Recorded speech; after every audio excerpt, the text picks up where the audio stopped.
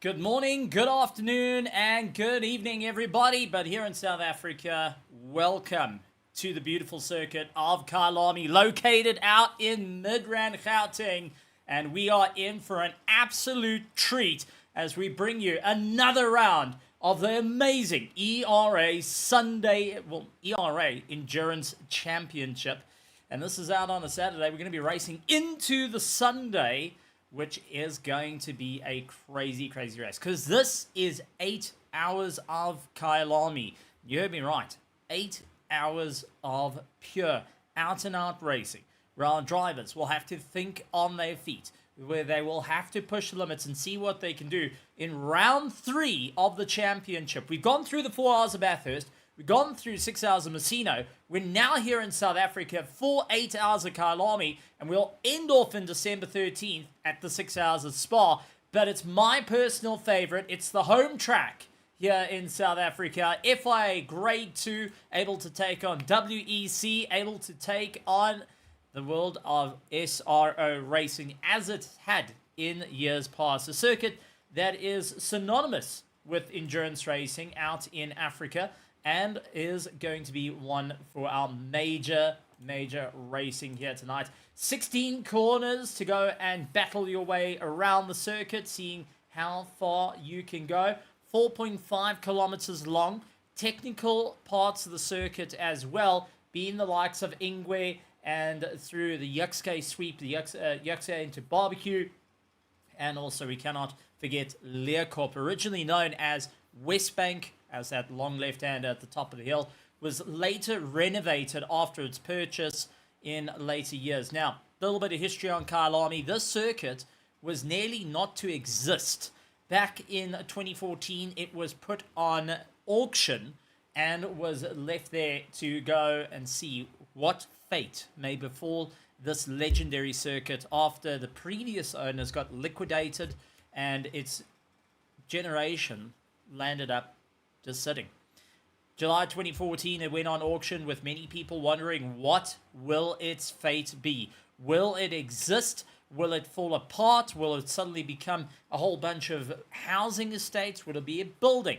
Well, Toby Fenter went and bought it. Who's Toby Fenter? Well, Mr. Porsche South Africa went and got hold of the circuit, renovated to make it a little bit on the newer side. Such renovations have to go towards the likes of Ingwe, opening up the bowl, which now is called the Crocodile, which is you come down the hill and you're into a long right-hand. It used to be a lot narrower, but they've gone and opened it up. And also, they've gone and made turn 1, the little kink, and Crowthorne a little bit had their changes that came through.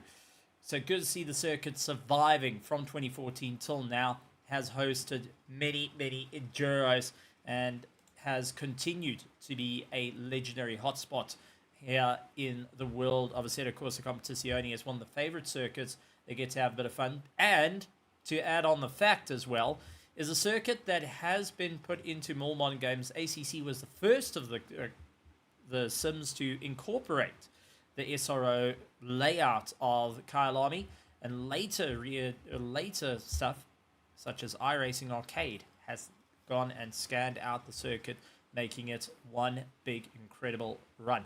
That being said, it is going to be home for round 3 of the 8 hours of Kyalami, and it is home to be one of the exciting rounds of it. Now, we've had quite an interesting championship up and down through the order.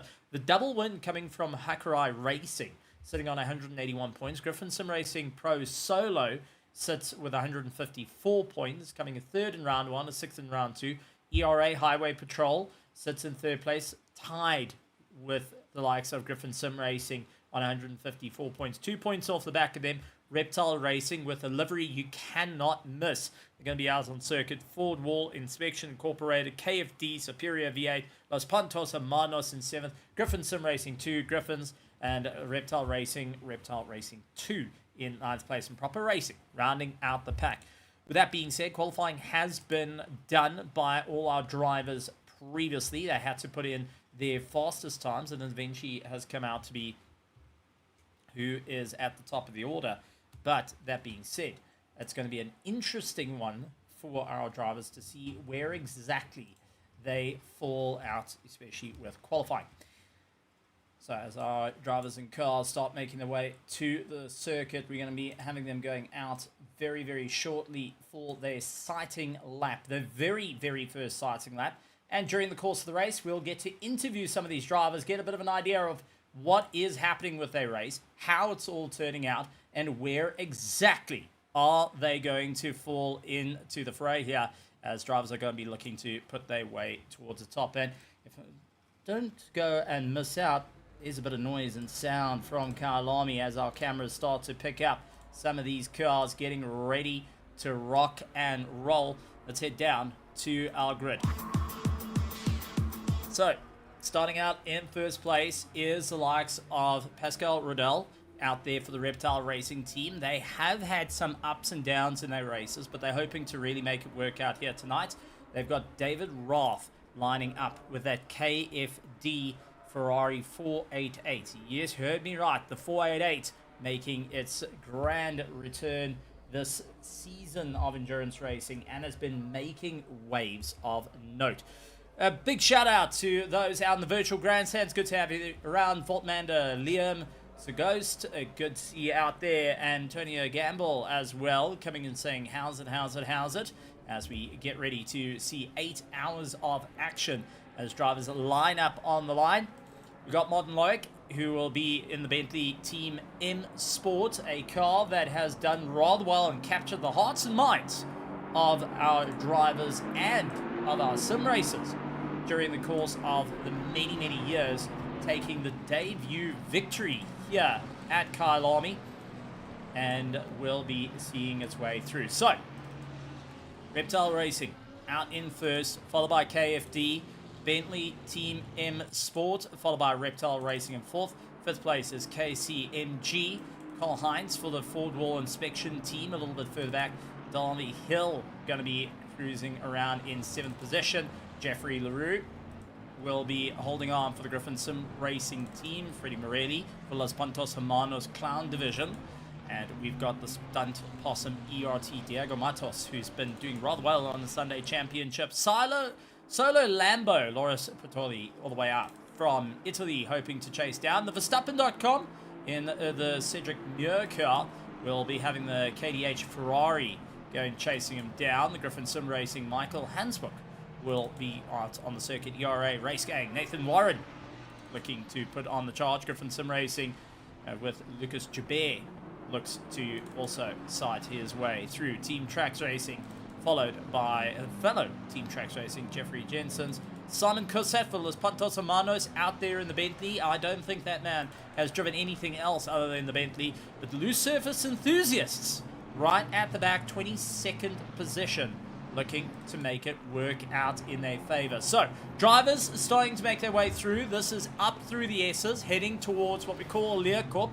And for those are prior to the 2014-2015, you would know it as West Bank, where the legendary Peter Lindenberg came flying off the circuit, hammered the wall, actually fracturing his ankle against the wall, got out the car so angry because he threw away the championship that he pushed the marshal just to, mind out the way, I'm in a bad mood. Didn't realize he had a broken foot. Tried to get over the fencing, realized that it actually hurts to get over the fencing. And that's how it all went, as it's been captured all over Supersport and was shared in many, many forms, and is still to this day, you can find it out on YouTube. The legendary Peter Lindenberg, hoping to also go and see lots of history made here tonight. 8 hours of racing, drivers at the ready, been waiting and waiting for this day. They've been hoping for victories. It is round 3 of the championship, second last round of 2025, and it is one of the very few rounds that if you don't get right, you are going to land up on the back foot of the championship. And the Reptile Racing do not want to have that happen. If they've got KFD of David Roth lining up side by side as they make their way down the straight. Lights on, lights on, lights on. 8 hours of racing. ERA Endurance Championship is at the ready as they go past pit lane. lights ablaze, and we are charging our way through the kink on our way to turn 2. And Martin Loic getting the best start in his Bentley, hooks around the outside and has got the traditional colours that was worn, taking the victory here at Kyalami many years ago. Reptile Racing, Pascal falls off the circuit, drops down immediately, mobbed round as he loses a bit of time. Now trying to keep where he's going. He's got Hendrik Zimmerman out there in the Nissan GTR, just slamming on the power, trying to get away. Dave Hill stuck on the outside, defending against Mike Hermer, and now trying to go late on the brakes. Karl Heinz up on the inside, and the Ford wall becoming the wall up against the side of Mike. Has to try and keep himself in check. Mike Hammer a little bit further down now, trying to figure out what can he do. Jeffrey LaRue in 8th. Christoph Rolotsky, Diego Matos as our top 10. Keep going, but Simon Kussat turned round and is trying to figure out where can he go. The 440 getting caught out. This is what happened to Simon Kussat. It looked like Sebastian Lucasen was involved here as well. The Griffin Sim Racing team getting caught up in the mix. Through into the S's. Not much room to go. There's a little bit of contact. Twisted round. And Simon Kussat, parked at the first S, has got a lot of work for the Los Pontos Hermanos team. Hendrik Zimmerman for the KCMG now trying to break away from Reptile Racing that lost it through the likes of the Yuxgay sweep. Now trying to figure out how can he get the pace back. Holds on to 4th place. And right at the back there, we also see Mike Hammer trying to keep the likes of Karl Heinz at bay. The Ford Wall Inspection Racing team hard on the brakes, trying to hook it around and see if he can get a little bit more pace out of the car. Now, drivers do have limited tyre sets that they've got to be well aware of during the course of this race. So it means a push now means that you start wearing these tyres out, and you can land up with a bit of a problem. You've got to always keep an eye on how this is going to work for you. Where on earth are you going to start picking up the drive? How far are you willing to go? And where are you going to get that little bit of grip to ensure you stay at the front for the longest amount of time? So each of the drivers have a max driver time of 8 hours if they're a solo driver. Stint time is a 57 minutes. They've only got 8 tire sets to work with. And with dry conditions, it's going to be a huge run. And, well, looking at the sim, it's a bright, sunny day. It's absolutely enjoyable here at Midrand, virtually. But here in South Africa, currently, well, the G20 is currently getting flooded out. And we're having some great rain, a little bit of hail. And honestly, if I could take the weather from the sim and put it outside any day, that would be me, as it's refreshing. 26 degrees track temperature, 22 air temperature. It is an absolutely incredible day to be out there on the circuit pushing for those top times, especially in the sim. And by all intents and purposes, we are going to be finishing up quite late here in South Africa real time. We should be about 1:30 on a Sunday morning. But in sim, we're going to be ending up towards about 7 o'clock at night. And it's going to get into a very interesting situation, especially through a particular corner that has made its name synonymous. We're actually going to take a look at it now as we go on board with Karl Heinz as he goes down the old pit straight and gets into Sunset. This long right-hander is incredible to have a bit of fun, but the sun hits you square in the eyes, especially when you start heading here to Clubhouse. You hit on the brakes, you hook in the left-hander, got to get the drive. You're running by pure feel to keep yourself in check and try and navigate your way around the circuit. Drivers are going to experience that during the course of this race, as we do see a little bit of a fight at the moment. Cedric Muir fighting out against Kenneth Rez, who is not keeping a very good run out of the S's, but is going to try and see if the Ford Mustang can stop dead on the brakes for Learcorp. Cedric moves across the nose and says that's not going to happen. Sebastian Lucasen trying to get the drive with Michael Hansbrook, who's out on circuit. Now, Michael Hansbrook is a driver that I'm not too familiar with here in the Griffin Sim Racing stable, but has been a driver that has been in the AM division as our team E-Trax going to a stop. That is a bit of a problem for the Ferrari, and Team E-Trax, unfortunately, losing a bit of time, darts down the order, now has to try and figure out where to go. Adam Basuna against Young Krill at the moment, who is having a great drive out there in the 296. Adam, who's in there for loose surface enthusiast, started out in 22nd position, had a little bit more of a climb, and later on the brakes with that BMW M4 GT3 Evo.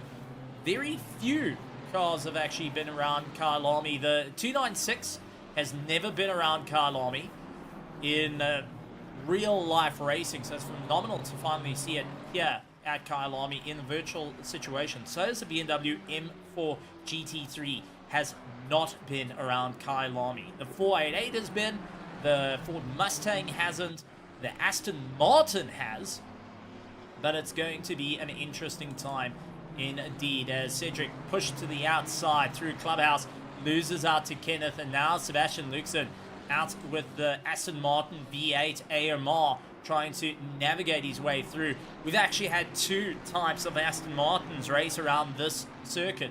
One being the V8. Oh, never mind. There's Cedric Muir into the wall. Sebastian Luxon catching the nose of having his nose getting caught out there. And unfortunately, Cedric getting flat banged into the wall. Now trying to pick up the pieces of the race and get himself going and trying to figure out what to do, how to pick up the pace. And well, I think there is going to be a bit of words being said for Sebastian Luxon at the moment as Martin setting the fast lap time of the race at 141.5. Now, you would notice there is penalties coming through because, chaps, got to give you something really fun here because we have got live stewarding. You heard me right. ERA has got live stewarding for this endurance race. That's handing out at the moment. Carl Hunt, unfortunately for the Ford Wall Inspection team, has got a 5-second. And then we've also got Loris, who sits with a 5-second in his Lamborghini Huracan GT3 Evo 2, which I do want to point out, we've only had this car go around Kyalami, I would say, once this year. And that was with the SAES. No, it hasn't. It's yet to go around Kyalami. So we will be seeing this type of car go around Kyalami only this year. But here in Sim, we get to witness what it can do for 8 hours. Well, as we head up to the top, battle for 2nd, 3rd, 4th, 5th, as it's Hendrick keeps the inside line on Pascal at the moment. Take a look at the likes of Davey Hill. Not Davey, Davey. Who is a proper racing MS onto the back of the Reptile Racing. Hendrick for the KCMG late on the brakes as the KFD continues to keep up the drive. Martin Lurick, who is starting to gallop away in the Sheldon van der Linde colours and will be more than happy to clear out the battle of 2nd, 3rd and 4th along with 5th place at the moment. This is a very tight battle, and as much as you have a lot of fun, you've got 8 tyres in 8 hours. You can switch out your tyres, but that being said, it does extend your pit stop time. So ideally, you want to try and reduce the amount of times you're swapping out tyres, especially you may need it if you're locking up on the brakes, if you land up sliding, you can land up killing those tyres a lot quicker, and you have it reduced little by little by little. These drivers are going to be thinking about certain factors in their race. How hard are they pushing? What is a fuel usage? What is a tyre usage? And hitting a certain lap time to keep yourself in check. Well, for our 2nd, 3rd, 4th, and 5th place at the moment, it's a little bit out of the bag on that one. They're just going to be absolutely flat out racing, trying to push that a little bit harder, trying to figure out where can they go and how far are they willing to take this drive. I mean, this is going to be a long, long race for them.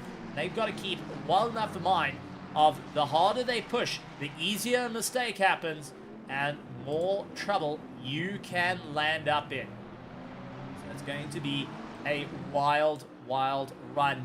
That is for certain, as each of the drivers needing to figure out what is the game plan, how far are they willing to go, and what can they do to keep the momentum. Now, as we do see the Nissan GTR getting the better of David Roth, as he gets his little drive through. We are getting further word that there has been contact with Jeffrey Jensen's, Lucas Joubert, and Simon Kusat, as they're already starting to share even more paint with one another during the course of this race, and that unfortunately is starting to take a bit of time on them. Penalties coming through thick and fast. Lucas Joubert with a 10-second penalty. Now, I've just been given by our fantastic stewards that are going and doing the hard work, and very punishing work, might I add. A thankless job, but honestly, a massive thank you to them for all the work that they do.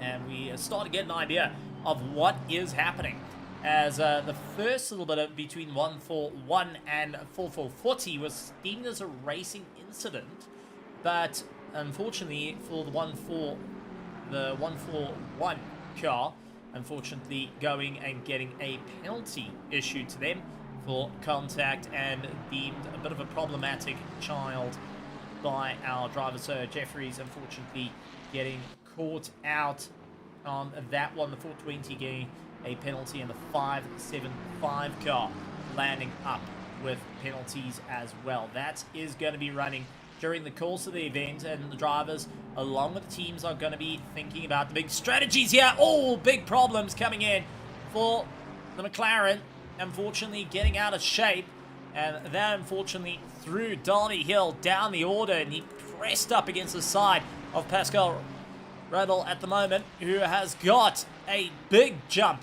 As you can see, Carl Hunt try to go around the outside, didn't quite make it work. This has now opened up the door for Mike Hammer to pull away. So David Roth has run clear onto the back of Hendrik Zimmerman. Mike Hammer's got a little bit of clearance. Pascal, who started out in first place, has slowly dropped back, drips and drabs. He's fallen a little bit further down the order. Carl and Davey now continue to keep that pressure on, trying to figure out where exactly can they get that little bit of momentum. We haven't even gone through the first hour as yet, and we have seen some bumps and scrapes of notes from drivers that are trying to get the one up on one another. Let's quickly take a look at the 137 car and the 181 incident up at the top, and this is Davey Hill through the S's, trying to keep it together as we go to Tim in the heli. He tries to go around the outside, not a lot of room up there. Looks like he ran clear, but just wasn't clear of the nose of the Reptile Racing. That little bit of contact, unfortunately, costing both cars a bit of time. And later, Davey Hill now needs to find his way past the Mustang. Dives to the inside, over the curb. Oh, another bit of contact. Carl Heinz saves it, is able to bring it back, but that has chucked him down the order big time. Diego Matos and Jeffrey LaRue, Christopher Lotsky, all clearing by as they see the Ford parked off. They decide, hang on, this is an advantage for us. Let's keep going, as now it's going to be all eyes forward. Jeffrey LaRue for the Griffin Sim Racing team, and Diego Matos of the Stunt Possum Racing. Now, Diego is one to keep an eye out. Usually drives a Mustang, very, very quick with the car. This time out, the Stunt Possum ERT team in the Ferrari 296 for the endurance is a little bit on the different side to him. Braking's a bit different, and going and keeping that little bit of car control as he'll try and keep things going. But we will see drivers stepping it up, having a bit of fun. We do have a guest joining us here, and this is Mario. Never mind, Mario's gone. Just popped in for a few seconds and disappeared.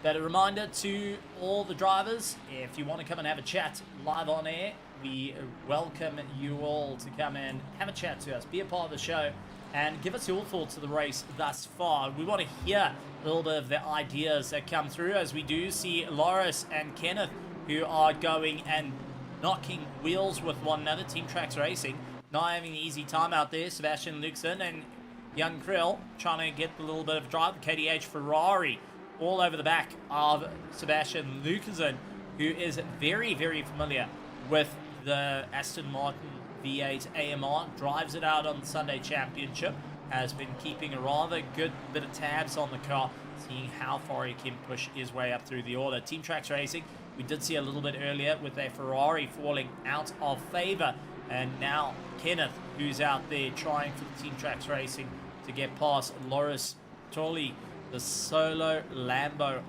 01, the Silo Lambo, apologies, going to see what he can do. And the Silo hoping to give it everything. No problem, Mario, no problem at all. It's absolutely wonderful. You now know where to find us. A little bit of contact of Loris getting out of shape, Kenneth getting a little bit of a tap underneath him.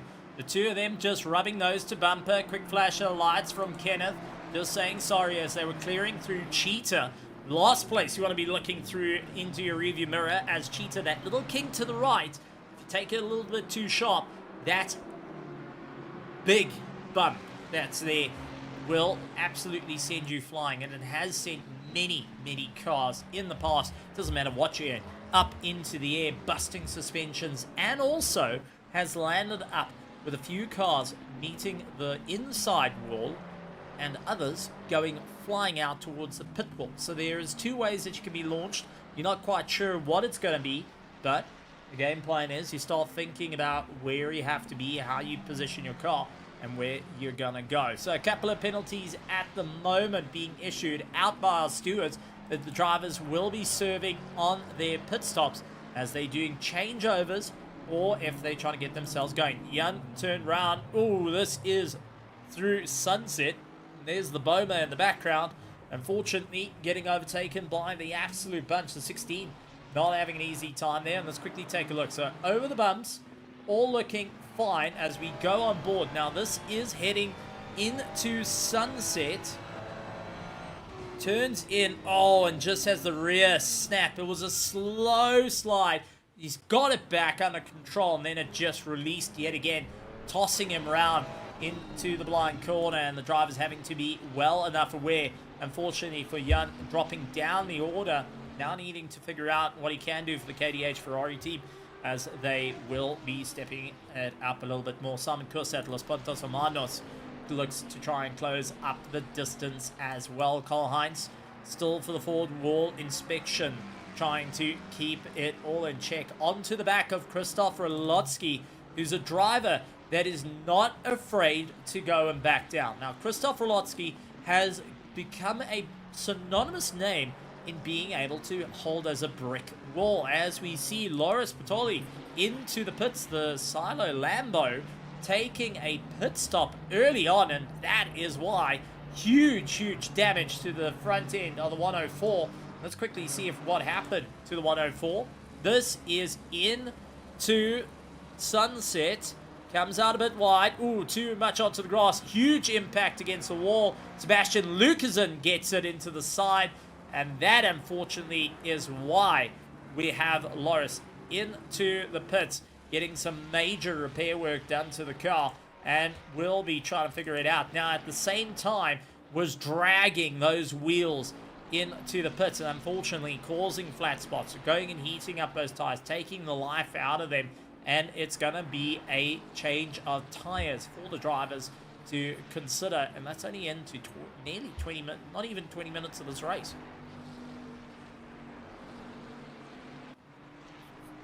So, now we get into the longer stages of this race, where the drivers have pushed that first little bit.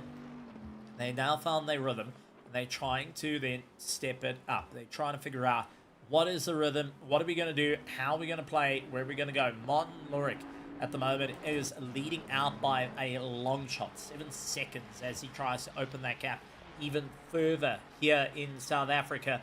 Karl-Heinz, Krzysztof Rolotsky running nose to tail at the moment.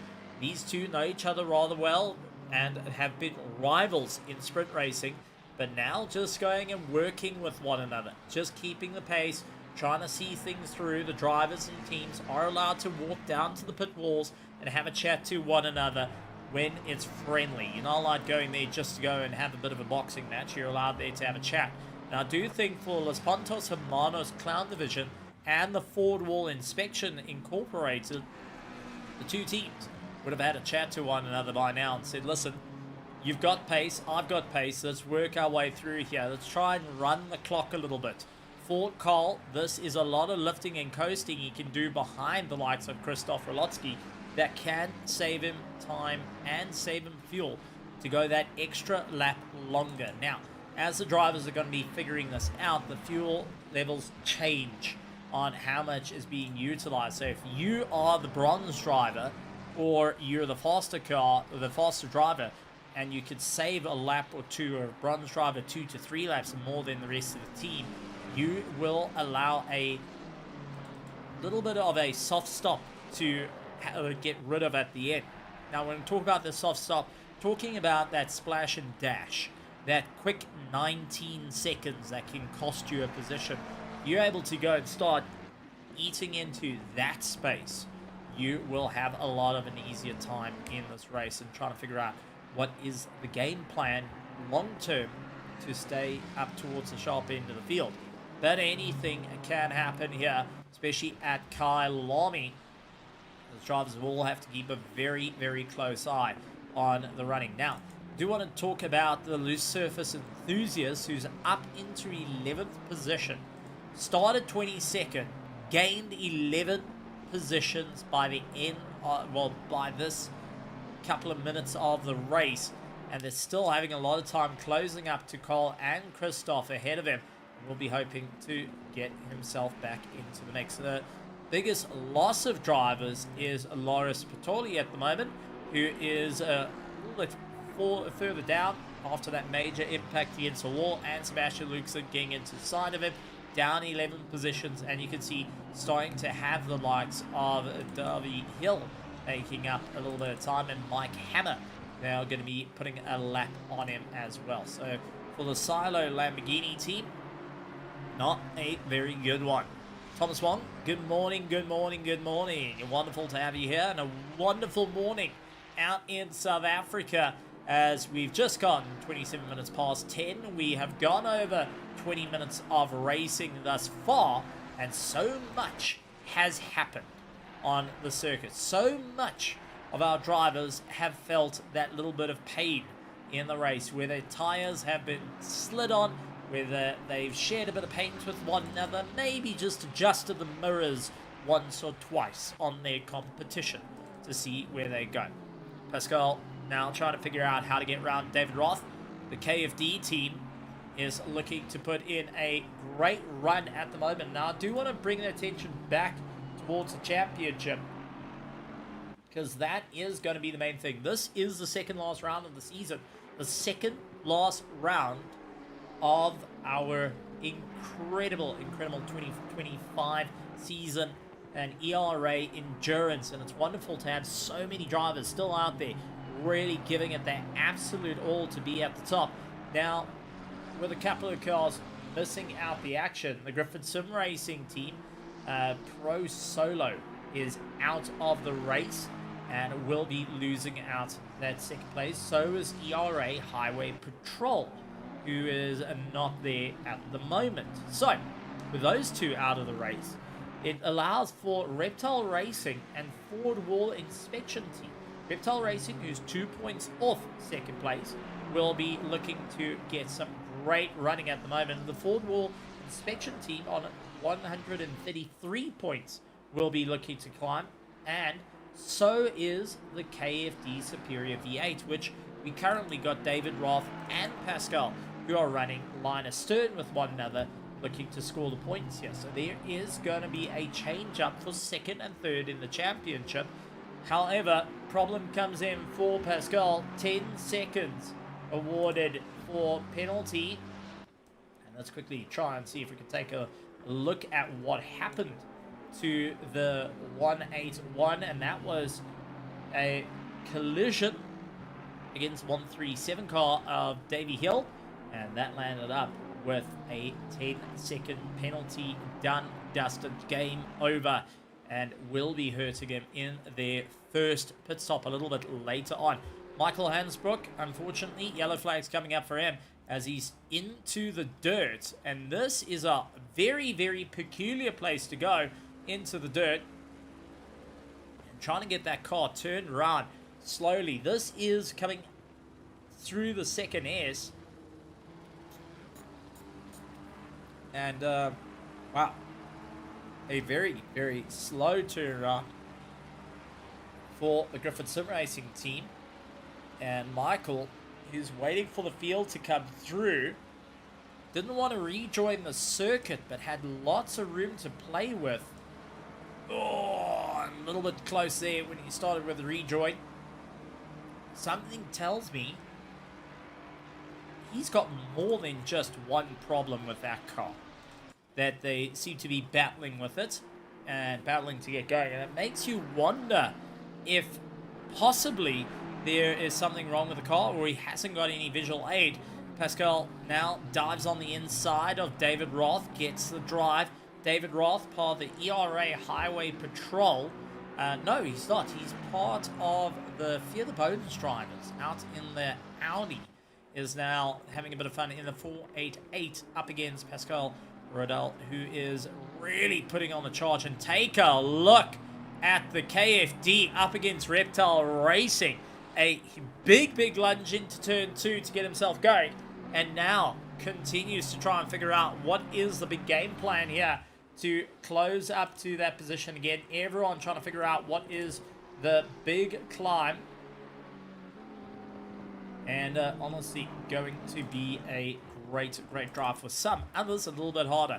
Team E-Trix having a bit of a climb up through the order, getting past Christoph Orlowski, outbraking himself, and immediately having Christoph closing up a matter of gaps.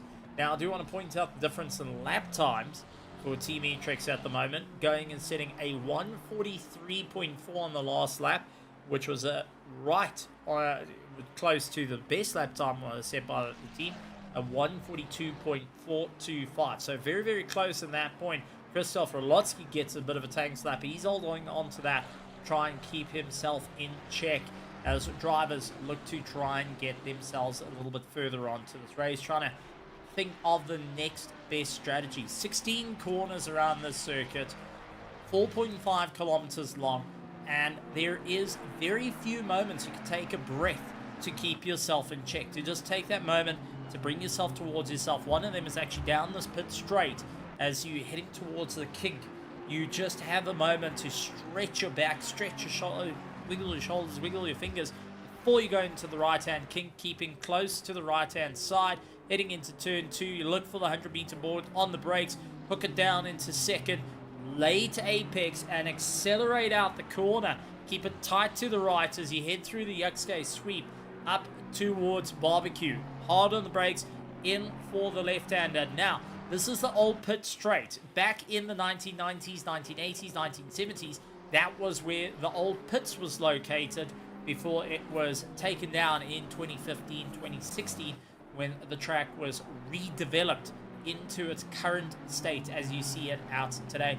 The old pits is still utilized for support races, but not often. It's used more of showgrounds for other drivers as well. So there's so many different factors that come into play and seeing how they can move forward. Now, with that being said, there is still lots and lots of time. And taking a look over to the pits, Ruben Heineke out the way from South Africa saying he's been looking forward to this race. He's been looking forward to 8 hours of Kyalami. Really looking forward to joining up with the Griffinson Racing team and seeing what they can do in the championship points. It's fantastic to see him out there. Liam Segost is also going and saying, looking forward as well to racing, but not going to be in the seat this time round. As drivers looking to figure out their big game plans here. 141.225 set by Martin is our fastest lap time of the race, yet to be beaten by quite a few drivers as Christoph and now Simon Kusat on Los Puntos Hermanos, who goes for the inside line. Big lunge into Crocodile, gets the pass done, tries to keep himself going. This is the run to Cheetah, so he's cleared Christoph Rolotsky, and now just trying to open it up that little bit more. The Bentley giving a little bit more chase on the way through, and this is something he's gotten to know about. Christoph Rolotsky pulling in early after 30 minutes of racing. Now, interesting for him to do that. Is this to get rid of the short stop? Now, you heard me talk about that soft stop, that short pit stop, to see how it's going to go. Rolotsky has taken that option. No damage on the car, has decided, let's get the short stop out the way, and we can then focus on the hour pit stops and see how they gonna go as they bell through. So just getting a bit of news in, likes from Liam saying not going to be out on the circuit because supporting Robert Volt, that will be out on the circuit a little bit later. And Rune Heineke going and saying, unfortunately, he's not going to be behind the wheel due to injury. So it's a bit of a blow on that one. And injury to the shoulder, injury to the rotator cuff. Rune, I know you all too well.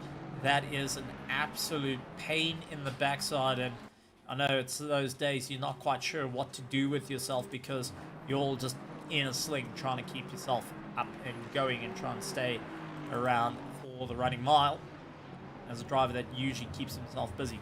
Interesting liveries coming into play. Team Tracks, I've got to say, utilizing the Mustang and giving a very unique look with that big jaw on the front of it. Currently running in 11th place, trying to catch up to the loose surface enthusiast, who's in a more neutral sort of color. The white coming out and showing with some little show of red, keeping on to the back of Christoph Rolotsky. They're trying to make his way through the field now. Rolotsky being overtaken at the moment after an earlier pit stop, was in the box for 23.5 seconds. So that was just for fuel, not for tires, and is the shorter stop.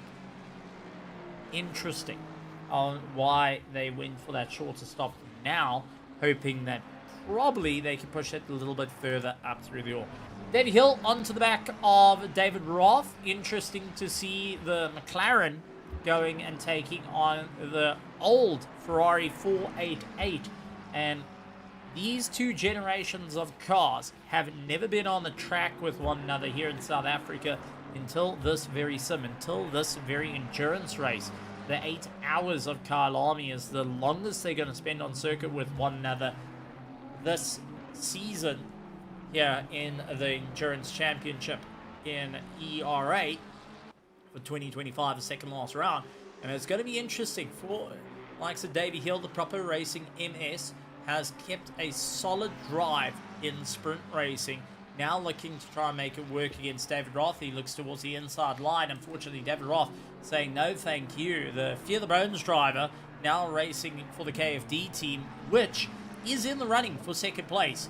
If they finish up into the top three, that is a run right up towards second place in the championship, and exactly where you want to be positioning yourself for the end. Because when we head over to Spa, that's going to be it, and that's on 13th of December, and that's something you've got to be well enough in mind of. So the drivers have got a couple of factors happening in the pits, and they've got everyone working on the data.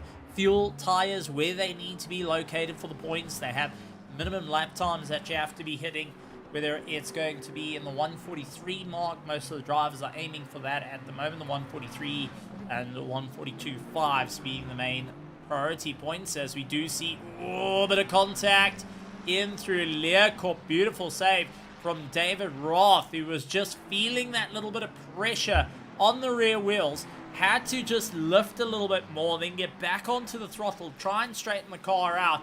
Now braking towards Crocodile, throws out a bit wide, realizing there's not enough room. They're going to have to keep it clean through Cheetah. A little tap on the brakes, go down into third gear, run it out a little bit far, hard onto the brakes for Ingrid, down to second, hook the left-hander, flat on the power, and get yourself back on the charge.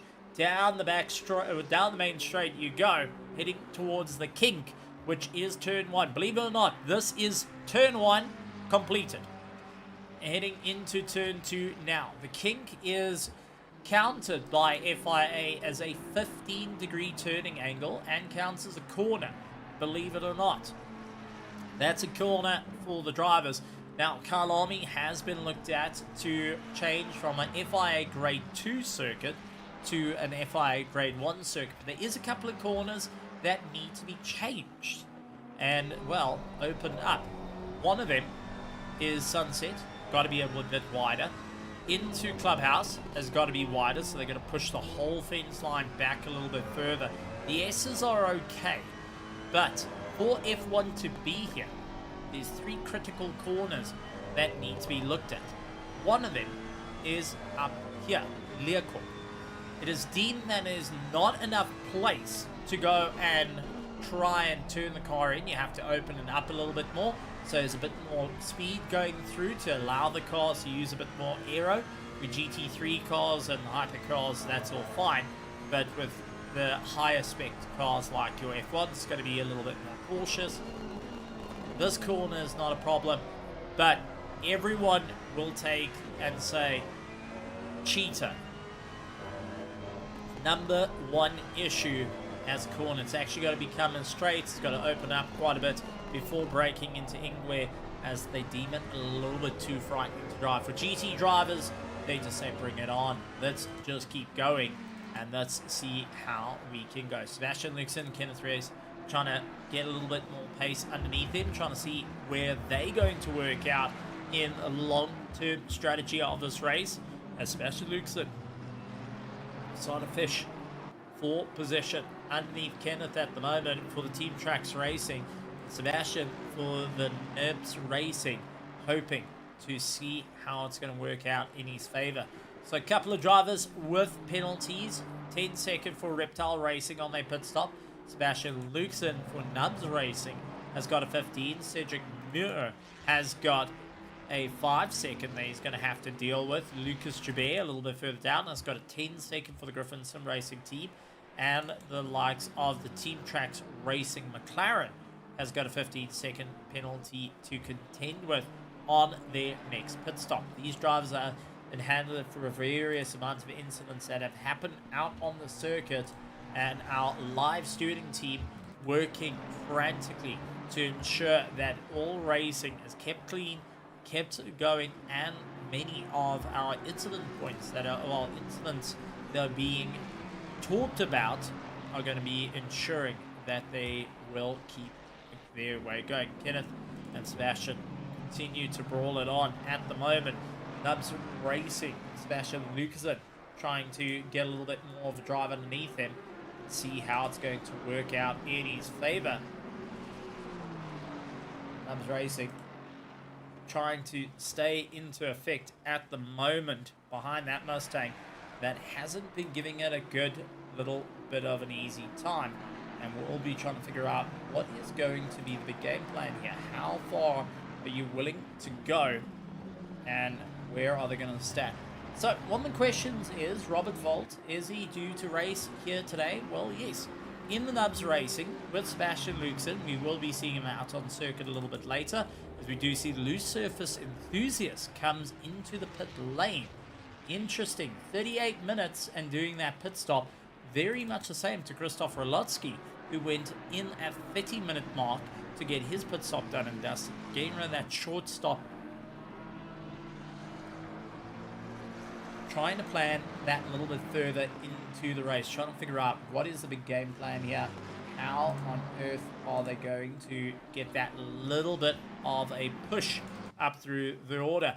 ER8 Race Cake, Nathan Warren out on circuit and having a stellar drive at the moment, up into 16th position, just circulating, keeping the momentum up. Lap times have been consistent. 1:43.7 is still going to be what you're going to be looking at as an optimal time. You want to be within the 1:43.5 mark as your main, instead of 1:42 if you really want to be on a hard push, like a number of our drivers are doing up through the order, like Sebastian, Kenneth, Carl, and Jeffrey LaRue. Each of them are going and pushing that a little bit more and trying to figure out how can they keep that little bit more pace underneath them and see how exactly they're going to be moving up through the order. So David Roth, seeing Davey Hill ahead of him, going to be gritting his teeth at the moment, trying to figure out what can they do to stay at the sharp end of the order and be able to take the fight to the likes of Davey Hill ahead of him, who continues to open up that little bit more of a distance, trying to see where exactly to come through the order. So let's go back in history a little bit. Let's go back to our previous races that we've had here in Season 1. And Season 1 we got to have 3 hours of Barcelona, 4 hours of Coda, 6 hours of Silverstone, and ending it off with the 4 hours of Red Bull. That gave us a couple of champions to look at.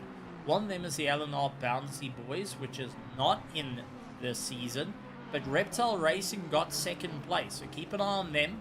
ERA Racing Team, Lambo Mannix are not in, Skidmark Racing's not yet. Proper Racing got 5th, so they're hoping to get a little bit more of a drive up through the order, and seeing where exactly they can get that little bit more pace underneath them. So a team that is looking to return for the gold is this one right here. Up in 3rd place, 10 seconds, and it's going to be a huge, huge run. And seeing where they're going to go.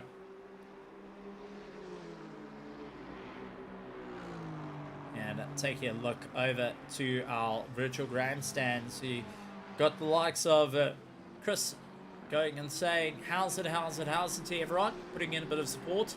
And to the Griffin Sim Racing team, Ruan Heineke going in, hurting his shoulder, unfortunately sitting out. Will be keeping an eye on the team as Lucas Joubert goes in and out through pit lane after a quick stop from them, 24.2 seconds, so a fuel stop to try and get themselves going, and is now down in 20th position behind Christoph Rolotsky, who heads into Jeffrey Inson a little bit further up, hoping to keep himself in check. So a couple of drivers out there really seeing where they can go. How far are they willing to push the limits of what their racing is?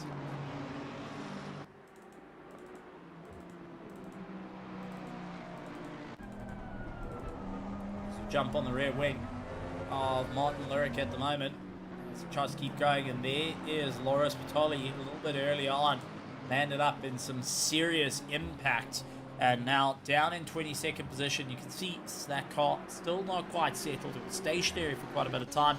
And now hoping that the Lambo will be all up and in check to ensure he can keep that little bit of pace. Braking a bit later at Leoncorp, and just seeing Christoph Rolotsky looking to try and get past him, looking to try and move his way up in the running order, as at the moment the likes of Loris is a blue flag car. Deep into Crocodile, swings it back. Easiest way to do it. Try and give him a little bit more room. That corner is relying on 3rd gear. You got to get yourself all organized, get yourself down in 3rd, hook yourself in through the right, and keep going. Now for Loris at this moment, he can keep onto the back of the McLaren, try and bring himself that little bit closer. The Silo Lambo team have got a lot of work on their hands at the moment, as we do have Michael Hansenbrook into the pits, try and get a pit stop done on his part. So very interesting to see quite a few drivers pulling in that a little bit earlier before the hour mark has hit. Now, I know a lot of these more of the top end drivers like Martin Loic, Hendrik Zinnemann, Pascal Rodel, Davy Hill, David Roth, Mike Hammer, they're going to be aiming for a little bit of a later run. They want to try and get in after the 1 hour mark or a little bit before then, as pit lane will become rather busy. Now, Kyalami pit lane is an absolute nightmare to get in because it's hard braking into Ingwe. It's a very tight corner to try and get yourself going. So you're down into first, you go through the sharp hairpin before you're able to get down onto pit road. We've seen many of the folk go and land up, bashing their cars against the wall, out braking themselves, and landing up with an immense amount of pain on their car, needing to service it as well as trying to do their pit stop, trying to slow these cars down, especially when the tires start to fade off after about an hour. We're not going to see really too many double stinting of these tires, I wouldn't presume, because we got 8 tire sets in 8 hours. You could change it every hour. However, the last stint, that short stint, is going to be the crucial moment. Do you change tires or not? For many of the drivers that have done the earlier stops, like the Aiden Persuna, the likes of Christoph Rolotsky, Lucas Joubert, and Loris Patoli, who, well, landed up with a big fix on his car. Didn't actually go and put tires on his car.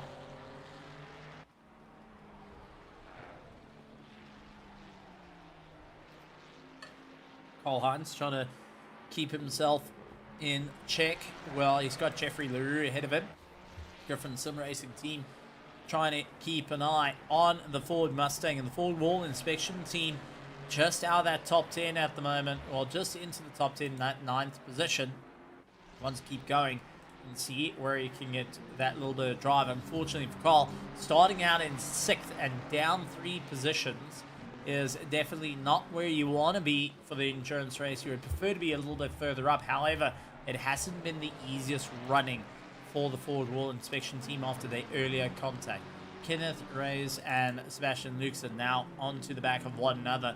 2 big burly V8s battle their way around the circuit, with the likes of Kenneth in a 2024 spec car, the brand new Ford Mustang that's recently come out, versus the 2019 spec of the Aston Martin AMR V8. But thanks to the BOP, we can have these cars fighting it out amongst each other, and also these drivers finding what they're more comfortable with.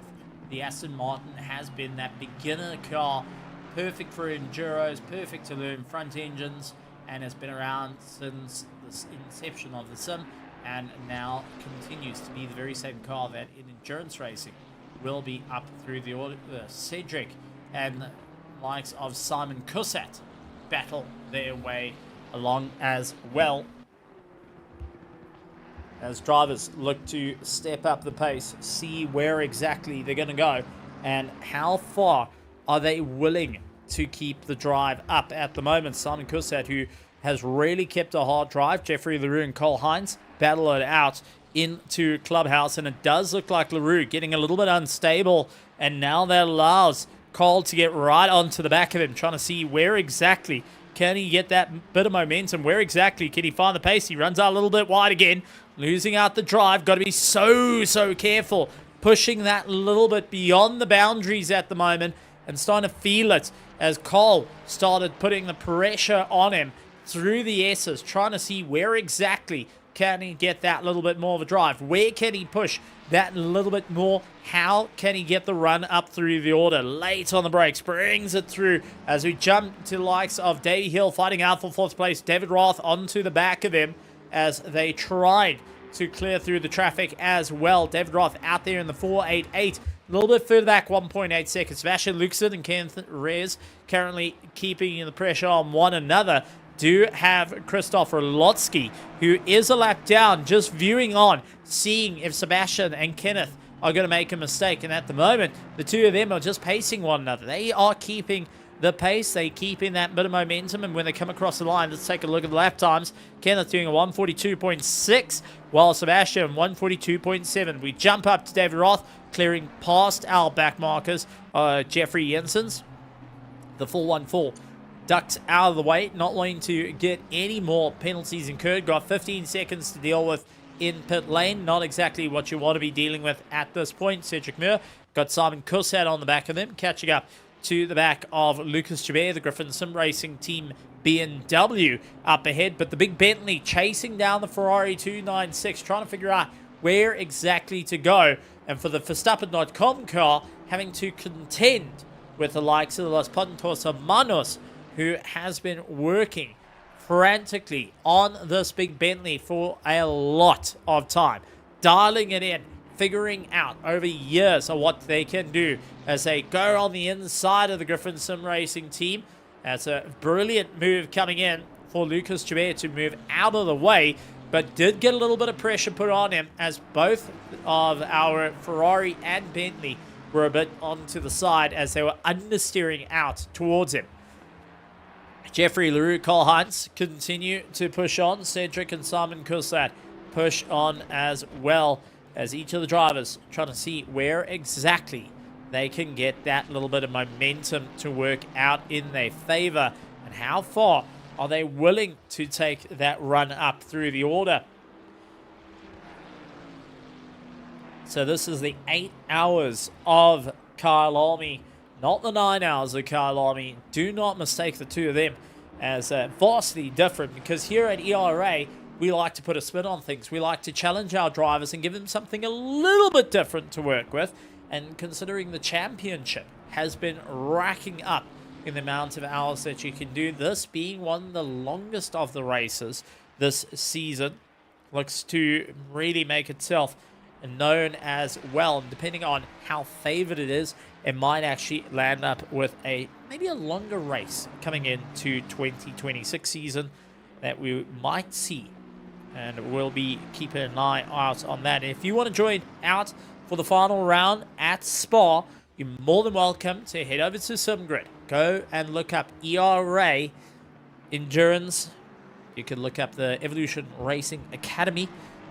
You go and sign up to our Endurance League and join in for our final round coming up 13th of December with some great racing, and looking to see you out on the circuit, joining us, being a part of the amazing show here at ERA.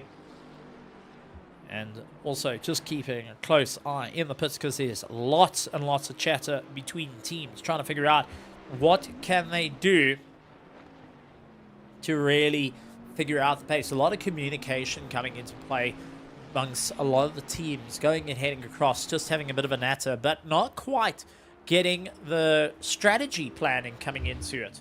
Not trying to get one up of saying, okay, well, look, I've got 3 liters a lap and you using 2.7 liters a lap. But they're not figuring that one out. No, they try and talk to one another to pace themselves, to really get going, to work with one another to go for that top 10. Remember, you got 8 hours of racing here. You can either be friend or foe to your teams.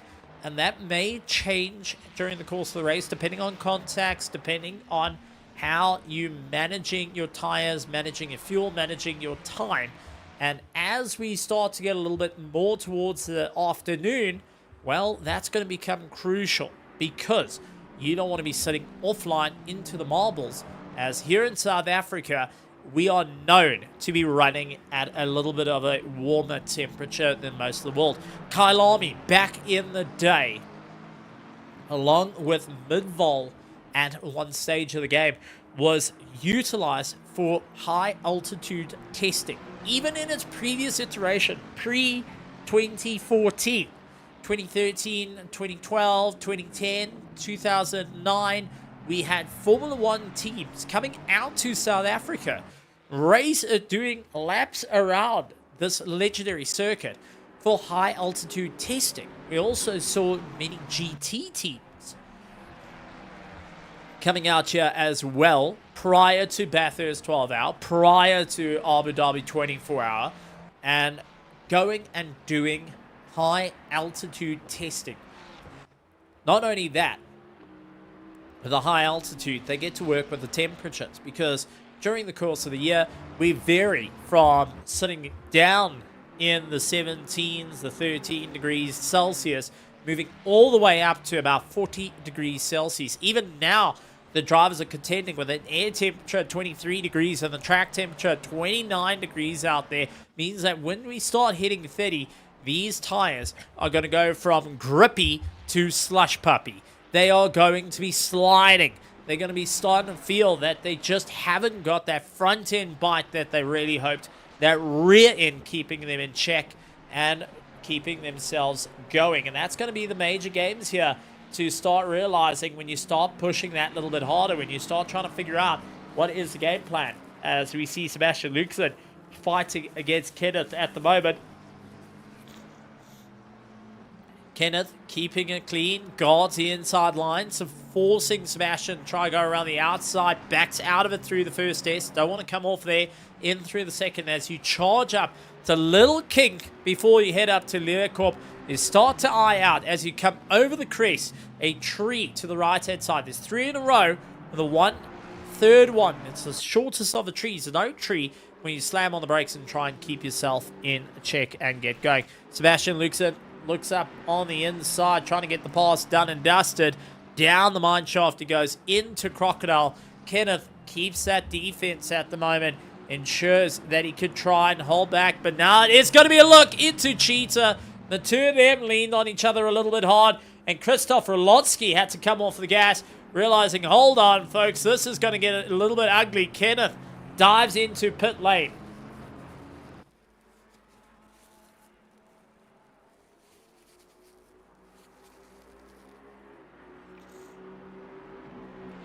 Sebastian Luxon clear of Kenneth at the moment, and that was a near miss for both drivers, as the 404 and the 414 were so close. Let's quickly take a look at this. This is from Tim, our heading into Crocodile. You can see gets a little bit more drive into Crocodile. Sebastian gets around him, goes for the cutback. Now it's side by side, and you can see the contact and how that nearly turned ugly for Sebastian Luxon. If it wasn't for the likes of Kenneth to get out of the throttle there, it would have been a turnaround for the car, and both would have gone straight into the dirt, as we start seeing many of the drivers pulling into the pits.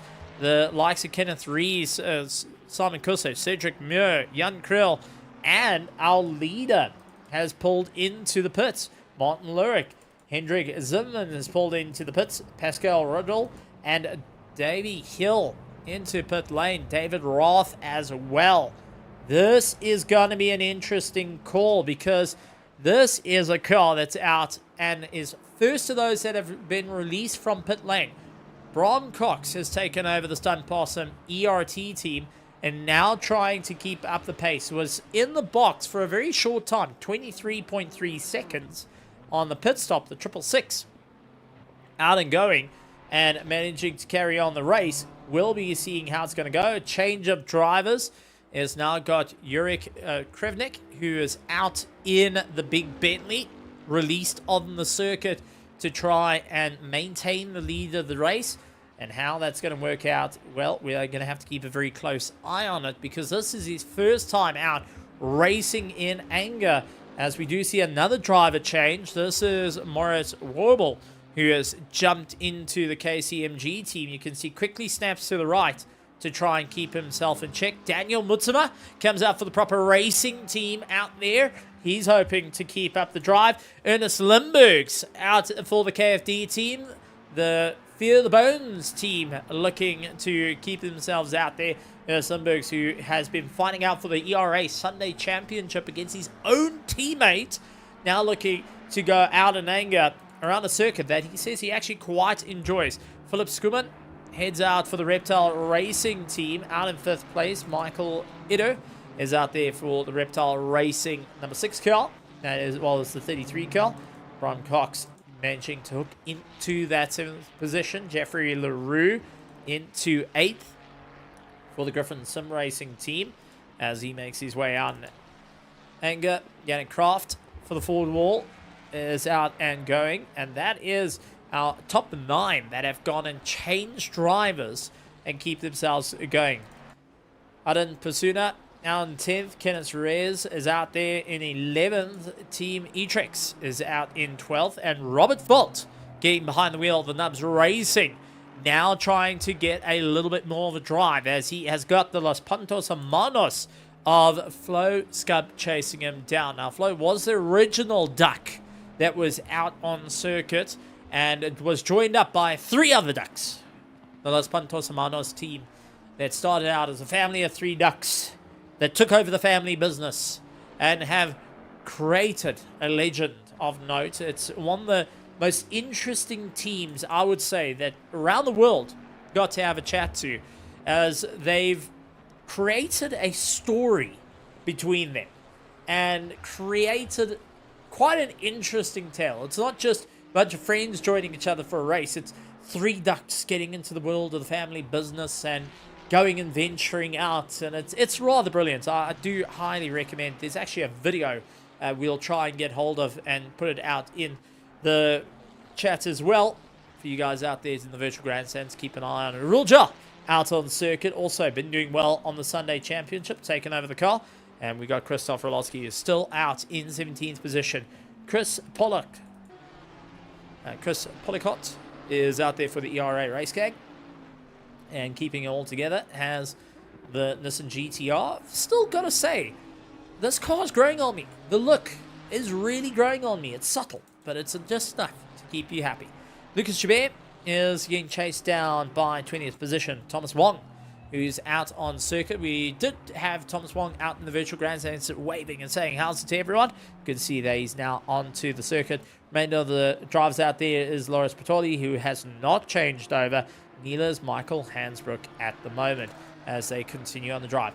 Daniel Mutter, Ernest Lindbergs catching up to one another, and this is going to be an interesting dive as Ernest Lindbergs out there, usually in the Diamond Division here in ERA Sunday Championship against Daniel Mutsuma, who is a little bit further down. Daniel, I believe, races in the Platinum, is now trying to keep himself in check, and this is where you start to realize, hang on, I could see who's the faster of the drivers in this team. And as we've spent the season with one another, this being the round 3 in the championship, you start to understand who you fight and who you don't, who you can utilize for a slipstream to carry that bit of momentum to ensure you save fuel and tires. That tends to help you out a little bit more. That extra lap can save you a big run. And none other than the likes of Adam Pasuna, who knows that one all too well. And even more than that is the 666, the stunt possum, who puts it a little bit earlier in the race, have now gone and seen where they can figure out how to keep the momentum, how to really get the drive.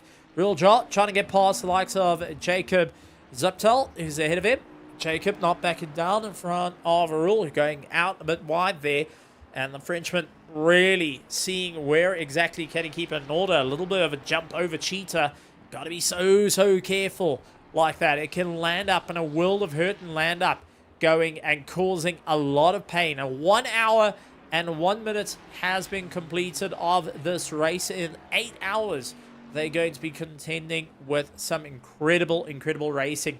Sunset is due around 6:30. So 6:30 p.m. in some time is roughly when the sun is going to set. And the drivers are going to have to keep that well in mind. The hottest temperatures is going to be out towards 1 o'clock, which is coming. As we have 29 degrees track temperature, we expect it to go up to about 32 degrees track temperature, and the drivers will have to keep that in mind while they're trying to save on tires, fuel, and so much more. You don't want to be hurting it out there. Taking a look at a couple of the drivers. As our leader has changed, he said, tires. The only ones that have done a tire change is likes of Aiden Pasuna out there in the BMW, who guards the inside line. Very cheeky against Kenneth, who try to go around the outside. Well done to both drivers, but Aiden having a phenomenal run. Kept the inside line. Guarded Cheetah, forcing the Mustang out wide. Kenneth having to come off the throttle, didn't have the drive into Ingwe. Now he's going to try for turn 2, couldn't quite get it to work out in his favor. And this is a very talented run. I've got to say, in terms of defensive driving, he's not making the car unpredictable. He's not going and fishing around the circuit, which means he's looking in the mirror. He sees exactly where he needs to defend, puts his car well enough in the middle of it, and he's not going and moving off the racing line. He's not backing off that racing line. He's forcing Kenneth. If he wants to go for a pass, he's going to have to go off that racing line. He's going to have to go either very wide or very tight to try and get that pass to work out. For the likes of Eden, it's going to be all about just keeping your line, keeping your focus, and just hitting your marks over and over and over. But hoping not to get fouled up by our back markers as they do get past the Griffin Sim Racing team. I believe that was not Lucas Jabet. Was a little bit further back, going and getting caught out there. So interesting moves indeed. Kenneth having to think outside the box here. Look towards the inside. He's going to try and gets it hooked in. And unfortunately couldn't quite keep that momentum. Was stuck on the outside. Put a wheel into the dirt. Battled to slow the car down. And that is all she wrote to keep him out of the woodwork. Now, cut to Christopher Lotsky. He's onto the back of Jacob at the moment. 1.3 seconds separating them. The Ferrari against the McLaren, both having a good bit of drive, but yellow flags for Chris Policott at the moment, who is out, and that is through the kink, heading up to Learcorp. Oh, big damage for the ERA race gang. Gonna need some major repair work there, and you can be certain the duct tape's coming out, the electrical tape's coming out, the cable ties are coming out. It is going to be everything to try and get that car. And they're going to be undoing the laces on the shoes to ensure they keep that bonnet in check. Thankfully, there is a number of parts in the pits at the moment that the drivers can utilize to fix their cars and get going. Question is, are they going to wait the full allotted time to try and get them up and going? Or is it going to be, well, let's try and get these cars sorted out, get minimal work done, just so the steering's straight, and try and see if they can make up a bit of time. They're 18th at the moment, losing a little bit of time. It might be worth getting a full bit of work out on the car, ensure that it's ready to go out there, but huge damage to the 27 car. Let's quickly take a look at a replay of what happened to the 27, and this is heading into the first S up at the top of the circuit. All looking okay. In through the second. Oh, too fast, too wide. No, into the wall. And in, well, true fashion here in South Africa, we always talk about Ubuntu. We talk about going and welcoming. Well, our wall on the inside there welcomed the Ferrari 296.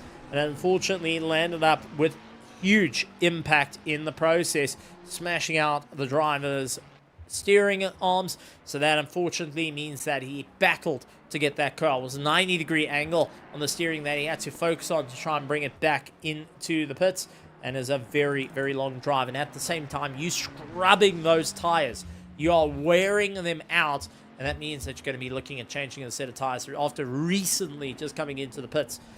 I wonder if the team are going to change tires, or they're going to leave them on the same set. They are reasonably just used, so you should be able to, but you got to be very nice with them. You got to be very protective. They will be cooling down during the course of it. Now, a couple of drivers that we want to have a chat to. One of them coming in and joining us is, well, grand favorite of mine, who usually drives an Aston Martin, usually in pink. Let's have a chat to Sebastian Lucasen, who is out on track. Sebastian, welcome to the commentary box. We saw you out on circuit a little bit earlier. How was the start? 22 cars, 29 degrees track temperature around a circuit that you have done well in the past here at Kyalami in Midrand. Yeah, so first of all, thank you very much for the welcome. And yeah, the start was really hectic. I was very scared of getting contact early on, so I dropped back a fair bit. But then after the first lap, it was pretty okay. Had to do some tricky passes, got some penalties along the way, which unfortunate, but yeah, nothing too major this early on. I could hear the gasp at that very moment as we saw Robert Volt getting it all out of shape, heading into Cheetah. How is it out on track at the moment? It's 30 degrees out there. We know that the track is busy in some areas, but in others, it is a very open and trying to keep yourself focused. How difficult is it to maintain your pace around a hot circuit that we know is not friendly on tires? And when you're having to look at either racing someone or racing yourself in time? Yeah, it's not too bad. The number one thing here is really just visibility in some of the more tricky parts, especially when you're following another car. Then it gets quite tricky. Otherwise, it's pretty okay on tires.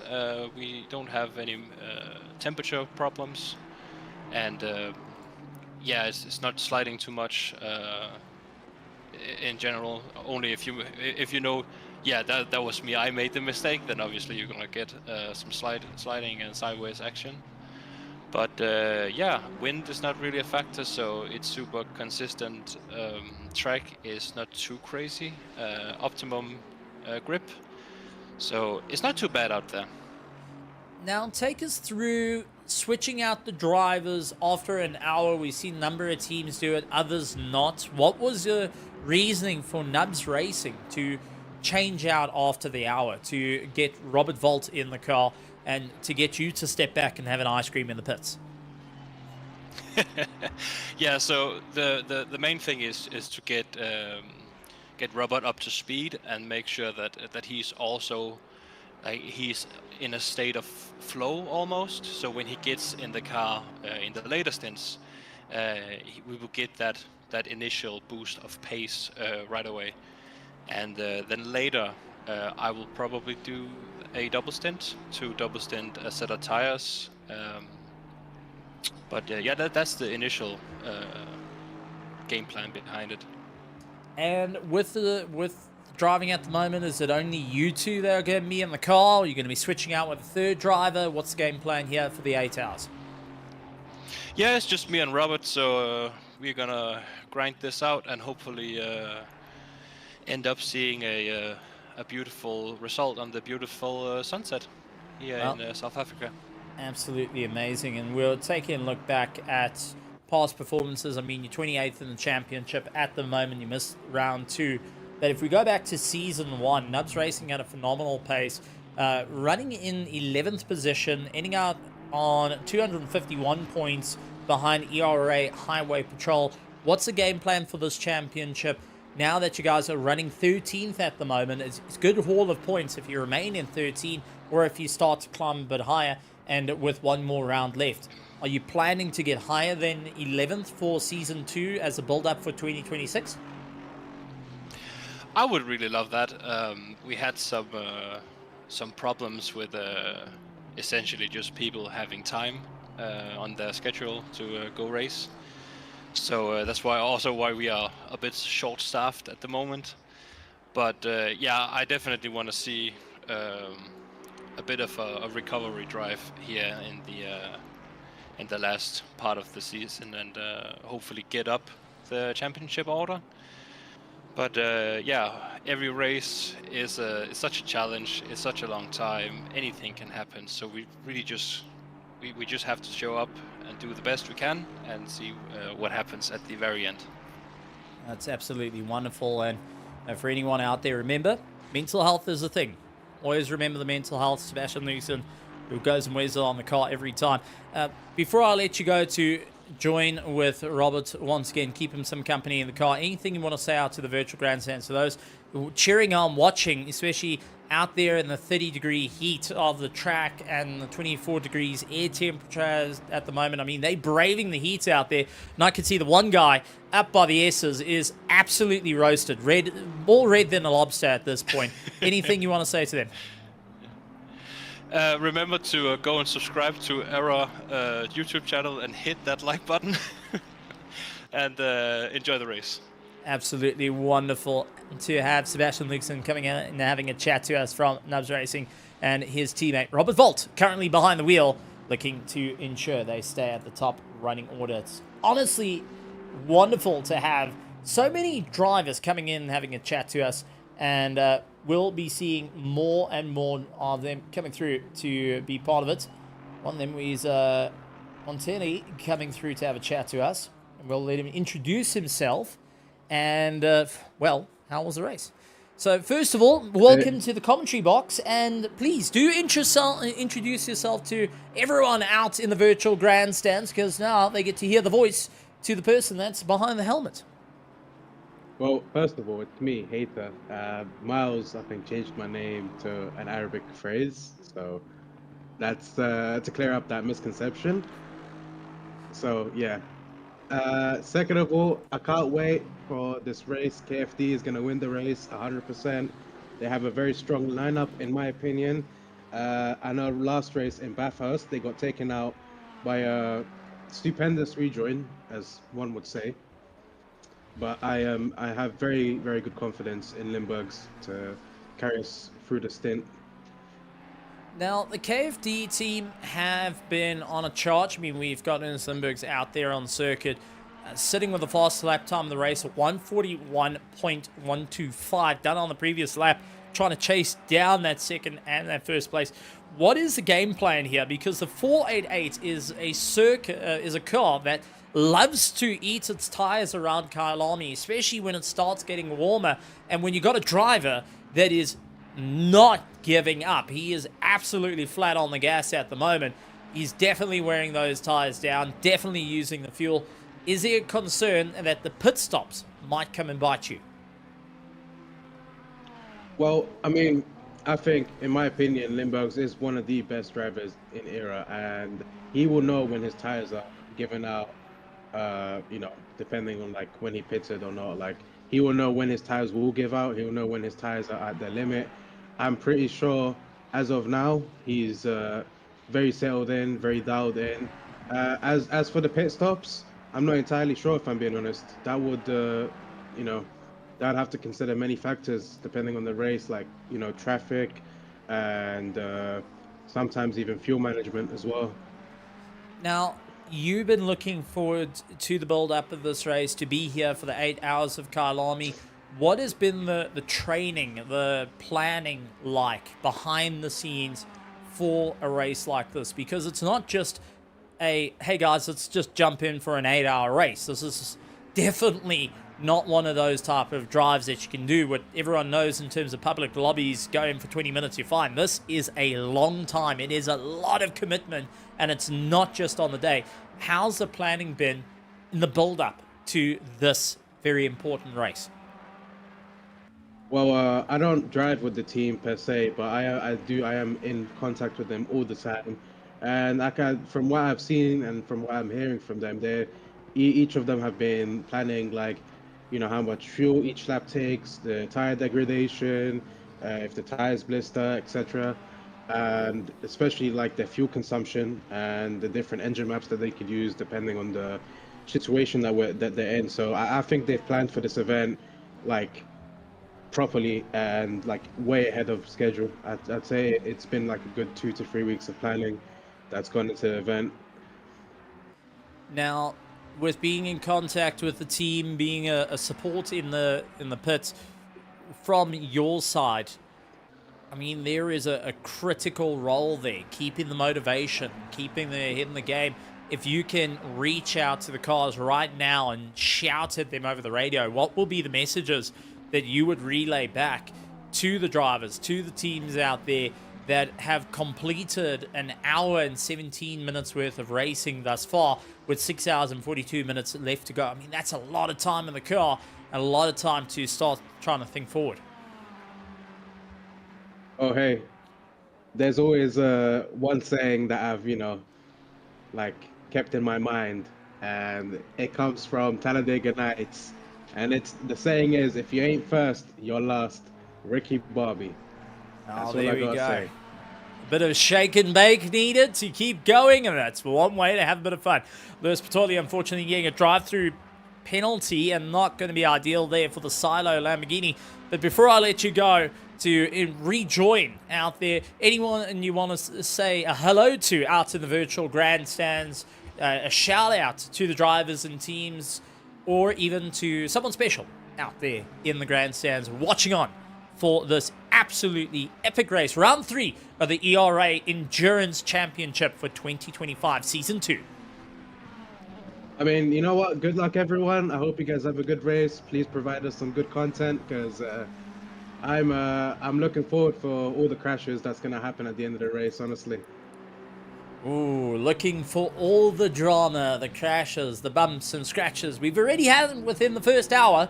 Hopefully, we're going to have a little bit of a cleaner run, but I would really enjoy some proper side-by-side battles like Daniel Montsman at the moment chasing down Philip Schumann and Michael going and chasing down. But a massive, massive thank you, and we look forward to having a chat to you a little bit later. If you do have any info from the teams going a little bit later on, please come through, come let us know.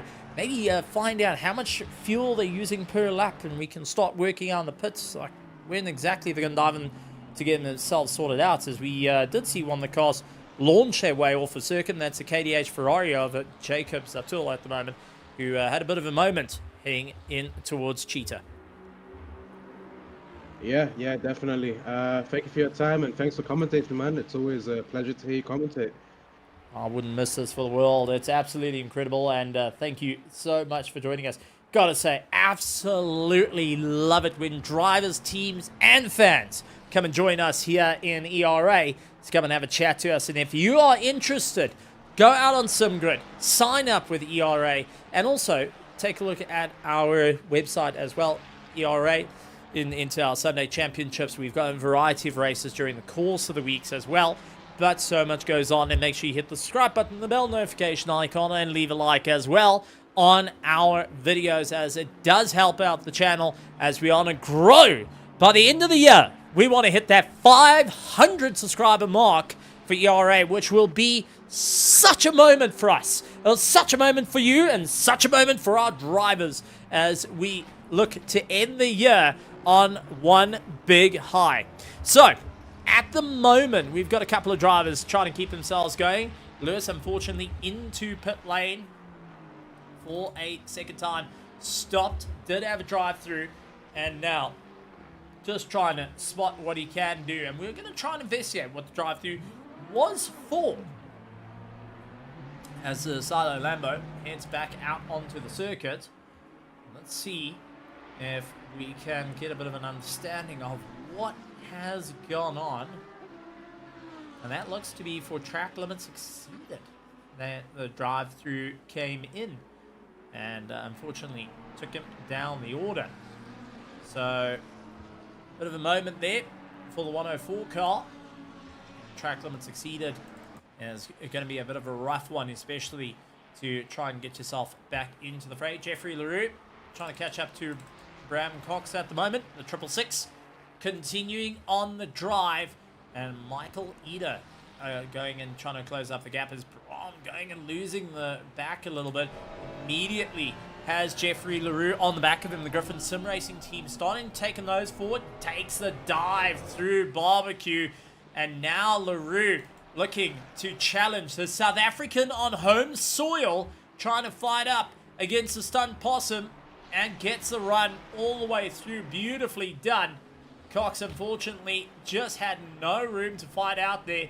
LaRue just getting that little bit of a drive was able to open up distance. Daniel Mutema has got Michael Eder now right on his tail, and it's McLaren versus the Ferraris as we start to see the track getting a bit warmer out there. We're also starting to see drivers starting to make those mistakes. And the big one for Real Jar, that is the 68 car. Unfortunately, broken and is trying to move over towards pit lane.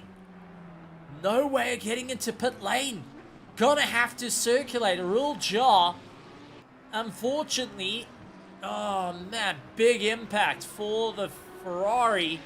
That was through Cheetah looking at Ingwe and just didn't have enough room to go into the pits. Now let's quickly take a look at what happened. Let's go Tim in the helicam.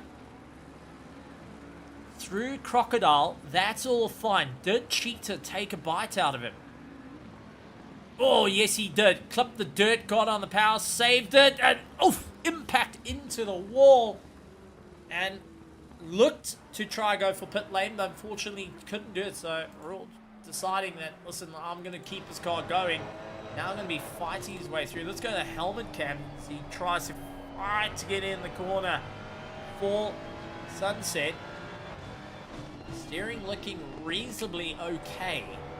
So, still able to keep relative pace at the moment. He's fighting with it. The understeers, terribly. You can see through the S's how exacerbated that understeer starts to become. And with that major damage on board. If we go back earlier this year, there was a VW Polo that had a similar incident like that and landed up the driver getting a bit hurt, rather hurt. They actually landed up with a very critical rule change in South Africa, and a rule change that later the FIA started wanting to implement a bit more. It was actually used as a case study in the FIA and here in Motorsport South Africa and South Africa. It was the driver wearing a full harness belt. Now, when we talk about a full harness belt, we're talking about a belt that goes over the hips and over the shoulders. That's it. No problem. Same impact like that. the driver landed up slipping down between the belts and landed up in the foot, where the pedals are, landed up in the footwell. And that's purely because you have pressure on the shoulders, you got pressure on the hips, but no pressure keeping you up. So you landed up what we call submarining.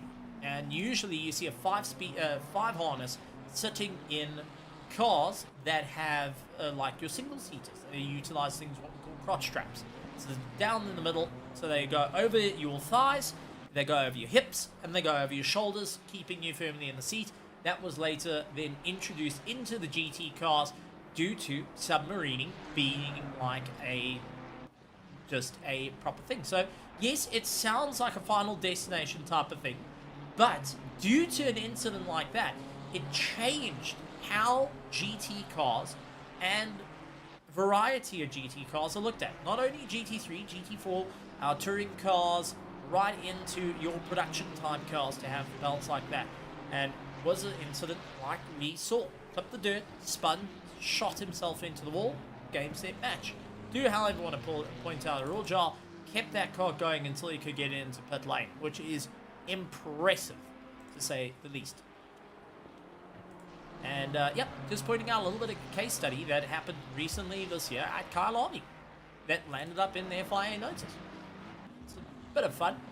For others, not so much, but hey, for me, I'm enjoying the racing at here as Mike Ida and Daniel Mutsuva, who are keeping consistent pace on one another now, trying to figure out what is the big plan, what can they do. And I do want to point out, the times have been so consistent. Daniel Mutsuva sitting with a 142.6 as his lap time, Michael Ida with a 142.8. The 42 mark seems to be for our top 10 positions where you want to be. Yannick Kraft at the moment sitting on 143.9. Kenneth Reyes sitting with a 143.1. Now, Kenneth has been in the car for quite a bit of time at the moment, and I do think he's going to be feeling a little bit worn out. Those shoulders starting to take a little bit of a bit of strain on them at the moment. Chris Pollard, unfortunately, turned around. Oh! Hey, no, and that did not look like it was going to be fun as he caught the side of Jeffrey LaRue out of barbecue. Oh my heavens. That is a problem of note. So let's quickly take a look at this. This is Jeffrey LaRue. And we're going to the helicam to see what exactly happened. Because Chris turned around, hit the wall, now trying to get himself going. And oh, okay, hold on. That was completely different to what I thought it was. LaRue lost it on the outside into the dirt, spun round, nose first against Chris. That is such an odd crash. What is the chances of the two cars going and landing up, kissing each other in the middle of the circuit, spinning at two ends of the circuit, meeting each other in the middle? I mean, that has been absolutely caught out. We'll take a look at what has happened with the audio.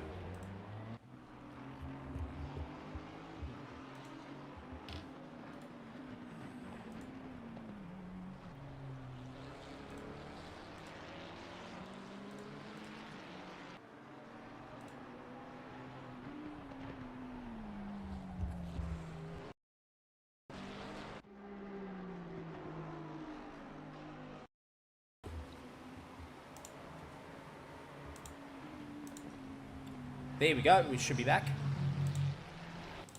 And, there we go. Back in play. Apologies for that. Looks like the microphone decided to do its own thing and have its own moment, like what we saw a little bit earlier with the likes of our Griffith Sim Racing team and the ERA raceday meeting each other nose to nose, in through barbecue after a bit of an odd spin, one can say.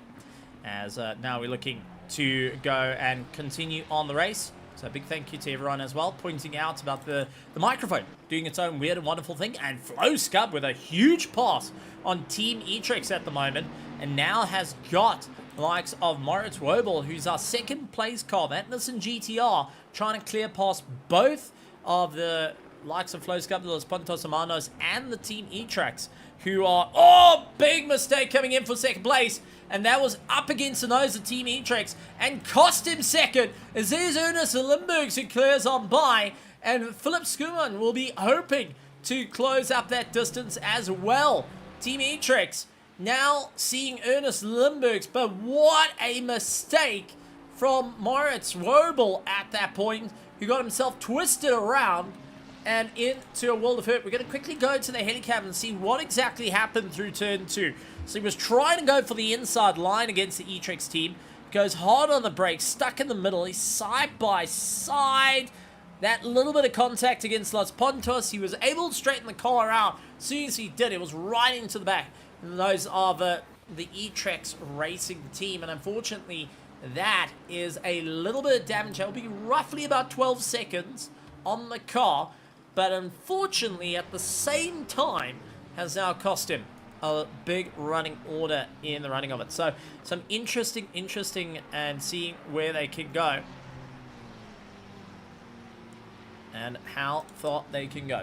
So, Liam Segost, busy pointing out about a series that races here in the Formula 1600s and now exist as the MSA 4. That they were originally the Formula 4s, then they were Formula 1600s, and then they were redone into the MSA 4s, sponsored by InvestChem. InvestChem is actually a company out here that produces medicine and cleaning detergents for hospitals, surgeons, surgical practices, and so much more. And is one of our bigger leading factories in South Africa, and is owned by Ian Schofield as the CEO, with his brother Andrew Schofield, and is, well, got a whole board of directors underneath them. They help produce a little bit of Panado as well, down in East London, and so much more. So that's it. And Ian Schofield, a very, I would say Ian and Andrew have been around in motorsport for quite some time over the course of years, and their favourite circuit has been Kyalami. If I remember correctly as well, InvestChem, or Ian Schofield in particular, was actually one of the people that bought shares into the current layout of the circuit last year here at Kyalami, and InvestChem owning a portion of shares into the circuit. I mean, absolutely wonderful stuff. And the Schofields are a group of drivers that you can go and have a chat to. If you saw them out in public, you wouldn't believe that they are driving around Formula Renaults, owning Formula 1 cars like the Benetton Formula 1, and so much more. I mean, just today alone, he raced at Swartkops with the Formula Renault in the Top of the Hill Challenge. That being said, Lucas Jabir and Rahul Jar fighting out for position. These two drivers are also very well known here in ERA. Lucas Jabir is fighting out against Rahul Jar, who has been a very quick driver in the ERA Sunday Championship, has taken the fight to the sharp end in the field, and as a platinum driver has sat in the top 5 nearly every single race this season of the ERA Sunday Championship, and continues to do so, and continues to be a dominating factor, and something that many of our diamond drivers look back and they say, hold on, hold the phone here, we've got a big problem on the way. And they're going to be racing it tomorrow night on an ERA Sunday Championship, so don't miss out on that one. Make sure you hit the subscribe button, hit that bell notification icon, because they're going to be racing here where it's a little bit cooler this time around, as now we're heading towards the afternoon. It is 22, well, it's going to be in a minute's time, it's going to be 20 to 12. It's 31 degrees track temperature, 24 degrees air temperature, as we do see Rahul Jar utilizing the drive of the Ferrari, the rotation coming in to work out as a dominating factor past Lucas Jabir out in the BMW. Chris, unfortunately, landing up with a 5-second penalty for a contact a little bit earlier on in the race. It's going to be hurting in a little bit of time. Another driver I want to talk about out there who's taken over from Christoph Rolotsky, Freddie Morelli, out there in Los Pontos Hermanos Clown division, and then down in 16th position. Now, this is a car that pitted way earlier than the rest of the field, and it is continuing to stay out and really see what you can do. We also got a new driver out on circuit, the likes of Salvo Rabizzo, who is for the Silo Lambo at the moment. And Silvio Rabizzo continues to have a bit of fun out there as we do get yellow flags warning, and that is Chris Pollard. Unfortunately, Pollicott going and landing up, losing it through the second S. He does have a quick pass from Al McLaren, and that is a bit of a problem for both Freddie, who landed in the dirt, but Chris with damage to his car, and Chris holding on to the left-hand side down the mine shaft, very clever to do that, and going to be trying to just keep the car going. Does have a bit of a changeover, allows for the Mustang to clear through as they try and keep the drive at the moment, but he is facing some severe understeer at the moment. You can see, take a look at that steering, 90-degree angle and worse to just try and get it to turn. Oh, it is not going to turn right whatsoever. That front right suspension is taking the impact of note. That steering arm is bent of note and is twisted in. So the ELRA team are going to be once again trying to put this car back together. And Chris, unfortunately, going back into the pits now. While they're repairing this, they're going to have to serve that 5-second penalty. That's going to cost them a bit of time as well. So it has just turned onto its head for the team as they try and figure out what is the game plan. Like Michael Hassenbrook came in and out through the circuit for the Griffin Sim Racing team.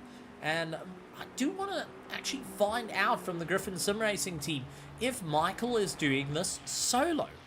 Now, that is going to be the big question coming into play, because Michael has so far done an hour and 36 minutes in the car, and he's going to be feeling rather warm. There's a number of drivers that are trying to push that boundary a little bit more. They're having to consider the physical aspects of what they're doing. Now, when you talk about physical here in the world of sim racing, people might be thinking, but you're not facing G-forces. You're not facing those huge push and pull factors on your body. Well, I'd like you to cast your mind to how sim racing works. You looking at a screen, whether it's VR, triple, single screen, whatever it may be. You're looking onto a screen that's constantly flickering and will be going at different rates. 120 flash, 120 hertz, 144 hertz, 90, 60, it doesn't matter what you've got.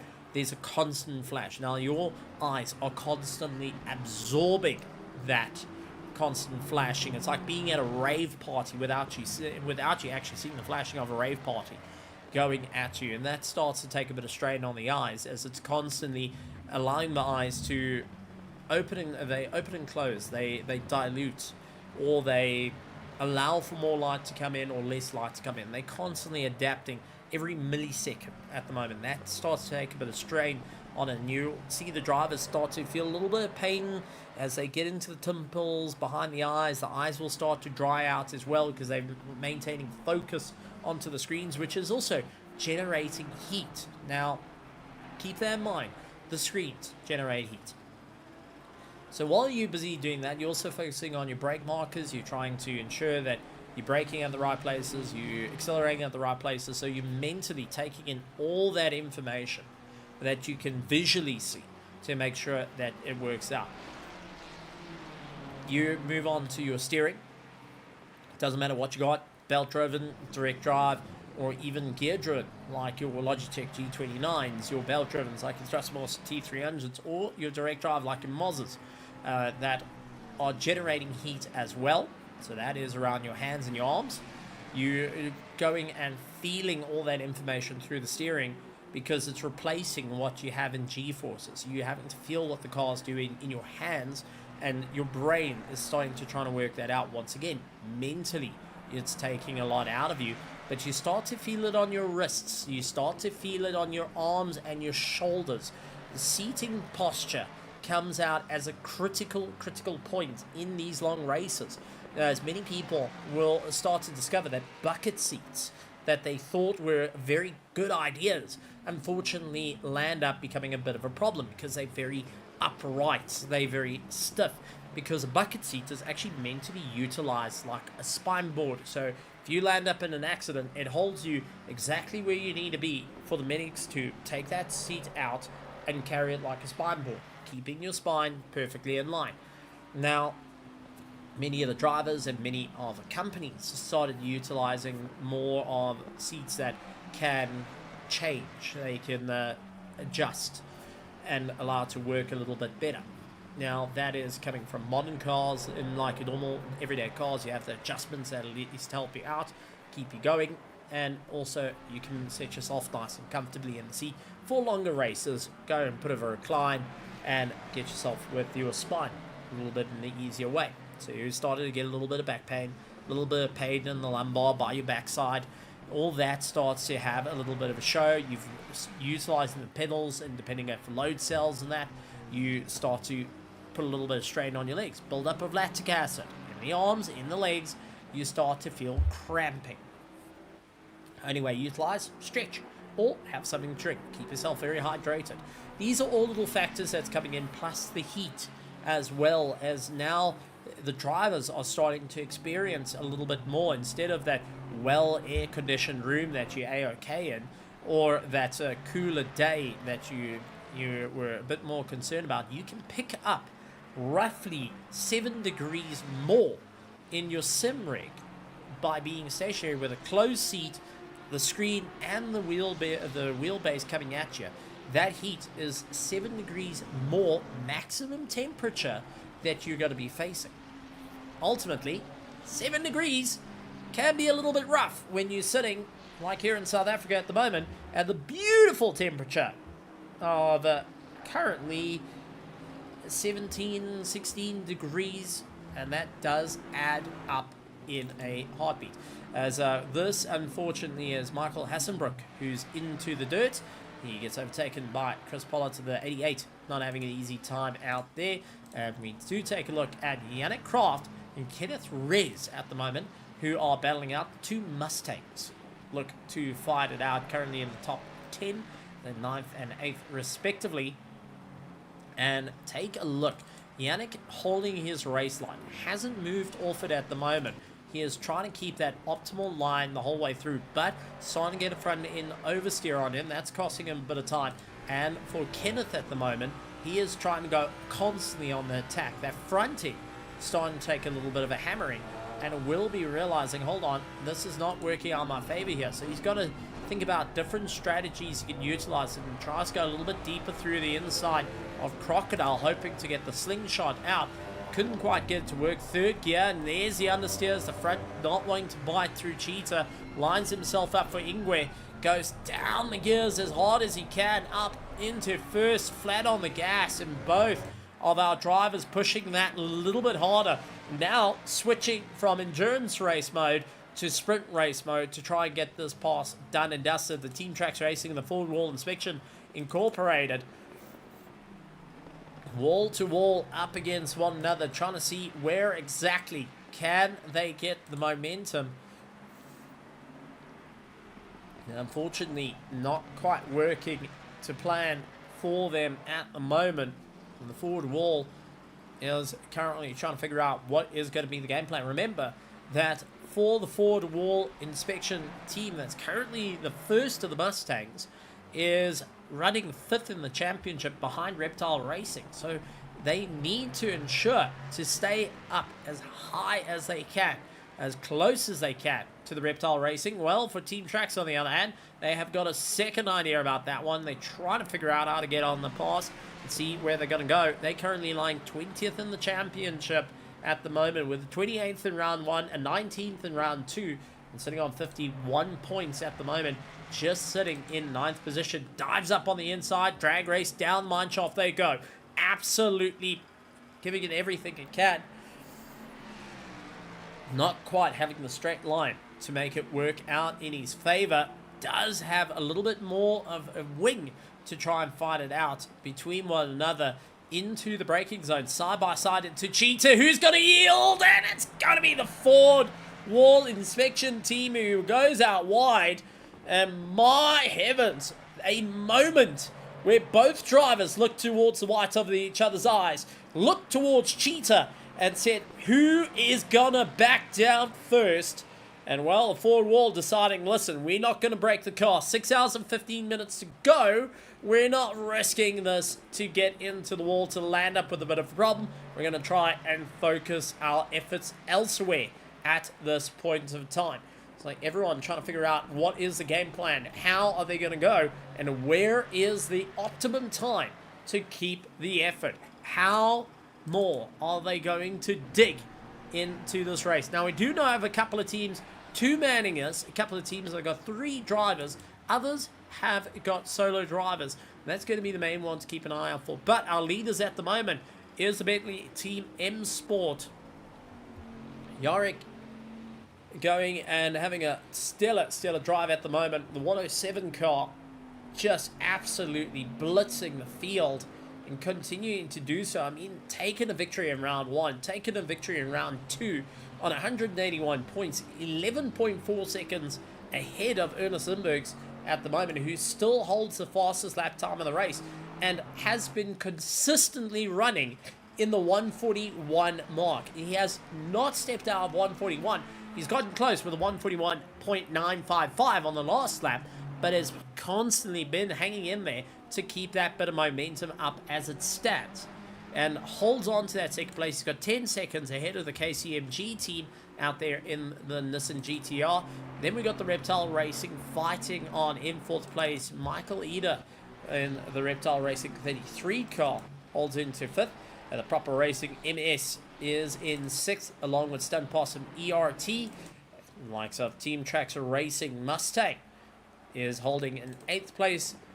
Yannick Kraft for the forward wall inspection in Team Inspection Incorporated, currently in 9th. And our Nubs Racing holds on to the top 10. Los Pantos Hermanos in 11th, along with the Griffin Sim Racing team. E-Trax a little bit further down in 13th, is getting chased down by Loose Surface Enthusiasts, who started out in 22nd position, now down into 14th. KDH Ferrari in 15th, with Los Pantos Hermanos Clown Division. Freddie Morelli behind the wheel, trying to get into that top 15, currently sitting in 16th place. Team Tracks Racing in 17th. Verstappen.com holds on to 18th, with Griffin Sim Racing in 19th. Silo Lambo in 20th position, trying to keep up the pace. ERA Race Gang, despite all the carnage that has gone on 3 times through the pits, is still out there in 21st position. Rounding out the last of the pack is Michael Hassenbrook, who I suspect is a solo driver for the Griffin Sim Racing team, and is looking to try and keep it all together. 12 seconds away from Chris as it stands. Freddie clearing past the likes of Jacob, who lost it into the dirt a little bit through Cheetah, and now continues on the drive. More to come here. 6 hours and 12 minutes of racing to go for the ERA Endurance Race. Round 3, 8 hours of Kyalami, and plenty more action to be out on circuit. We're going to take a quick breather from our commentary side, and we'll be back shortly with all the incredible racing currently out on circuit. Don't go anywhere.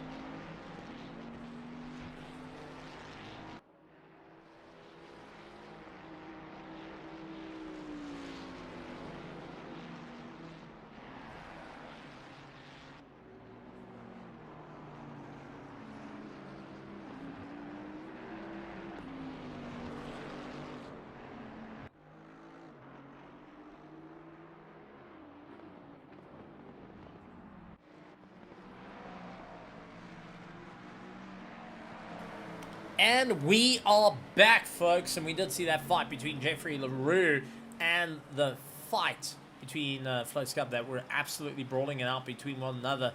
But I do want to bring out that we do have a family out on circuit, Annie Polycott coming in to the ERA Race Gang, taking over from Chris, and now getting his first laps around in full anger. At the moment, a couple of drivers trying to get their stops done and dusted, see where they're going to end up in the race. Also, a 9-second gap between Ernst Lindbergs and Uric, who's at the moment keeping that constant pace between them. The men, the team Esports and the KFD continue to brawl it out, and honestly looking to try and take away the win for the Hakura Racing, who so far has won 2 in a row at the moment. The KFD Superior V8 that's currently holding 6th in the championship got 17th in round 1, 4th in round 2, sitting on 126 points, and with an option to score enough points here to get into the first and second, get in second and third place in the championship, as Ernest Lindbergs dives into pit lane to get himself sorted. This is a react to the Hoverick team, who are now into the pits as it's starting to get quite busy for our drivers. Anderson GTR, Ritz Roble comes into pit lane, so is Reptile Racing.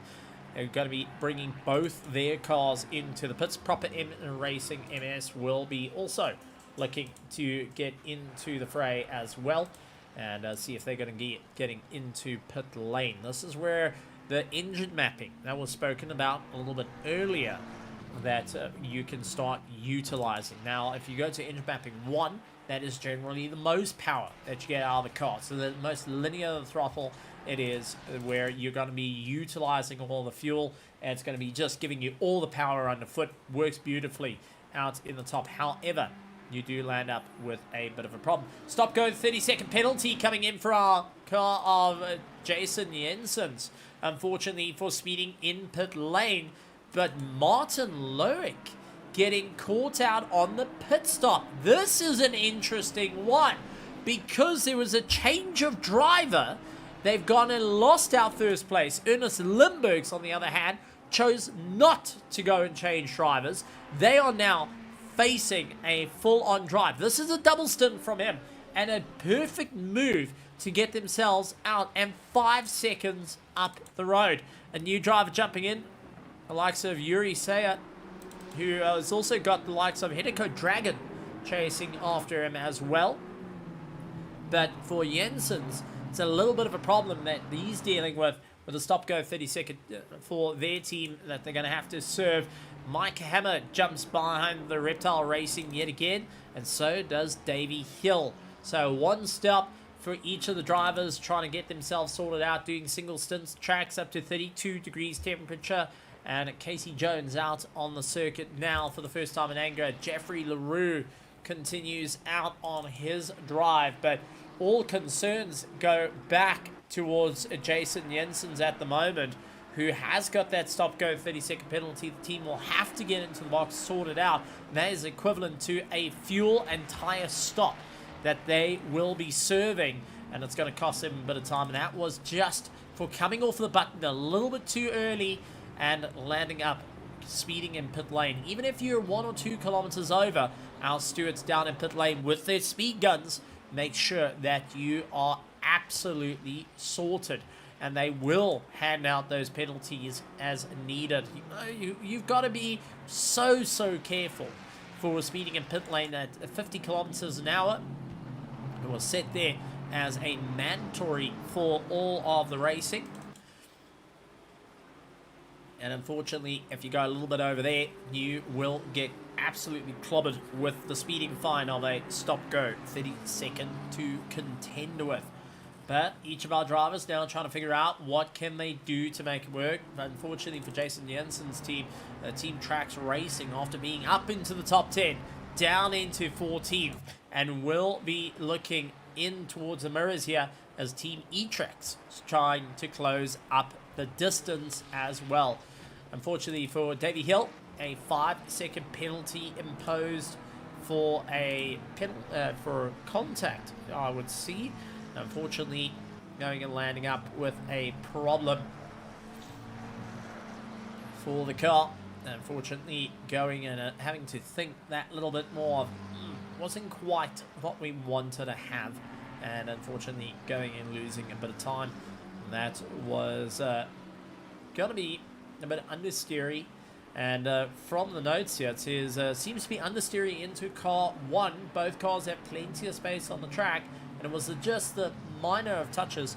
Unfortunately, it is contact that landed up going and costing them time. So a big shout out to our amazing stewards out there in ERA who have been frantically working behind the scenes and still continue to do so.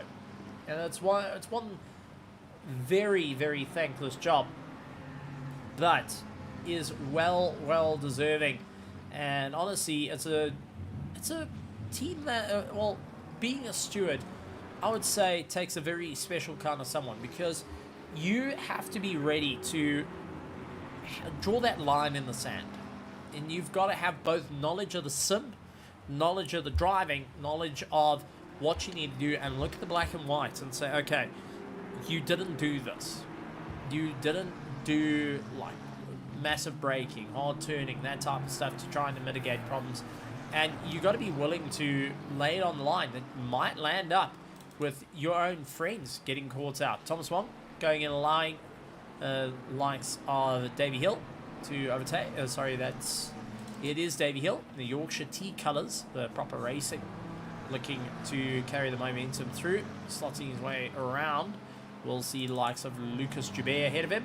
Lucas Joubert just trying to keep the momentum, runs out wide through Sunset to give a little bit of room. And that is Michael Hassenbrook through Clubhouse.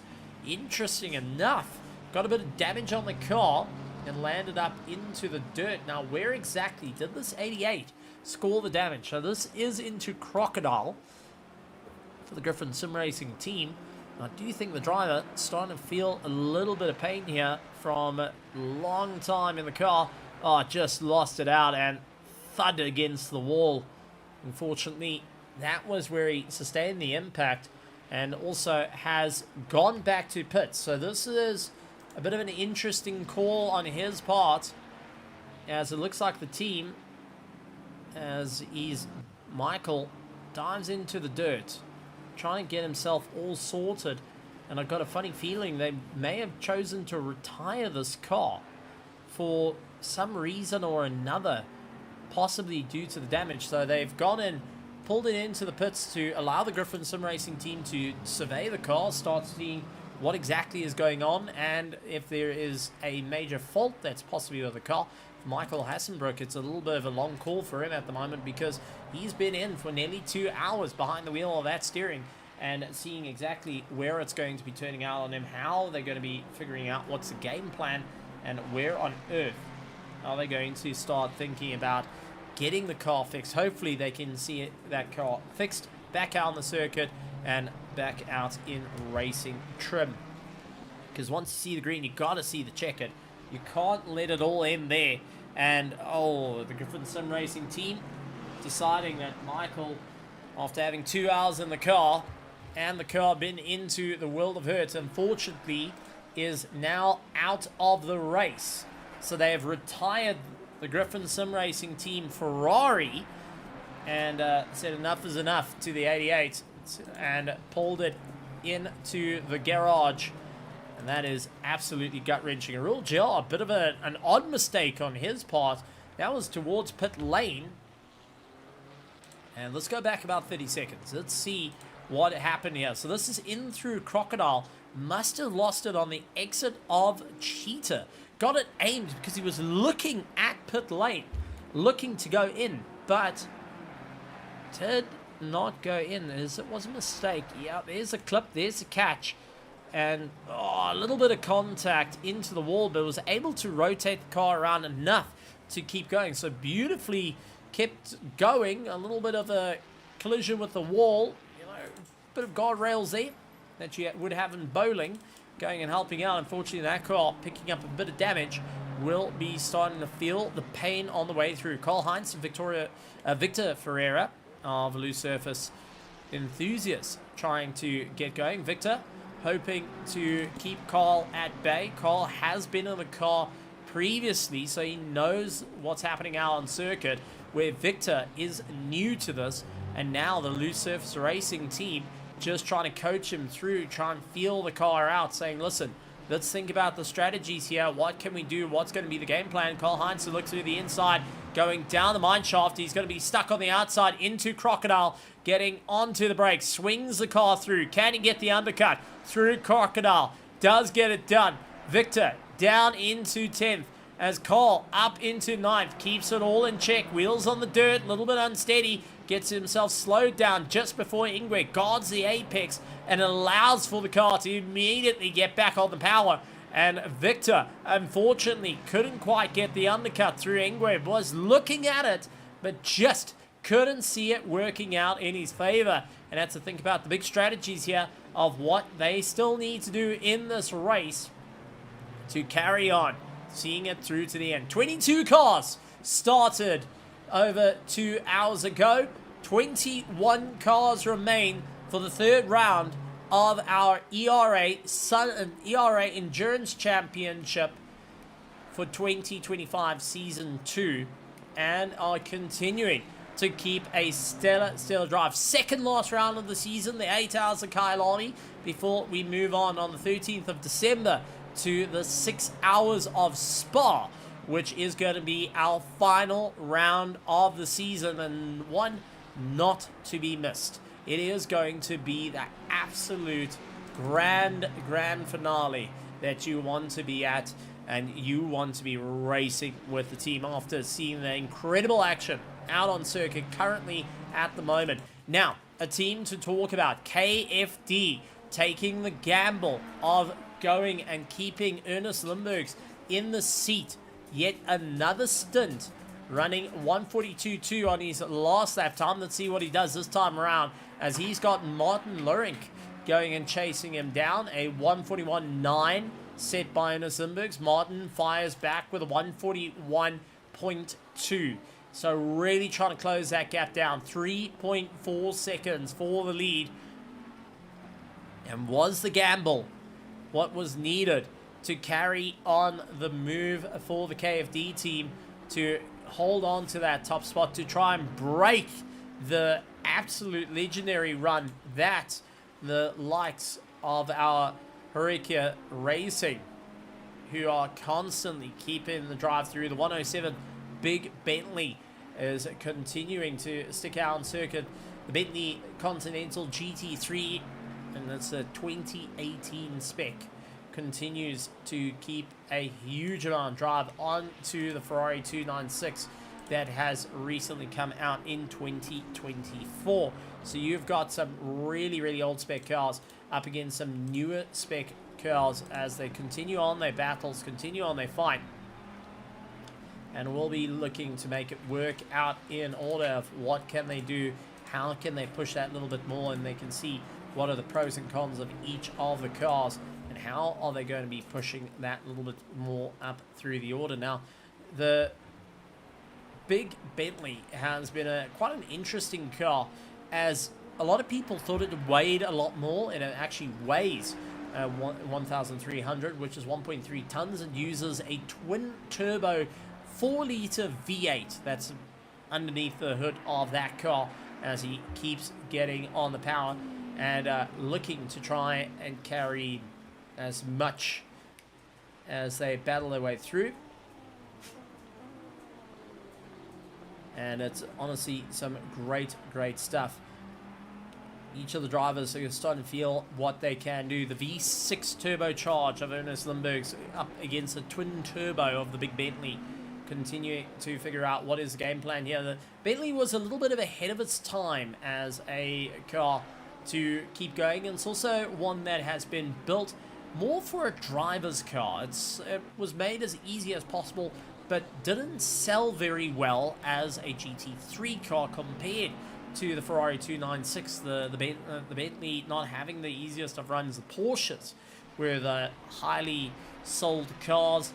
The Ferrari 488s were sold by the dozen. So were the early McLaren MP12-4Cs, were the main go-aheads. Even the Lamborghinis, but the Bentleys just didn't quite live up to the hype. And it was purely because of people thought that it wasn't quite that car.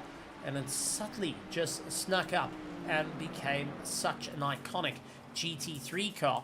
And so far, 1.8 seconds is going to be an iconic look sitting in the rearview mirrors of Ernest Limburgs for the KFD team, who now needs to get past the E-Trax Racing team. And it's going to be a tough time. He's going to look around the outside, fishes for it. The E-Trax going and minds out of the way. Says, listen, I'm not going to hold you up too much here, as Martin was hoping to close down that gap a lot further and get a little bit more in. But take a look. Fastest lap time of the race set by Martin this time round. 74 laps into the race. A 1 minute 41.025 set by Martin. We might see these cars get into the 140 range as we get closer and closer. I mean, that is incredibly quick. And we're talking at the best lap time for Ernest Limburgs. It was a 141.540, and it's absolutely been smashed out of the ballpark by Martin with a 141.025, and now is 1.3 seconds onto the back of Ernest Limburgs, who said a 142.0 last time around, so a second quicker than him on that last lap is now starting to show into effect here. And I do highly suspect that Martin is going to give Ernest a little bit of a rough run right the way through. As we jump on board with the Bentley, which is the only car in Assetto Corsa Competizione in the GT3 category that is right-hand drive compared to its left-hand drive counterparts. Now, here in South Africa, we're used to a right-hand drive car. This is our everyday norm. But for a sim racer, this is completely bizarre. It is one of the very few cars in sims. Doesn't matter where you go. iRacing, Assetto Corsa Competizione, Assetto Corsa Evo, along with LMU and so much more, that you are in a right-hand drive car trying to make your way around the circuit. So it requires your brain to really try and figure out what you're going to do here. And it takes a few laps to get your eyes firmly set into what this car is able to do. So great to see the big Bentley now holding itself back onto the back of Ernest Limburgs, trying to figure out where to get the drive, where to see it through, and constantly keeping up the pressure. In through sunset they go, absolutely keeping the power on. Ernest Limburgs in the 488, who now sees this big Bentley hounding down on him, trying to figure out where to go. And back in the day, back in Assetto Corsa Competizione's earliest runs, even in through its beta stage, these two went and fought it out. These two manufacturers are one of the very few cars that are left racing, other than the Aston Martin, who are one of these top running orders. The oldest cars in the sim are now back in full flight, in full fight, as they look to carve their way through. And Limburgs now trying to keep Martin at bay. He looked to the left, he looked to the right. He's trying to spot that little bit of room to get on by in through Cheetah, keeping his nose firmly underneath the wing of Limburgs at the moment, trying to see where exactly can he get the run up, where can he get that drive to close up to the Ferrari 488. It's going to be the straight line horsepower, the twin turbo V8 against the V6 turbocharged 296, as Limburgs tries to guard the racing line as much as possible. He knows if he can hold the racing line, hold that apex, he can slow the Bentley down, trying to take it off cam and try and get themselves going. Now, when we talk about off cam, it's dropping the revs a little too low, and the car's battling to get going because they do have different gears in these type of cars. Naturally, you can't change the gear ratios in these cars, but it doesn't mean that they can't rev to different rev ranges, and that tends to be a bit more of a factor, especially with the low-end V8s. They got a lot of torque out of them, but you can also drop them a lot lower, that even the turbos start to complain, where the V6 runs a very high run. So you can go into first gear, keep the revs up, and they'll get you at least that little bit of boost on the way through. Well, it's going to be a look for Martin as he tried yet again to go for the pass. Couldn't quite cinch it in. Has to wait yet again by Ernest Limburgs. And now down in the slipstream, up into fourth gear, into fifth, heading towards sixth as they go through the mine shaft. The left-hander into Crocodile, down to third, down to second, trying to turn it in and get as deep as he can to see if he can go for the inside line. It's going to have to be a quick break, a quick lift in through Cheetah, down to Ingwe, and it just keeps the pressure going. Still a lot of time on the board here. 5 hours and 47 minutes left of this race. First place, currently 0.4 of a second between one another, and will continue to do so. Davey Hill and Mike Hammer closing up to one another, 1.3 seconds separating them, as they're also trying to catch up to the likes of Eco Dragon, who holds on to fourth place at the moment for the Reptile Racing team. Rory Slayer out there in third place is a little bit far back from these two, over 30 seconds, as Ernest and likes of Martin fight it out between the two of them, continuing to brawl that little bit further, trying to figure out what is going to be the game plan and what can they do to stay in for the fight, to really get themselves in for the chase, and trying to figure out what is going to be the game plan here as they make their way around through the S's. Now up towards Learcorp, eyes front, eyes center, looks around the outside. Martin's going to try for a bit of a cutback here. If he can get it to work, he couldn't, as Ernest Limburgs defends that inside line, keeps him honest, keeps the drive on the way through as they nail it down the mine shaft. Looks towards the outside line. Limburgs holds the inside line in through Crocodile. It is side by side they go, flat onto the gas, and Limburgs for the KFD team continues to keep ahead of Martin at the moment. Davey Hill and Mike Hammer fighting it out as they head through Clubhouse.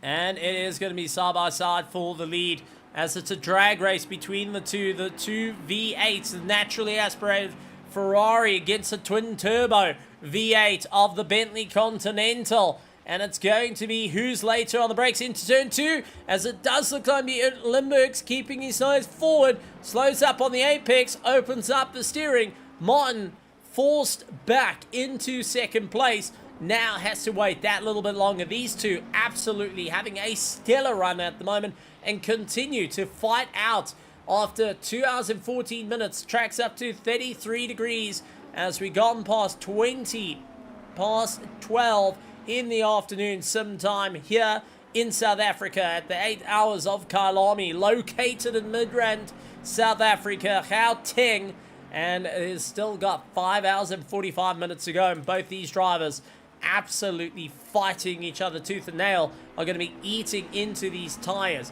eating into their pace. They've already dropped out of the 141s, they dropped into the 142s as they continue to keep the pressure on one another as they try and keep the run up and down through the order.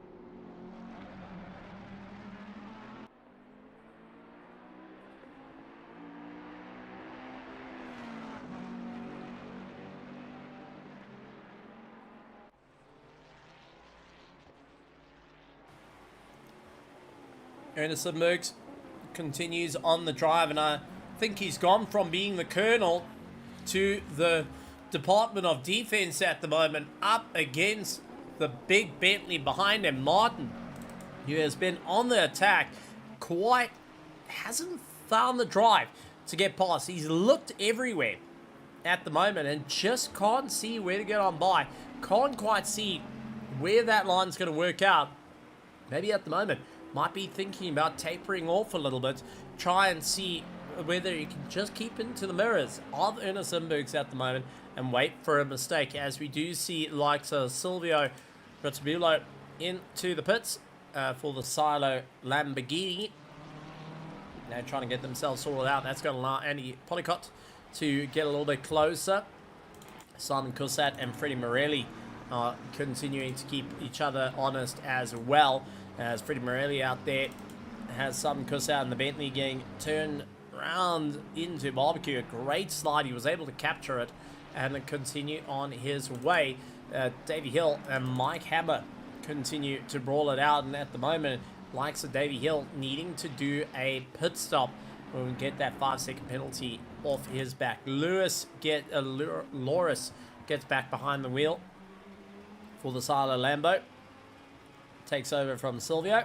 Now looks to try and carry his momentum through, as the two drivers been really working hard with one another, try and pick up the pace after major damage to that Lamborghini nose. And take a look, Ernest right through into pit lane to try and hold the inside line against Martin at the moment. Martin trying to go underneath him as they make their way through the XA sweep. Had to come off the gas, follow nose to tail at the moment into barbecue, and it's going to be the big Bentley not able to get the drive as yet.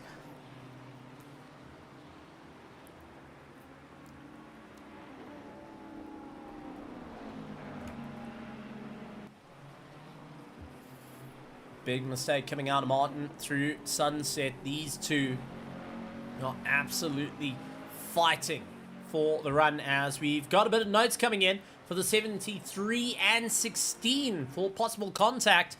Let's take a look. This is the Team E-Trax against Jan Kriel, who took a dive on the inside.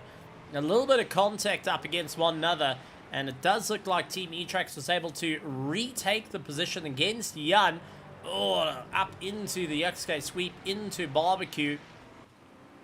And, well, E-Trax had to work for that one, as Jan has dropped down a second behind them.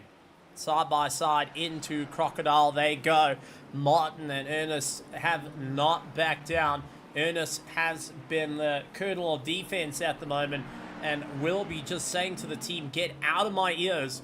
Let me concentrate on the race, as he's having to watch all three mirrors at the moment and seeing this Bentley taking up all three as they continue to brawl on. And you can see heading down into turn one, a bit different approach to what we saw in the last lap. Instead of being deep on the inside line, it's now back to the standard racing line to see if he can try and keep that little bit of a run through the order. And we are getting further reports coming in, as Thomas Wong unfortunately landing up into the dirt through Clubhouse, loses out a position. Jan Krill trying to close up on Team E-Trax at the moment. Looks around on the racing line to carry the momentum into two, and hopes that he can go for a bit of an undersweep on Team X as they make their way through. Sebastian Luxon gaining a position as Victor Ferreira dives into the pits. Freddie Morelli will be gaining a position as well. So Victor Ferreira going into the box. Going to be an interesting, is that going to be a driver change for them, or is it going to be just a pit stop, double stint the driver, and see if they can keep it through to the end? It's all the factors that's starting to come into play, and see where exactly they're going to be fighting their way through at the moment. But our lead of the race still stands between these two, and Limburg's not backing down. However, they're catching up to Lucas Joubert, who's 19th position. And Lucas Joubert can either mind out of the way from these cars or become that little bit of a back marker that may change the entire race proceedings. Andy Polycott, moving out of the way, keeps himself in check. Will be trying to keep his moment out as Roman Frela comes out on circuit for the loose racing, the loose surface enthusiast, and will be looking to keep himself all in check as they continue out the drive here at Kyalami, as we have got 5 hours and 38 minutes to go. These drivers are treating it like they're in an absolute sprint race of note. And how long can they hang on to running these low 142s heading into the 141s?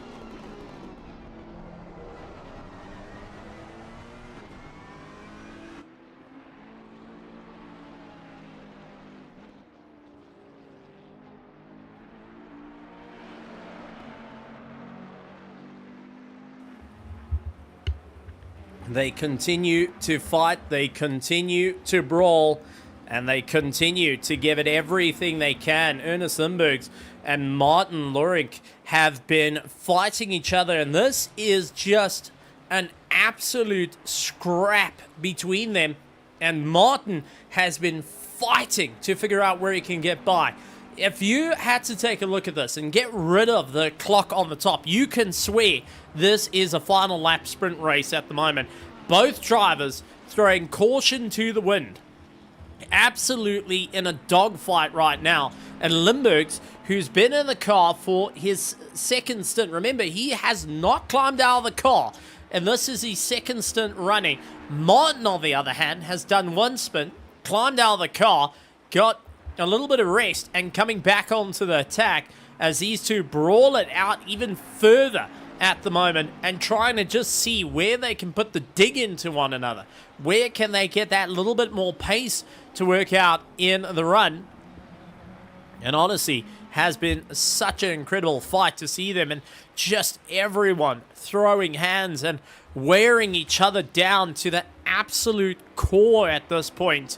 And who is going to be able to give first as Martin looked towards the inside? Just not enough room, not enough time to get that pass done and dusted. Ernest Limburgs continues to hold a solid defense at the moment as they brawl on for first place. And then you got a little bit further back, Jeffrey LaRue, who's out there for his second stint up against Casey Jones. These two also keeping close race to one another. Team Etrex and Jan Krill, they're fighting it out between another. So we're starting to get these little pockets of racing at the moment, and each of the drivers are starting to feel that little bit more. They're trying to push that a little bit harder.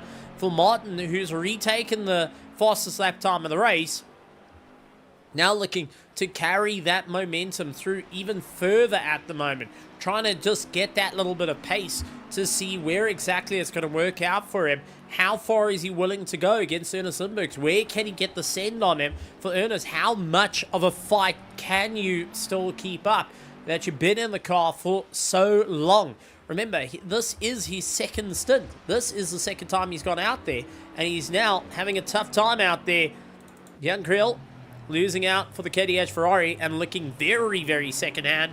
Has got himself a little bit broken trying to see where he gets going. So, a couple of drivers out there as we got our fighting duo, the likes of the KFD and our Bentley Team M-Sport, and that is our current leaders of the championship, the Hurricane team. The Harikiri Racing that are out there in the Bentley. The Harikiri currently taken the victory in 2 rounds thus far, looking to make it a third for 2025. Now going side by side, stuck on the outside, run out wide through the Yuxke sweep. Had to come off the gas there. Limburg's really leading on that to try and get that pass done and dusted. And now just feeling that pressure a little bit more as they continue on the drive. Defensive into Clubhouse they go. Absolutely a tough, brawling fight. And once again, we talk about this being our front duo. This is our first and second that are brawling it out and really having a good time out there. Then we got the likes of our KCMG. They're running in third place. Reptile Racing in fourth. Davey Hill out there for Proper Racing MS. Reptile Racing is currently in sixth. And we got a little bit further down. Our Griffin Sim Racing in seventh. KC for the Stunned Possums. ERT, our American, now behind the wheel in 8th position. Ford Wall Inspection Incorporated currently in 9th. 10th is Nubs Racing. Simon Kusat for Los Pantos Hermanos is in 11th.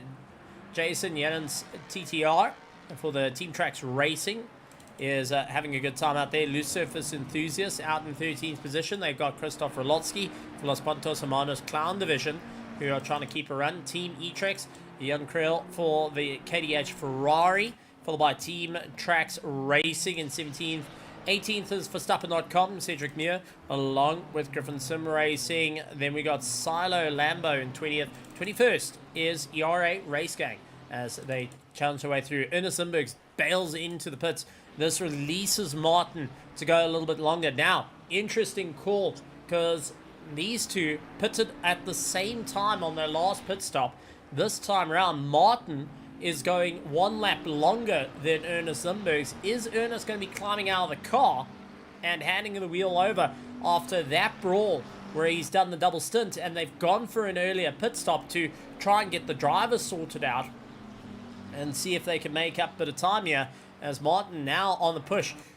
The likes of Uri Saylor is keeping himself going out there in the Nissan GTR and having a stunning drive. Hinako Dragon in third place, Davey Hill in fourth, and there has been a change of driver. Christoph Peterson gets behind the wheel, gets overtaken by Mike Hammer, and now Christoph Peterson, for the very first time tonight, will be hitting the circuit in anger.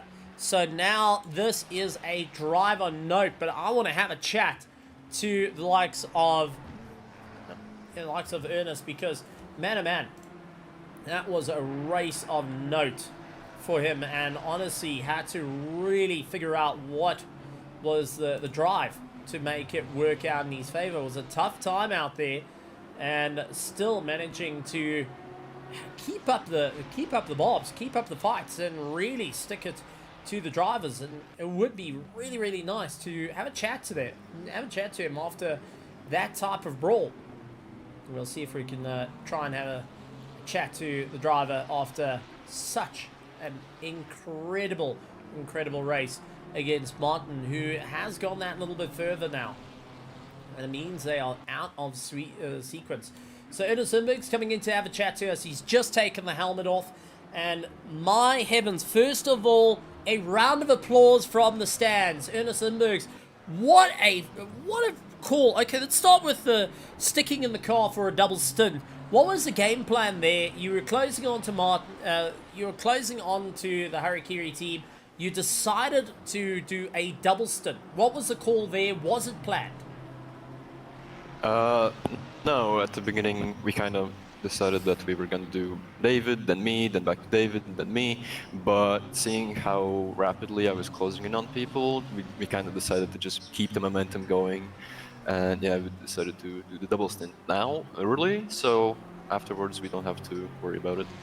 Okay, now let's talk about your last hour of driving, because you had no room to breathe. You and the Harakiri Racing, Martin Lorig, when he got behind the wheel of that car, it was back and forth, back and forth. We've seen you to the edge of the walls, to the fringes of the circuits. How was it for you out there in the car, having to keep that Bentley behind you? Oh, I mean, this has probably been the most fun hour of racing I've ever had in this game. Massive respect to Loring. He was keeping it really respectful on track, like even in certain parts where some people would kind of like, I don't know, not leave you enough room. He was always keeping it really nice and tidy. It was really fun racing against him. Yeah. Now, from a team perspective, what was being said? Because the information that you must have been getting must have been like, well, he's on your right. And you're like, well, I can see him on my right. I can see him on my left. Give me something else. I mean, what information was coming to you in the car at that time when you were being hounded by the Harakiri Bentley? Yeah, I mean, that's exactly the info that was given. We mostly focus on if he's getting a better exit or not, because that is a lot more important. Like, I can obviously see him, but my teammates can see his inputs, and when I'm defending, that is really important to see if he did actually get a better exit in the previous corner or not. So I could either decide to stay on my line or go defensive. Now, we did see you set the fastest lap time of the race with 1:41. That's eventually been taken over by the Harakiri team. I mean, it was back forth bobs. Did you feel that you started running out of steam at the end, and that's when they were starting to capitalize on you? Or was it just more on the lines of, let's keep going, let's keep this pressure up? Yeah, after the pit stop to keep going for the second stint. The first couple laps were still fine, but then the tires, the grip just ran out, and at the end I was barely hanging on in the braking points. I was like seeing, oh, is he gonna go for it now? Because Yeah, it was starting to become really difficult to hit the breaking points consistently at the end there. I mean, that was an incredible run. We saw that you've pitted early. You've got Christoph Peterson in the car now. It's a bit of a different pit stop to what we've seen a little bit earlier with Martin and yourself pitting at the same, having the Harikiri team and the KFD team pitting at the same time. It's now you're out of sequence of one another. What was the thought process to that? Was it just, I'm tired, get me out the car? Or is there a little bit more about carrying it through the race? Oh no, we have limited tire sets, so one stint will definitely be on used tires. So we just did that right now, so to get it out of the way. So later on in the race, we don't have to worry about having to drive on used tires. Every time we pit now, we'll just have new tires that we can go full power on. So that was the idea. Well, now the game plan coming into the race. You got to have a taste of the cherry, that top spot, and have that type of fight. I'm sure there's that little gremlin in the back of their head that's saying, come on, put me back in. Let's go for the chase. What's the game plan for the team? You're now fifth. You're behind Davey Hill, the proper racing MS team. They're holding on to fourth, 7 seconds up the road from Christoph Peterson. What's the game plan for you guys heading forward? When are we expecting to see you back in the car, or is that can't kiss and tell at the moment? Yeah, I guess we'll just let Peterson drive now, do his thing, as you could say, and then probably David's gonna be in, and then probably me. So in about 2 hours, I'll be back for another stint. Don't sound too enthusiastic. I mean, you just came out of a fantastic fight. But honestly, you deserve an absolute milkshake for that one, as we do see Christoph going and venturing into the dirt at Cheetah. Anything you want to say to anyone out there in the grandstands? Because we've just heard like Skurt Reynolds going and saying, my heavens, what a fight. We've had many going and taking a look going, wow, what a fight. Is there anything you would like to say to the grandstands, to the pit crew, the drivers, the teams that are all out there fighting as we've gone 90 laps into this 8-hour race here at Kyalami? Yeah, I mean, I'm always happy to put on a show. Like that's what I've been waiting for all this time. Like finally getting a proper fight against a similar car where it's not a Ford or a Nissan that just walks by you. And yeah, I mean, it shows that when the top speeds and accelerations are similar, the fights are amazing. And yeah, I just want to say thank you to all the fans that are watching, and of course to you, Steven, for commentating this 8-hour race. I wish you the best of luck, and yeah, Well, hopefully the race keeps on giving. Well, I mean, if you're putting on a performance like that, none of us are going to be getting any sleep anytime soon. We're going to be raving on. But now it's up to Christoph Peterson to keep the momentum. Ernest Imbergs, thank you so much for joining us. Go get some rest. Look forward to having a chat to you a little bit later on, and a chat to the team as well, just getting their input of this 8-hour race. And honestly, go grab yourself an ice cream after that fight. It's well deserved, especially with 25 degrees here in South Africa at Kyalami, 33 degrees track temperature that you fought your way around in a monumental fight for nearly an hour. Yeah, thank you. I'll see you later. Bye-bye. This is Imbergs, also known as Fear the Bones driver, out in a Honda NSX. Jumps into a 488 that he's previously driven in years gone by, fought out for the ERA Sunday Championship, and got to have a stunning brawl. Now, interesting to come into fray. Talking about the tyres. Now, going and saying they got they stint out of the way to double stint the tyres. And to Christoph Peterson, a new set of tyres on his car to try and push that a little bit more. 6.9 seconds away from the proper racing MS. The Hiko Dragon holds on for Reptile Racing in third. The likes of KCMG out there in the Nissan GTR holds on second. And Martin Lorink, who has lost his fighting buddy for now, and who will be back possibly in the next 2 hours to go and take the fight yet again. And it's going to be a very, very interesting time. But that means that Ernest Lindbergs is going to have a 2-hour break to get himself back in, get himself calm, and stay in for the fight. Jeffrey LaRue and Sebastian Luxon continuing to fight it out. We had a chat to Sebastian a little bit earlier about the Nubs Racing team and what their plans are for this race, keeping consistent, keeping the drive, looking at the tires, looking at what needs to be done to keep that momentum going throughout the race.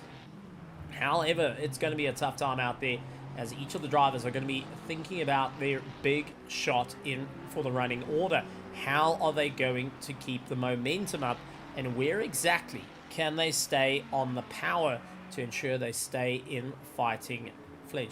Now, for the Griffin Sim Racing team, for the likes of our Jeffrey LaRue, also called the Roofadash car, the Roofadash team currently holds on to 32nd in the championship. This is the first time he's raced in the team in this championship, so he's looking to get out of 32nd place, currently into the top 10. The Roofadash Jeffrey LaRue continues to have a stunning fight out there, and the South African wanting to be in the top 10 here at Kyalami for the ERA 8 hours of Kyalami, which is a very, very difficult race for drivers. And as we got to see, every time you thought you were on top, you get to have a little bit more pressure put on you every step of the way, trying to figure out what is the next move in the running order. As we do see Thomas Wong coming out of pit lane for the Team Tracks Racing, out there in the McLaren in 16th position, trying to close up to Team E-Tracks, who currently hold on to that 15th position, 45 seconds up the road as they stand. 93 laps completed around this 4.9 kilometer circuit. Each of the drivers trying to figure out what is their next move as they continue to battle their way around the circuit. And to just talk about that difference, that run, and honestly how they keep the momentum up after so much time out on the circuit, to talk about how far the drivers have gone, especially in this race. It is 93 laps completed, a 4.5 kilometer circuit. They've so far completed 418.5 kilometers here in Kyalami to keep themselves going. 418.5 kilometers. Now, you start working out to drive to the coast from wherever you are, how far that actually is. Now, up here in South Africa, that's over 1,000 kilometers to go from Kyalami to Cape Town. And to keep that bit of momentum is not an easy one. And by the end of these 8 hours, these drivers would have gone and driven all the way and gotten themselves to Cape Town and back.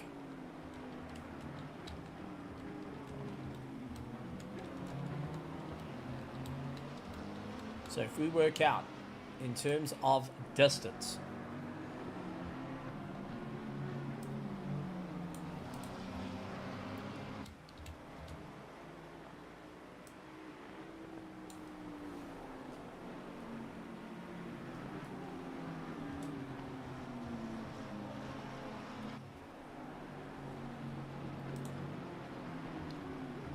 the travel distance between Kyalami Race Circuit to the likes of Cape Town in 14 hours and 52 minutes, it's going to be 1,425.2 kilometers. Now, if we take how much distance they've already done by that 425.2 kilometers at the point of 93, they've got 1,006 kilometers left to go before they've reached Cape Town.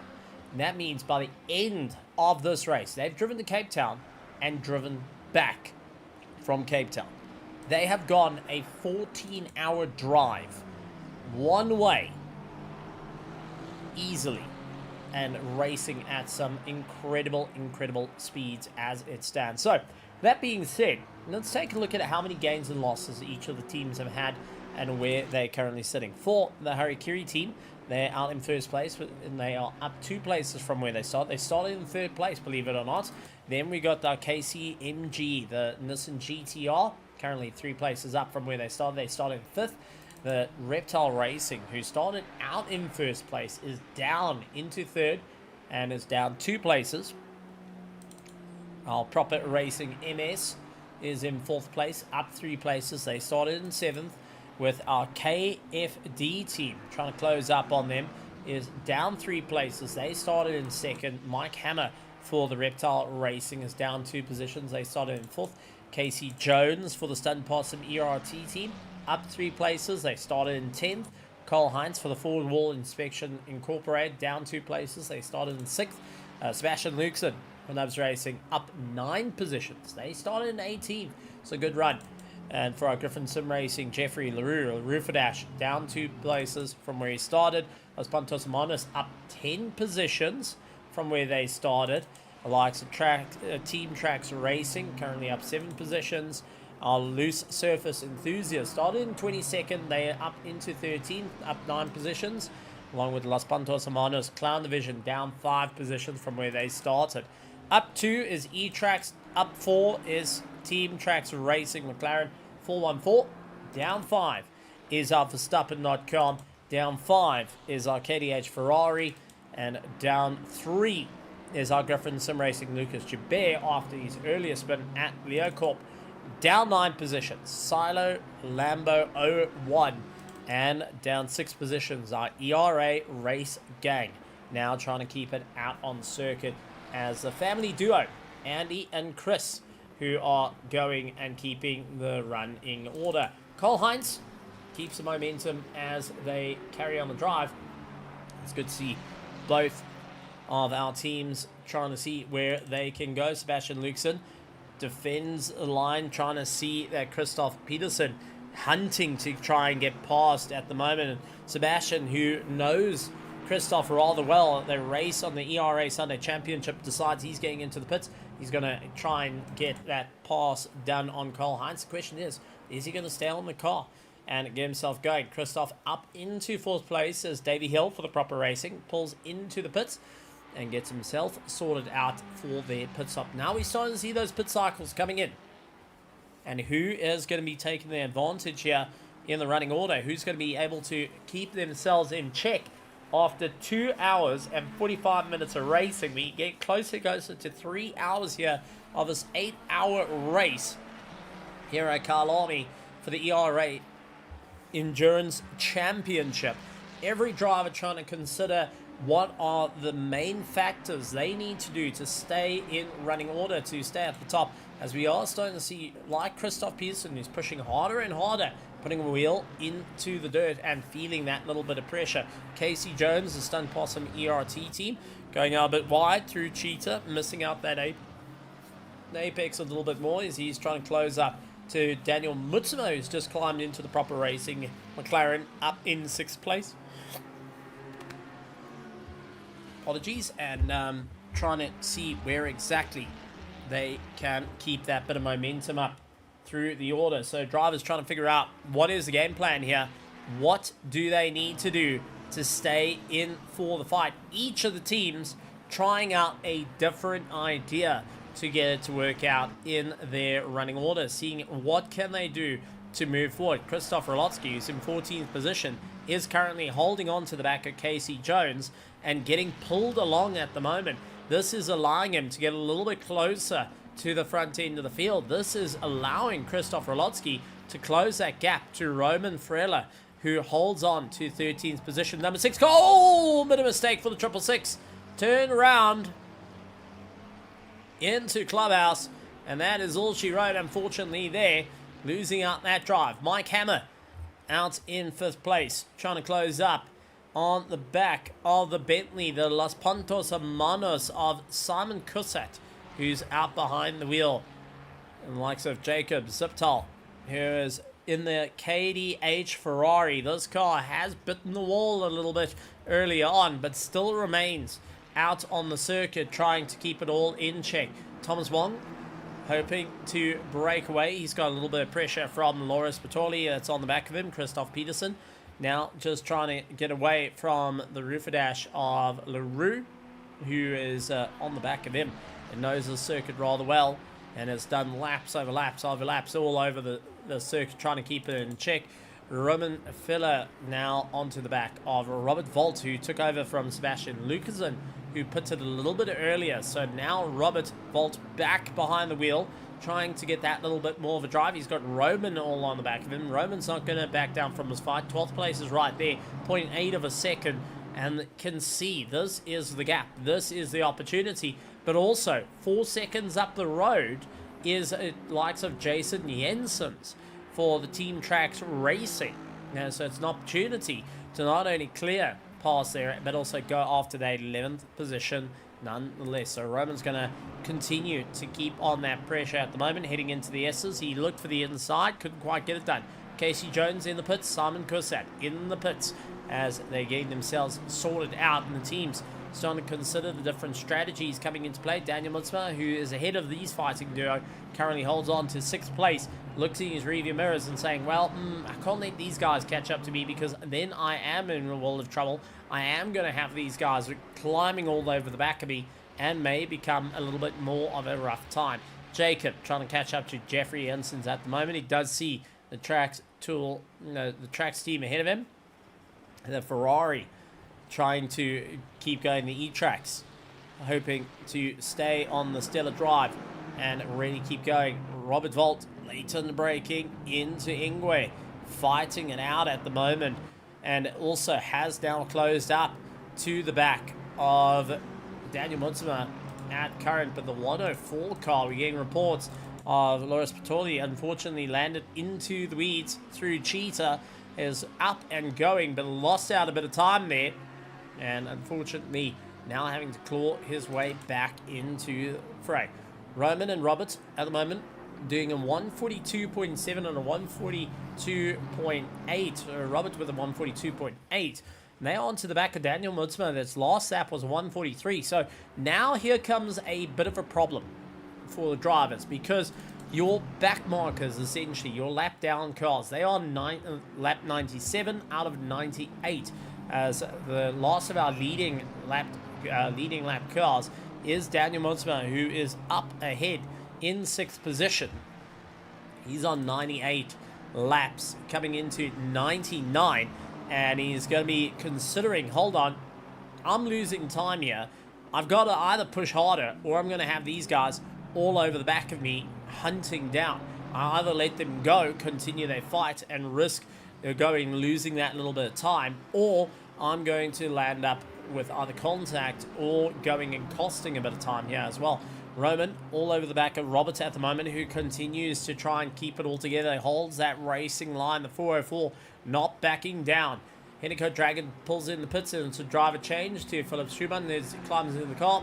Mike Hammer pulls in for 5th place, as they will see Daniel Mutzma, the proper racing, come flying on by at a rate of note. And it has been a change for the lead as Jurek Krivenik gets behind the wheel. But take a look, 1.8 seconds behind Christoph Peterson. Will we see the same fight we had a little bit earlier going on between them? Bram Cox going and fighting out against Yannick Croft at the moment, 1.3 seconds. Robert Volt and Roman are about a second off one another. We have got little fights all over the circuit. Each of the drivers trying to figure out that little bit of an idea to gain an advantage, and we may see the same fight coming up between Christoph Peterson and Jurek, who was out a little bit earlier. He's handed the car over and he gets it back in good nick. Now needs to push on. Lap 100 for our leaders, and 5 hours and 7 minutes to go. They have spent 2 hours and 52 minutes in these cars fighting it out. They've got 8 hours of racing. The track's up to 34 degrees. It is turning into an absolute scorcher for the drivers to contend with.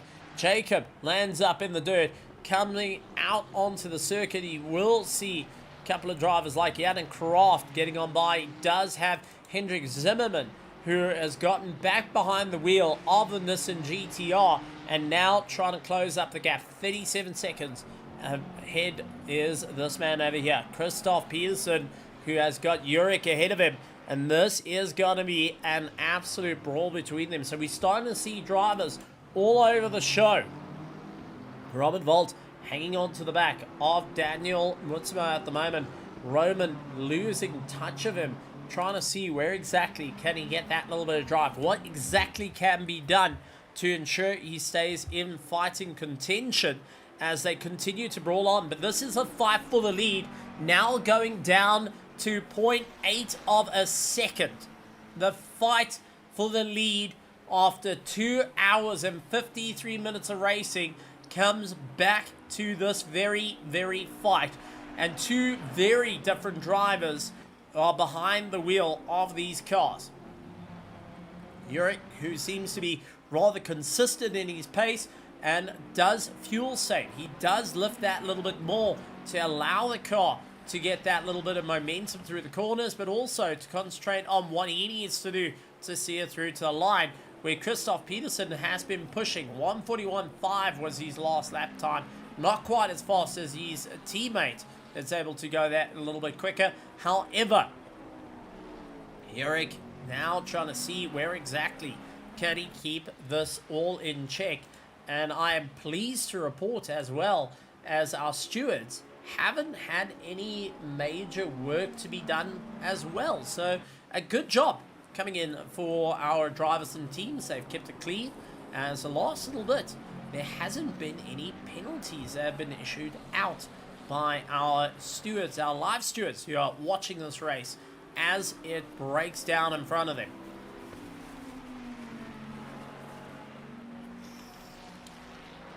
So, Christoph Peterson, Yurik pushing one another, 0.4 of a second, and Christoph now trying to find where exactly can he get the drive.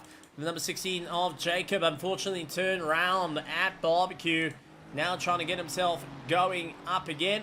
Gets overtaken by the Reptile Racing, gets yet another lap put on him, and does see Chris Policott get behind the wheel and clear the pass. Chris handed the car back from Andy, and they're going to be enjoying the drive there.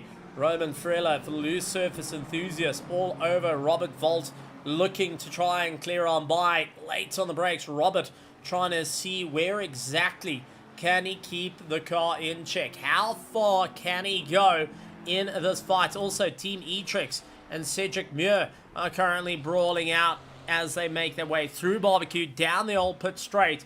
And Cedric, who's watching those mirrors like a hawk at the moment, into sunset, manages to lead out that little bit of momentum as the car's starting to face a bit of understeer. You can see the Team E-Trix, unfortunately, losing out that little bit of drive, running out wide through sunset, costing him a severe amount of time, as we do have Jacob, unfortunately, touching dirt again towards the end of our lap. And that is through Cheetah. He's able to get the car up and going, but has definitely lost out a little bit more time on the running through. Christoph Peterson keeping it right underneath the rear wing at the moment on the back of that Bentley as we jump on board to the 488 of Christoph Peterson, nailing it down through the gears, trying to slow the car down as much as possible. He knows the 488, but this team, the KFD team, is yet to beat the Harakiri Racing team ahead. They have so far taken 2 of the victories here this season for Season 2 of the ERA Endurance Championship, and looking to make it a 3rd and possibly a 4th with the likes of Spa coming up on the 13th of December. But it's going to be a lot of hard work right now to see if he can get that to break, and for the KFD team to carry a lot more momentum in towards the latter part of the championship, as it's 0.2 of a second separating them. He's going to look for the inside line. Can he make it work? Try to hunt it through. Couldn't quite get it done. And Yurik managing to keep a solid run through will be smiling ear to ear as he tries to open up that gap through Barbecue. Goes a little bit over the curb, a little too tight through Barbecue. Down the old pit straight he goes, heading towards Sunset. It's going to be a lunge towards the inside line for the likes of Christoph Peterson, who's trying to get underneath that Bentley, but every which way he tries, he's pushing out a little bit too hard. Starting to feel it in that front engine, starting to lose a bit of grip. Team E-Trax all over the back of Verstappen.com. Cedric Muir, who is not backing down at the moment, looks in towards his mirrors, saying, listen, you're not going to clear past me. Well, it might be not an option as Team E-Trax try to look for that inside line. Couldn't quite get it down the mine shaft. Heading down towards the Crocodile. Late on the brakes. Switches around back to the racing line. Is fishing for any which way to keep himself in the mirrors. Looking left, looking right. Forcing Cedric to turn his head. Try and figure out where is he going to be able to get on by. And Cedric, who's just trying to keep on the racing line at the moment to keep that position well in check. Roman Friller up against Robert Volt at the moment. And Robert for the Nubs Racing, not backing down, continues to try and keep the pace, but definitely slowed down. Last lap time was a 1:43.4 to Roman's time of 1:42.9. As it stands side by side, and Team E-Trax and Cedric, oh, door to door they go. Both Ferraris just argy-bargy between them up through the Yuxke sweep.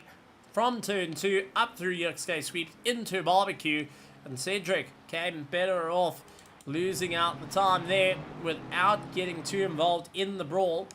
Getting off the throttle rather to try and just focus on the drive and can switch from defending to attacking. Roman Frella, Robert Volt continue to keep each other rather busy at the moment as they do catch up to a back marker ahead of them, and will be looking to try and clear likes of Jakob Zipital at the moment. Zipital, as it's down through the gears he goes, trying to figure out where can he get the momentum. Robert Volt at the moment is just trying to figure out where on earth can he snap the toe from Roman. As it stands, the Oracle lighting on the back of that wing, going and displaying proudly, but there's a big dive coming in for Roman as he tries to get it done and dusted into turn 2 as they head through the XK sweep. Stuck on the outside, had to come off the throttle, but had to pull a move into 2 to show his nose. Robert Volt was able to keep it going, but what a dive, what a run into turn 2 to try and make it work out in his favor through Sunset.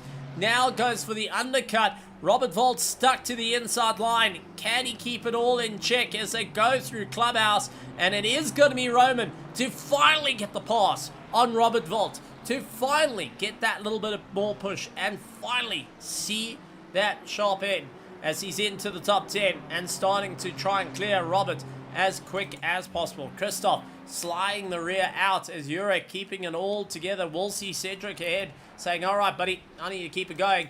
Bron Cox comes into pit lane with major damage to the car, and the 666 pitting from 8th place will now need some serious state of repair on their car to eventually get it back out and see the race through to the end. And this is where, how bad is that damage that's costing you time, or are you going to try and risk it for that little bit longer to see how far you can keep going in this 8-hour endurance race? The 8 hours of Kyalami for round 3 of the ERA Endurance Championship.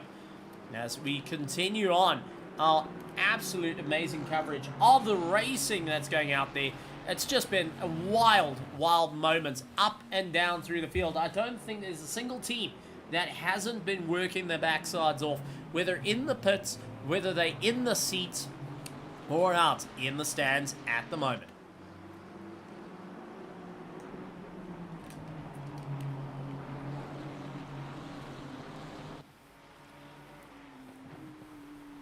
Ron Cox from 8th to 13th at the moment. And Jason Jensen's trying to close up that gap as well, as we keep an eye on Robert Volt trying to close up the distance. Ooh, into the dirt, trying to close to Roman and getting a little bit aggressive out there, driving the car a little bit harder every time. And I think overdriving the car in the process and needing to just maybe pull on the brakes a little bit, try and slow it down, refocus, reorientate, and get back on the charge a little bit further down the line. 4 hours and 56 minutes, plenty of time in this race to try and keep it all in order, to go that little bit further as they continue to fight it out, as we do see Christoph Peterson having the same problem, overdriving the car in hot temperatures and having the cars less compliant underneath them, forcing a move, trying to get that little bit of drive. Unfortunately, starting to eat into them. Lucas Joubert and Loris Bertoli finding it out at the moment. And Loris, who's out in the Lamborghini for the Silo Lambo, who is on the charge at the moment, with Lucas Joubert trying to look forward, trying to see where he can go. 19th position for them.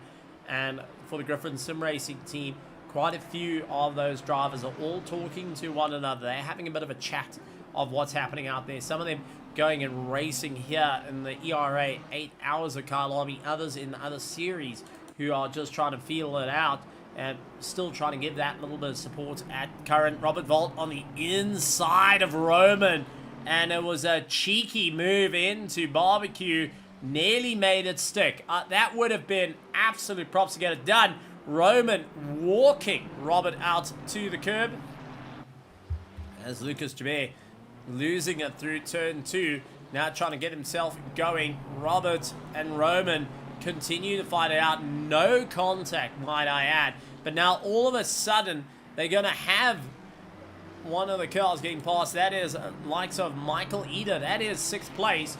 But while doing that, they've just cost themselves a little bit of time, because here's Simon Kusat onto the back of Robert Volt, trying to see where he can get by. Robert was so busy with Roman and getting walked out to the fringes that Simon Kusat, Los Pontos of Manos, has caught up that little bit of time, and now trying to throw his hat into the ring up against the Aston Martin. The Nubs Racing now switching focus, starting to realize, hold on, I've got a problem here. This is going to make life rather difficult for me, and it's going to make life extremely difficult to try and close up. As we do see a bit of a pass for our 6th place car, Michael Eder, forcing the likes of Roman off that apex and saying, listen, you got to move out of my way here. I'm going to keep going. Roman, on the other hand, now needs to utilize that slipstream, looks towards the inside line in 2 and 2, brings himself back. Robert Volt looks towards the inside line into turn 2, may actually get it done, heading into the barbecue, heading into the XA sweep. Roman defends the line, and Robert over the curb, trying to battle his way through into barbecue. Both of them go out wide, and Simon Kusat says thank you. Simon Kusat has got the pass. Understeer comes into play, and it worked out on the big Bentley. And let's take a look at this yet again, as we saw Roman and Volt fight it out. Robert and Roman side by side through the Yuxke sweep into barbecue. Both outbraked each other. There's a contact, and there is Las Pontos Hermanos clearing both of them and jettisoning away 2.9 seconds, as we did see the likes of Robert gives the position back to Roman. Frilla says, look, my bad on that one. I went in a bit deep, went in a bit fast, caused us to lose time. Both losing out the run. Roman down to 10th, Robert down to 11th, Simon Kusat, double pass in through barbecue, and now trying to keep the momentum up in 9th, closing at that 24.5 second deficit to the likes of Yannick Kraft at the moment, as Roman and Robert continue to brawl out. This is absolutely close between both of them. And now, after they had that little bit of a moment between one another, are they going to be a little bit more cautious? Or is it going to be, okay, let's take another stab at it. Let's try and see if we can get this to work a little bit better, and see where exactly this pass may occur for our drivers. It's always a tough moment when you start to think about that brake marker you missed by 2 meters. That can cost you so much time during the course of the race. So other than Roman and Robert Volta are currently fighting out for 10th and 11th position. Our other closest fight is Christoph Peterson, 1.5 seconds back from the Harikiri Racing team, who currently lead out the pack and looking to try and keep the momentum up as it stands. Now, drivers are starting to feel that little bit of pressure. They're starting to feel that, hang on, we've got a problem here. I'm taking a bit of strain, as we saw Krzysztof Rolotsky, who is also 3 seconds back from our fighting duo. Robert Volt touching the dirt, and this allows Roman to open up that distance a little bit more into Leokorp, and Krzysztof Rolotsky will be trying to close that distance up as well, seeing that these two are fighting, they are brawling, they are forcing each other wide and landing up with a bit of a problem. And it's going to start eating into their times. It's going to start eating into their momentum and seeing where exactly are they going to be by the end of this race as they fight out for the championship. Daniel Mutzma catching up to the ERA race gang, the Polycott family, who are in a great running at the moment. Lift off. Chris allows the pass to happen. Very, very well done in spatial awareness there. 21 cars remain. 22 cars started going back 3 hours and 9 minutes ago.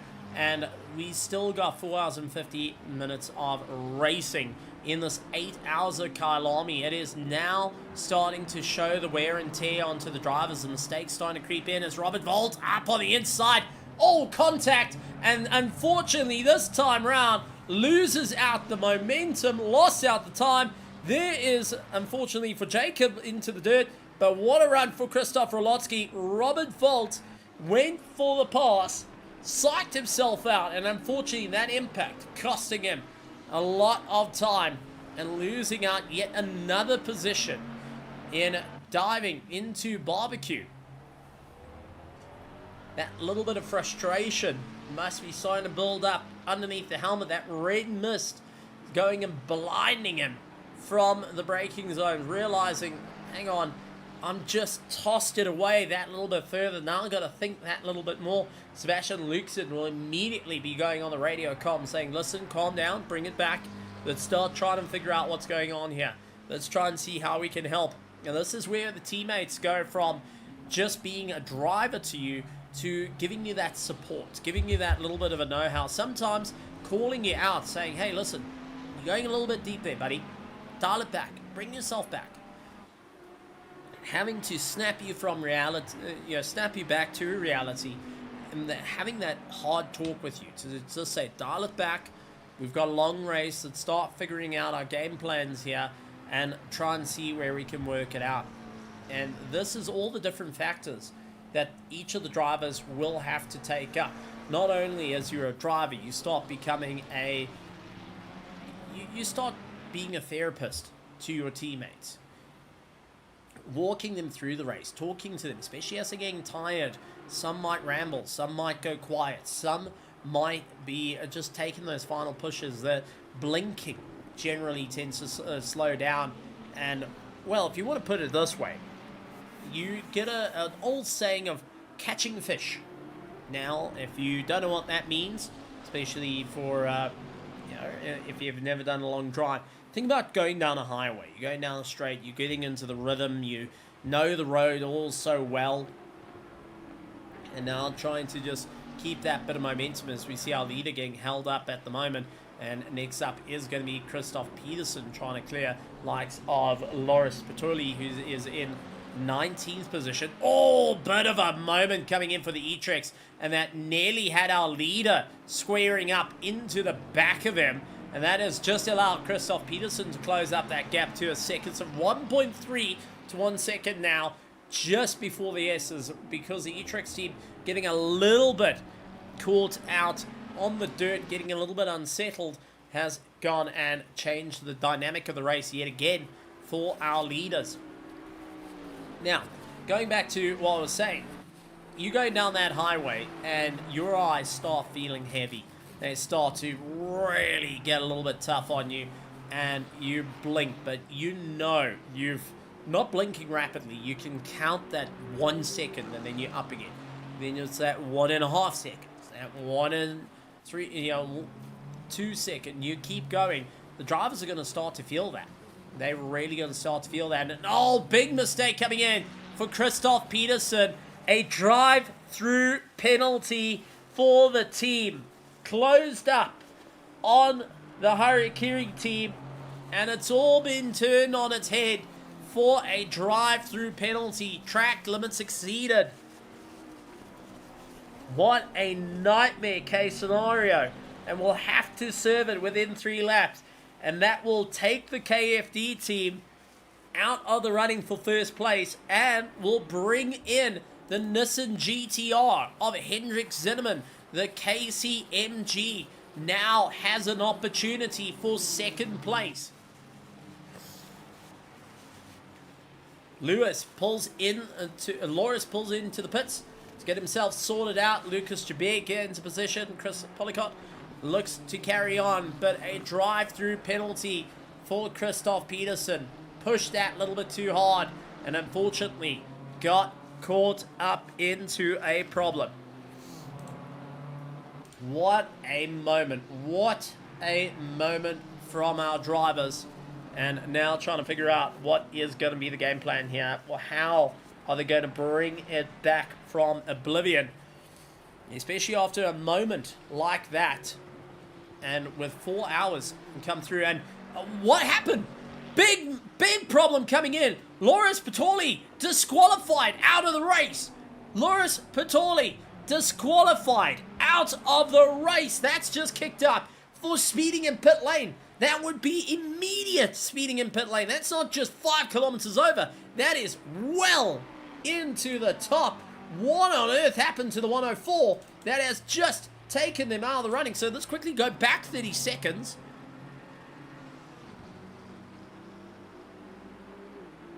Did they start moving? This is 30 seconds ago.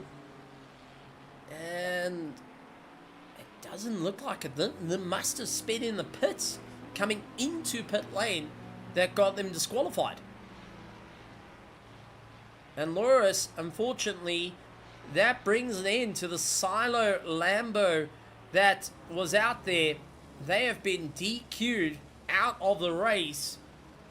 And a gut-wrenching blow to them, that is for certain. They've been fighting that car the whole way through, trying to see it through to the end. And unfortunately, a disqualification comes in and pulls him out of the race. And that has completely just turned things on their head. Now, we never want to see people out of the race. We never want to see drivers getting called out like that. But Loris and Silvio for the Silo Lamborghini gone out of it. Christoph Rolotsky's got 10 seconds. Christoph Peterson's got a drive-through, which he's going to serve right now for track limits exceeded. That is going to allow our leader to carry on the momentum. That's just changed the entire dynamic of the race for the leader of the race, and unfortunately costing him a bit of time.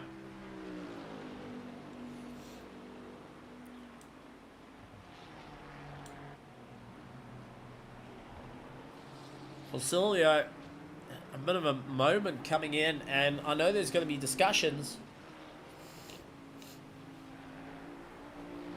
of what exactly has gone on. That unfortunately they got DSQ'd by the sim itself, and I know our team might, they'll be definitely trying to contact them.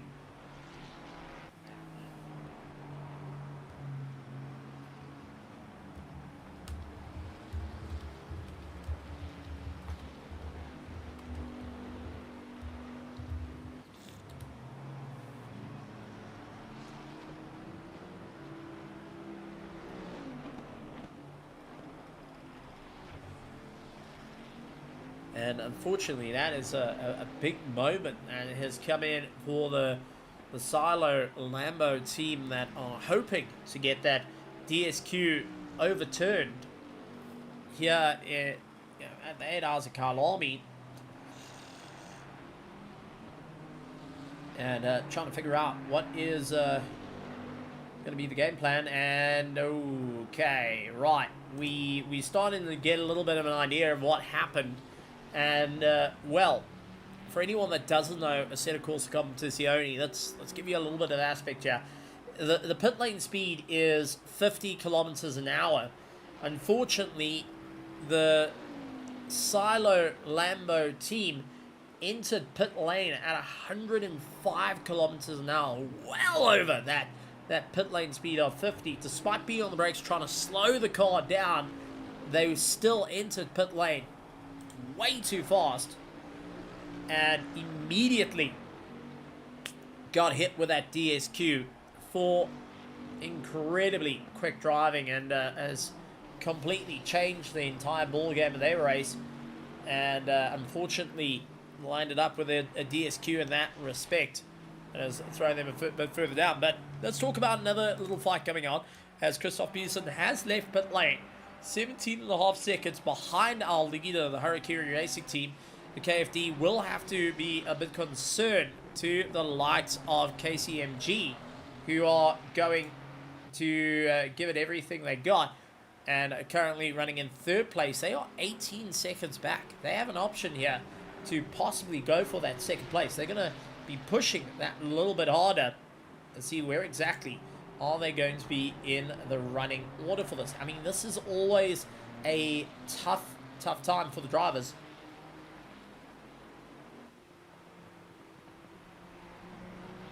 And a gut-wrenching blow.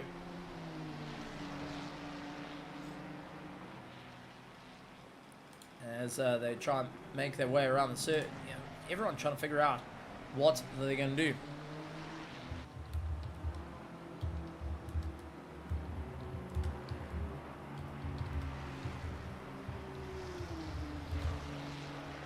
As our live stewards are also picking up on all the information, trying to relay information back to the drivers, and seeing what they're going to do.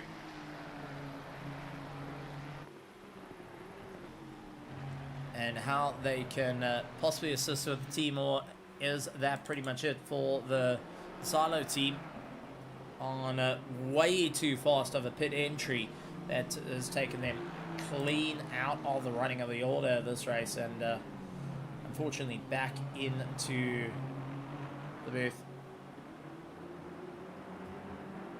And Silvio saying, yep, unfortunately way too fast. They fully agree on that, and more than double into pit lane is a little bit of a rough time, and they fully understand the sim taking a DSQ approach, unfortunately for speeding, has taken them clean out of the race. With 4 hours and 39 minutes to go, they did 3 hours and 18 minutes and 3 hours 17 minutes, unfortunately, and that has seen them going and caught out of the run. Man, gut wrench, absolutely gut wrenching for the team, and we'll have to see how drivers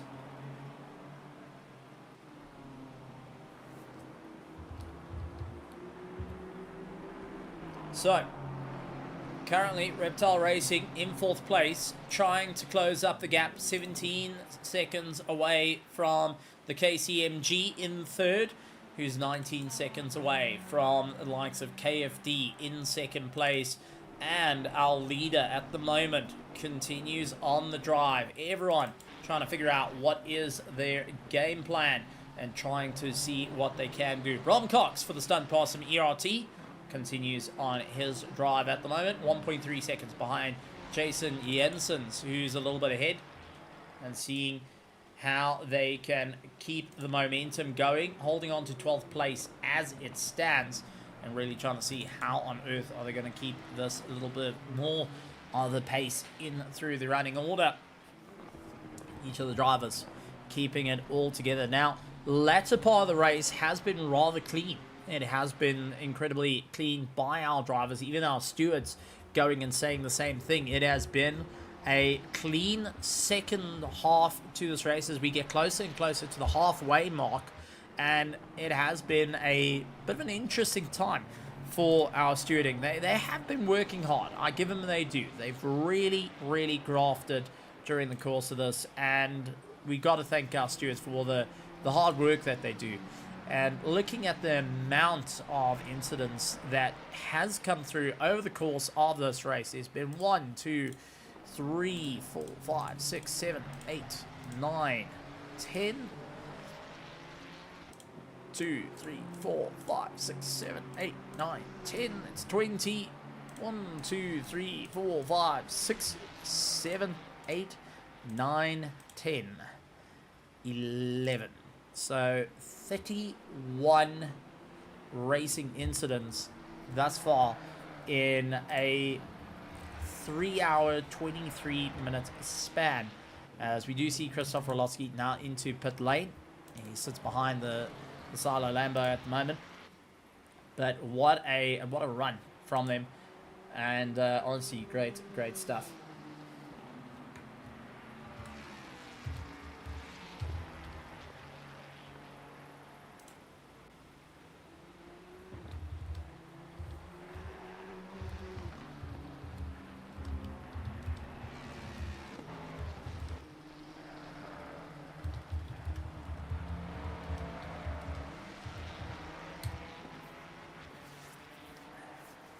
So we're going to see if we can try and get the Silo Lambo team to come and have a chat to us.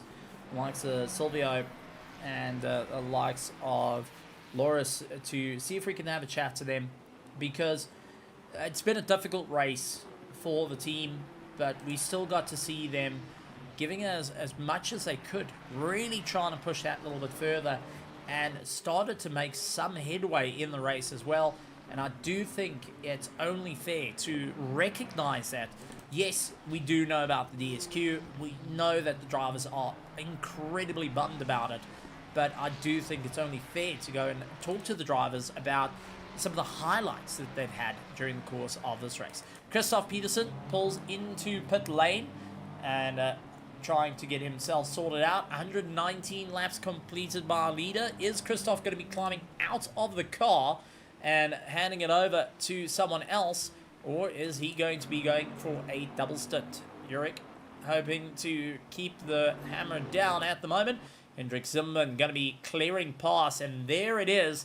Our KCMG, for the very first time in this race, has managed to lock in that second place and has continued to drive that little bit further. And continuing to see what he can do. Flip Schumann hoping to also keep up the running. Now up into third place. Christoph Peterson dropping down the order and trying to see where exactly they can go. Brom Crocs, unfortunately, out of shape. And that's on the old pit straight. Turns himself around and trying to get going yet again. But he's about to get a whole mess of trouble behind him, as he does have the number 6 of Loose Surface Enthusiasts come hauling onto the back of him, looking to try and gain a position here. There is an opportunity to go and move up into that 12th spot. Going to be closing up at a rate of knots, seeing where exactly can he get the momentum. How can he get that little bit of momentum up in the order?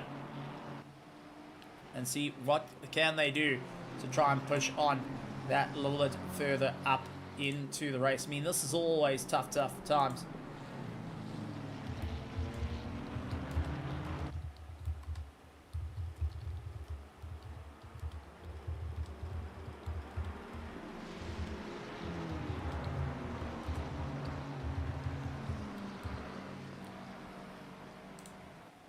So as our drivers try and figure out what can they do, let's have a chat to a driver that has been a man of many hats at the moment, and has been both with the wooden spoon and receiving the wooden spoon. Let's have a chat to Christoph Peterson, who was just out on circuit for the KFD team. Christoph, welcome to the commentary booth. Absolutely wonderful to have you here. But what a difficult run for you this time out.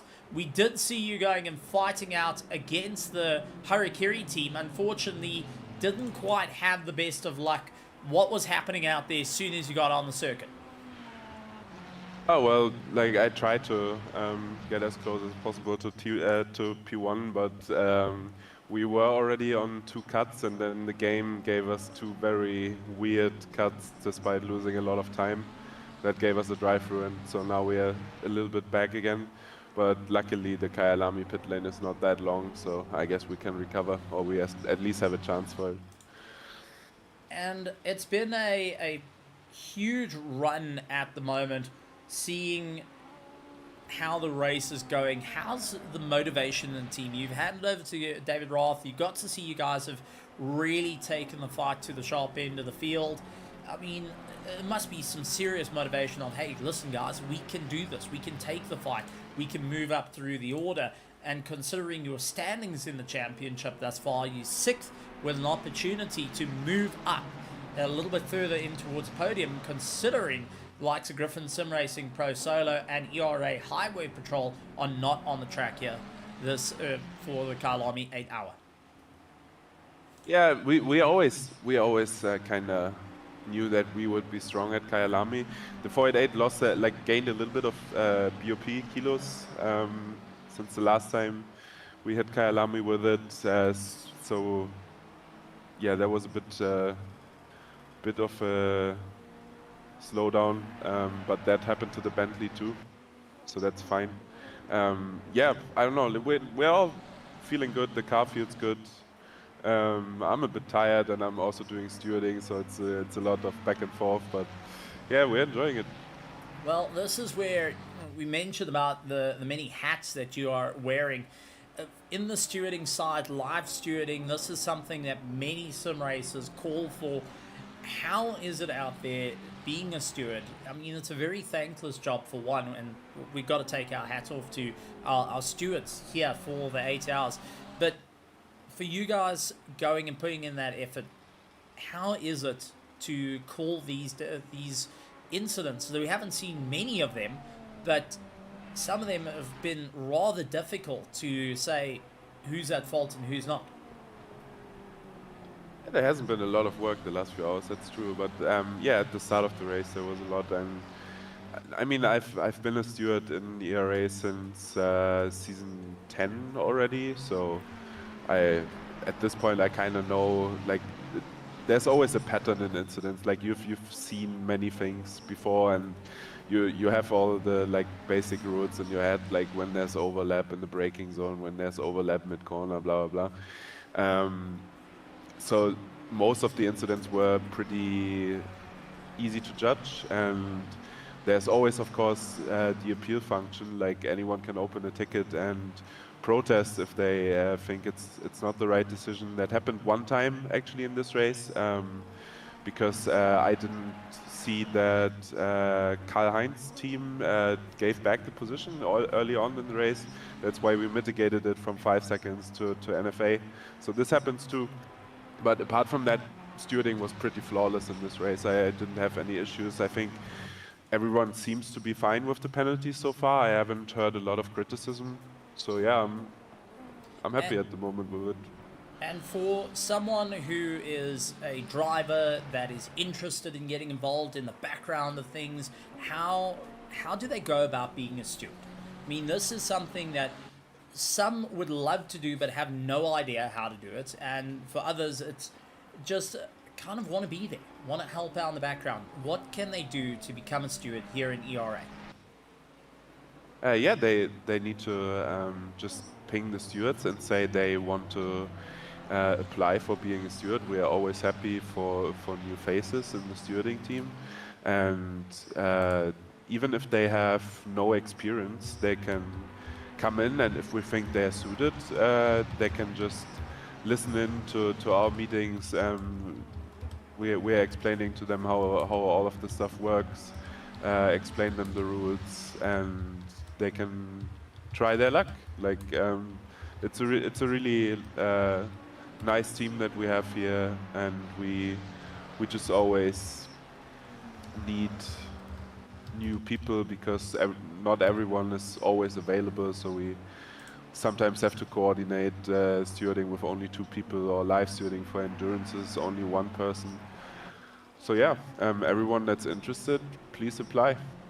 And well, lastly, what's the game plan for the team right now in 4th place?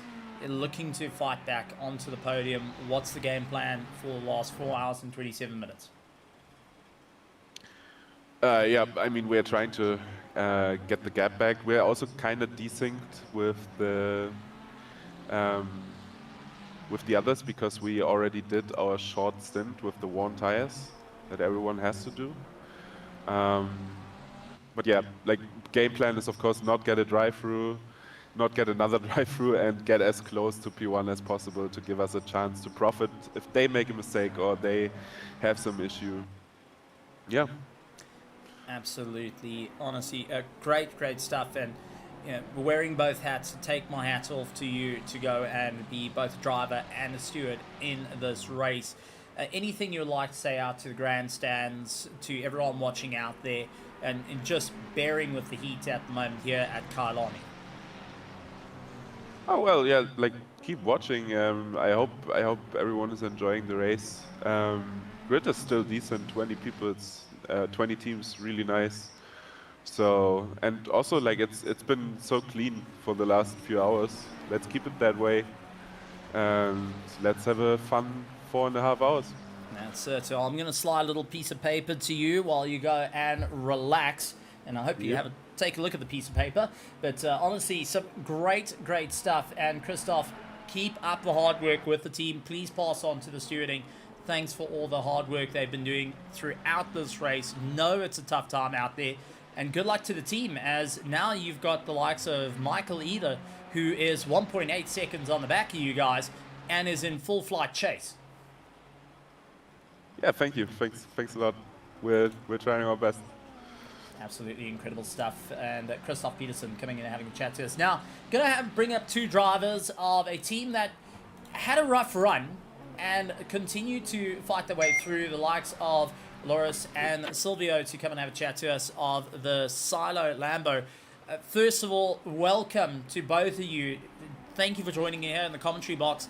Not quite how I wanted to meet up, but I do want to talk about the race from the start. You guys have had a little bit of a difficult one. We saw that massive impact at the start, but the climb, as you guys been fighting your way back through the order, how has the race been up until the problem? Let's talk about what has been going out on the circuit and how you guys have been mixing it up with the field.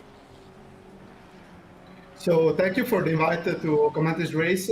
First of all, I want to compliment myself to any drivers who was racing this moment, because the race and the championship is really funny. And yeah, the race. We started in P11, and I think we are almost. I tried to do my best on the start, but first of all, I touched one after many cars fight to me and overtake me. But I tried to make a pace because we have a really we had a problem with the setups for the race. So we choose the brake 2 instead of brake 1, which brakes less. And in the first lap of the race, we had some troubles. Almost me had some troubles to find a good braking point without the car go too far, or to brake too much. But I think we do a good start. But one moment when I fight with BMW, which is very much faster than me, I touch a bump on the exit on the curve and I crash into the wall. So in that moment, the game to me frame lagged a bit, and so it wasn't the best one. After that, we check to repair the car and to come back to fight. And in almost 3 hours, me and Silvio's, we have to regain the match position. And my last stint, in my opinion, was the fastest I ever done, because I was in my stint on 1:43, and my time was fixed, like 1/10 of a second at the lap. So yeah, It was a really fast stint. Now, if I remember correctly, Loris, you were the first driver in the car. You were the starting driver, correct? Yeah. Okay. Now, I passed a piece of paper onto our stewards a little bit earlier, just inquiring, because we did see that DSQ of 105 kilometers an hour into pit lane, which, I mean, that is top speed. I don't know how you managed to do that through the hairpin at Kyalami. I mean, I've seen people through the years try it, but well done on scoring it. But I passed a piece of paper over to our stewards and inquired about it. You know, just looking at the race and looking how you guys have been out there. If you got given the chance as a team to see it through to the end, to see the final 4 hours and 21 minutes, would that be something that the Silo Lambo might consider, to pull that car out of the garage, off the trailer, and get to see the car through to the end? Yeah, for me, maybe a 15th position or 13th position. We had too much time to gain on each other. But I think our strategy were correct, and our pace were good. So yeah, maybe some position we have to gain, but I don't think really much now. For my top speed in the pit lane, in my last lap before the pits, the first of the grid was battle in front of me, and I was really confusing because there are 3 cars who are literally the rockets behind me. I was a bit confused, and I missed the braking point because I was changing my fuel on the MFD. So I do a top speed, but in the incorrect pace, in the correct space. Well, But yeah.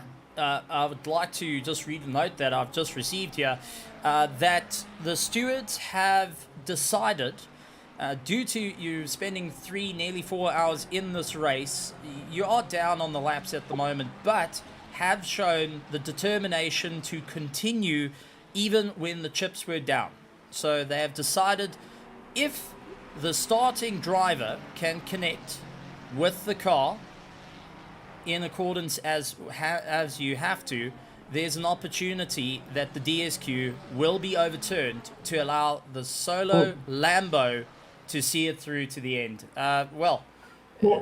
That's the note that I've just been handed by our stewards, and well, I don't know if that's going to help out. We can try. We have the pleasure to continue this race because it is really funny and we love racing. Well, the position is the secondary, but racing endurance is our favorite things. So there's the notice. The starting driver to connect, and the stewards will be overturning that to allow you guys to see it through to the end. And well, first of all, Loris, I believe that's you to connect and get the car back out on circuit. Now I will connect, and we back the car on the circuit. And thanks for the invite to comment this race. And now we try to continue and cheer for us for the end of the race. We'll love to see it. So, Loris, you quickly go get the car out, get it back out there. Let's get you going. And let's have a chat to your teammate here. Silvio, thank you so much for joining us. You have been currently out on circuit. I mean, take us through this race thus far. How have you been feeling out there with the car, the Lamborghini, on a very hot circuit here at Kyalami in South Africa? It was really good. I did only one stint, 57 minutes. I tried my best. I had a really good piece, but then the race went like this. So I don't know what to say. For my point of view, we did some errors, but we could have done better. Yes. Well, We there's- couldn't. We could have not done the incident at the first couple of laps, and then we could have fighted for maybe the 10th position, the 12th, but the cars in front are really some rocket ships. Well, you know, in the world of endurance racing, it's all about keeping it together. It's about seeing it through to the end. You don't know what's going to happen, especially in an endurance race. Anything can happen, as you both got to experience that a little bit earlier. But we're looking forward to seeing the Silo Lambo getting back out onto track. We're looking forward to seeing you guys going out and having a bit of fun out there. And there's a bit of an old saying here in ERA, and I think both of you can agree with this. If you see the green, you got to see the checkered. And, well, our stewards going insane. Driver 1, connect. Get yourself sorted. Driver 2, then connect after. And we look forward to seeing you guys back out on the circuit, looking to have some fun with us. If I can, I'm reconnecting into the race, but if I can, I want to give you a couple of seconds. We recently opened our Instagram and YouTube channel, and we gonna to upload the video of the resume of this race. Well- It's called Zero Racing Team, and we opened a few days ago. So Please do. the moment was to spam ourselves. Please do share the link with us as well here at ERA. We'd love to see the stories behind the scenes in the pit lane with you guys and seeing it through to the end. So absolutely incredible, incredible stuff. For both of you, good luck for the rest of the race. 4 hours and 15 minutes. That's all the cards are on your sides now to see it through to the end. The only thing we can ask is, before you get to the hairpin, just put the pit limits on. Thank you very much. Thank you very much. Absolutely well done. And honestly, a massive, massive shout out goes to the stewards to allow the Silo Lambo that landed up with a bit of a problem, got sent out in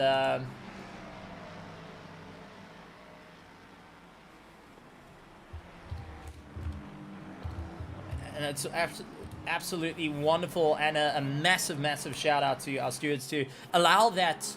Hey, listen, let's get you to seeing the end.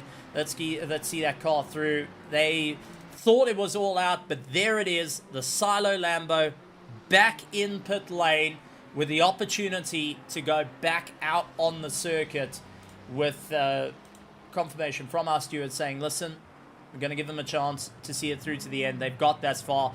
And Loris Patoli getting behind the wheel of that car will be leaving pit lane and heading back out onto the circuit. What a moment coming in after speeding in pit lane by a long, long mile. And I kid you not, a very long mile. To go and have the stewards turn around and say, listen, debating whether we can or not. You know, they finally got the car back out there. That being said, they are laps down on everyone, and they're going to have to be working their way through. But it's now just seeing it through to the end as 21 cars look to see the end of this race. And once again, shout out to our stewards for that, the overture and then overturn. I did slide the piece of paper along the line there, but well, I love to see it. I absolutely love to see it. And here at ERA, it's always about a family. It's always about the spice that you can add in life. And when you can give it back to people, it just really, really is a moment out there. Well, our leader into pit lane, as we do see Hendrik Zimmerman now making his way through. Is this going to be a pit stop for them? Yes, it is.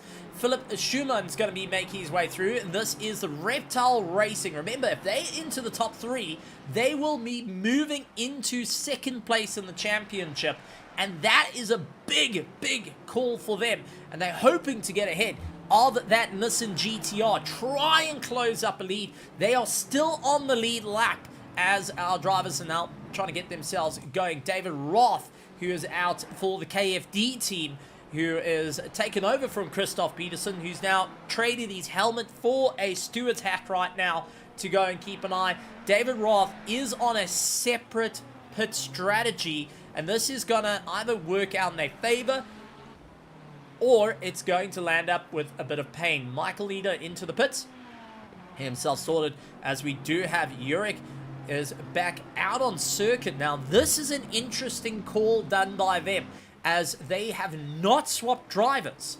This is exactly the same as what Ernest Lindbergh's ran a little bit earlier, to try and cut that pit stop time down just enough to allow them to keep going and keep the momentum. Now, 16 seconds ahead of David Roth, who is going to be pushing to try and keep it in check. He's going to have to maintain the 41s if he wants to catch up to Yurik. Now remember, they've been through the pit lane 5 times. They've done the drive-through already. That's going to cost him a little bit of time. Philip Schumann, though, has also not climbed out of the car, and Moritz Wobel, trying to get himself going, is in 4th place, 1.3 seconds back. Michael Eder in 5th, Darby Hill in 6th, Jeffrey LaRue in 7th, Carl Heinz, Flo Scub, and Freddie Morelli continue on their drive to push that a little bit further. They're trying to see how on earth they can keep going, and I do want to say, welcome back to our Italians. Absolutely welcome back to the Italians. I just love to see this. I really love to see it, and even though you're laps down in a race, it's these moments like this where you might be on the back foot. You're most certainly on the back foot. These chaps are starting back from lap 1 at the moment. They are trying to go as much as they can. They have now on lap 2 of this race. They had their laps reset from the DSQ, but are still sticking it out. And as a South African, where we never give up until it's the second half of the rugby game. Then we just tend to fall off sometimes. But it's always wonderful to see drivers keep their way going. Jeffrey Ensign for Team Tracks Racing, losing it through Cheetah, but is still able to keep the car going. A little bit damage to the front end of the McLaren as Jan Kriel gets on by and now continues on, but is not out of the fight as yet, as they trying to keep the moments going.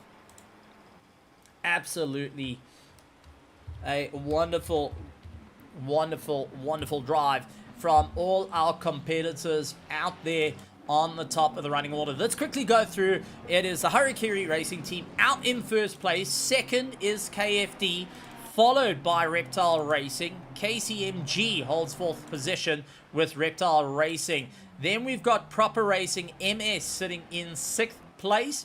Griffin Sim Racing with Jeffrey LaRue in 7th. Carl Heinz for the Forward Wall Inspection Incorporated, getting chased down by Los Pantos Hermanos, the Bentley, out in 9th place. Freddie Morelli for the Los Pantos Hermanos Clown Division in 10th. And he's got Loose Surface Enthusiasts. It started in 22nd position, still on their way through. Nubs Racing currently holds on to 12th position. Team Tracks Racing, who continues their drive. Stunt Possum ERT in 14th. E-Tracks in 15th position. Verstappen.com in 16th, along with KDH Ferrari. Team Tracks Racing holds on to 18th. Griffin Sim Racing on to 19th, along with ERA Race Gang. Nathan Warren getting the car from both the likes of Andy and Chris, who were racing the car a little bit earlier and now trying to just keep the momentum up at the moment. And rounding out the pack is Solo Lambo, who's trying to keep them going.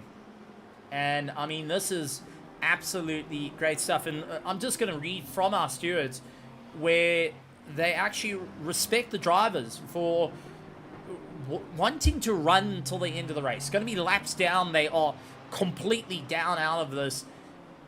But respect to them to still go. And that's coming from our stewards, which is absolutely incredible. And it's one of the ethos we have here in ERA. And I want to bring that up because here in ERA, we love to teach people. That's what we're about. Evolution Racing Academy. You get to learn the different scenarios. You get to learn how to handle different things, how to handle some close, tight racing as we've seen in the sharp end of the field. But we've also get to see some really difficult moments out there with the extreme heat of Kyalami at the moment, 34 degrees out there in track temperature, as we do have Flo Scub. Oh, this is a Bentley parked in the wrong place. Bentley parked in the wrong place out of Cheetah, and will be trying to turn himself around, and Flo Scub from 9th position drops down into 10th, and that Bentley needing some severe repair work. Let's quickly take a look at what happened as this was into Cheetah. So we go to the helicam to just get an idea of what happened. So he comes out of Crocodile, aims for Cheetah, and oh, just a wheel goes wrong, and we saw this before. Oh, big impact, unfortunately parked in the middle of the road. It was a moment for everyone to try and go around, but Los Pantos Hermanos down into 12th, and that Bentley looking a little bit second-hand at the moment. But yeah, going back on my original saying here is we love to teach. And whether you are a veteran driver, whether you are a new driver, there's always something to teach. There's always something to learn. You never stop learning. And sometimes you run into a situation where you have the worst of races. And many of our instructors can tell you about their worst races where it just hasn't worked out in their favor. It's gone from bad to worse, to stubbing your toe against the corner table in the living room in winter, -degrees, and your pinky toe is the one that gets caught on it, and it's just a nightmare. But the one thing we always teach is you never give up. You dust yourself off. You get yourself going. You get up. Bruises, scratches, knocks, all of it. And you get yourself back out on circuit. And there's always that saying, if you see the green, you gotta see the checkered. You gotta do what you can to try and make your way through. And you learn from what has happened. And well, that's what our drivers are getting to experience here in this endurance race. Every single team has to have come through a lot of adversity in this drive.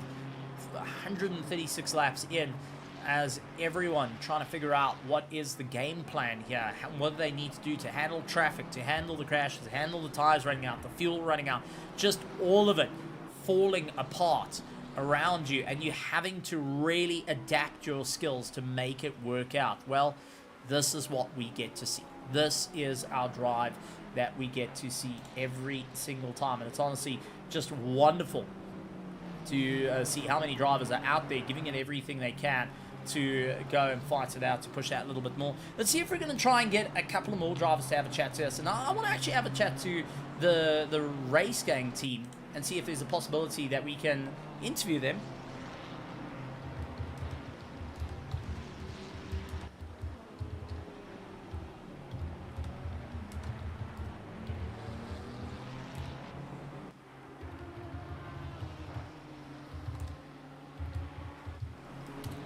And see if we can try and bring them in for a little bit of a chat after their race thus far. Another little team that has gone and really kept up the hard work at the moment and had a tough time out there, continuing to dig that little bit deeper to see what they can do to fight their way through to the end. I mean, these are some really tough times for the different teams, and for everyone to dig that little bit deeper in the race and see where exactly can they stay out on top of the running order. And that is here at ERA. And if you're just joining us, a massive welcome. We are 3 minutes away from the halfway mark of our 8 hours of Kyalami here at ERA, and it is going to be an absolute wild one. And as we do see Jeffrey LaRue trying to get around the likes of loose surface enthusiasts as they continue on the drive. Been an incredible run. Jeffrey LaRue out in 7th position at the moment,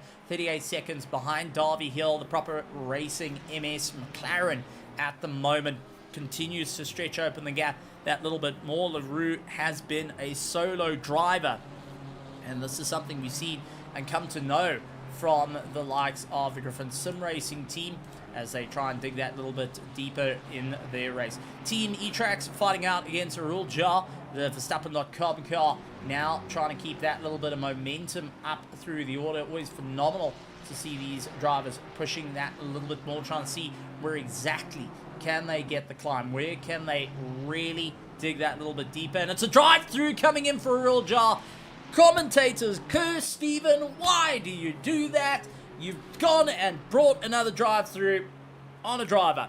Oh my hat, that is me. Apologies to likes of Mr. Jar there, and well, to likes of Cedric Muir as well, who now have got that drive-through penalty, and that's going to free up Team E-Trax a little bit more to try and get away, as we do see the Verstappen car dives into the pits, getting himself sorted out, serve that drive-through, and continue on through the race. I mean, this is always the concerns that come in of how much. We had a chat with the likes of Christoph Peterson, a really, really top pro driver.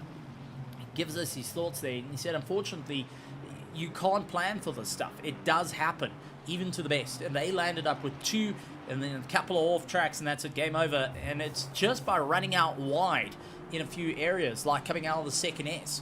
You've got all that room on the left-hand side. That's what you think you can go over. And unfortunately, the moment that you do, that's it, game over. You land up getting that little bit of pain influenced onto you and lands up throwing you down the order. So it's different factors that come into play, and unfortunately that was one of them that came in for the team. So everyone trying to figure out what is the next move in this race as it all starts to settle down. Drivers just trying to find their rhythm, trying to figure out what is the game plan at the moment, where do they need to be for the championship, because that is where it all comes in to play of how much are they going to be looking at. Now, we do want to talk about our leaders at the moment, as the likes of Yurik at the moment, who currently leads out, is 16 seconds ahead of David Roth, 13 seconds behind. Oh, David Roth makes a mistake through Cheetah, and that has cost him time, as we do see Loris pulling into pit lane. They're going to be doing a stop, and was coming in very, very slow, might I add.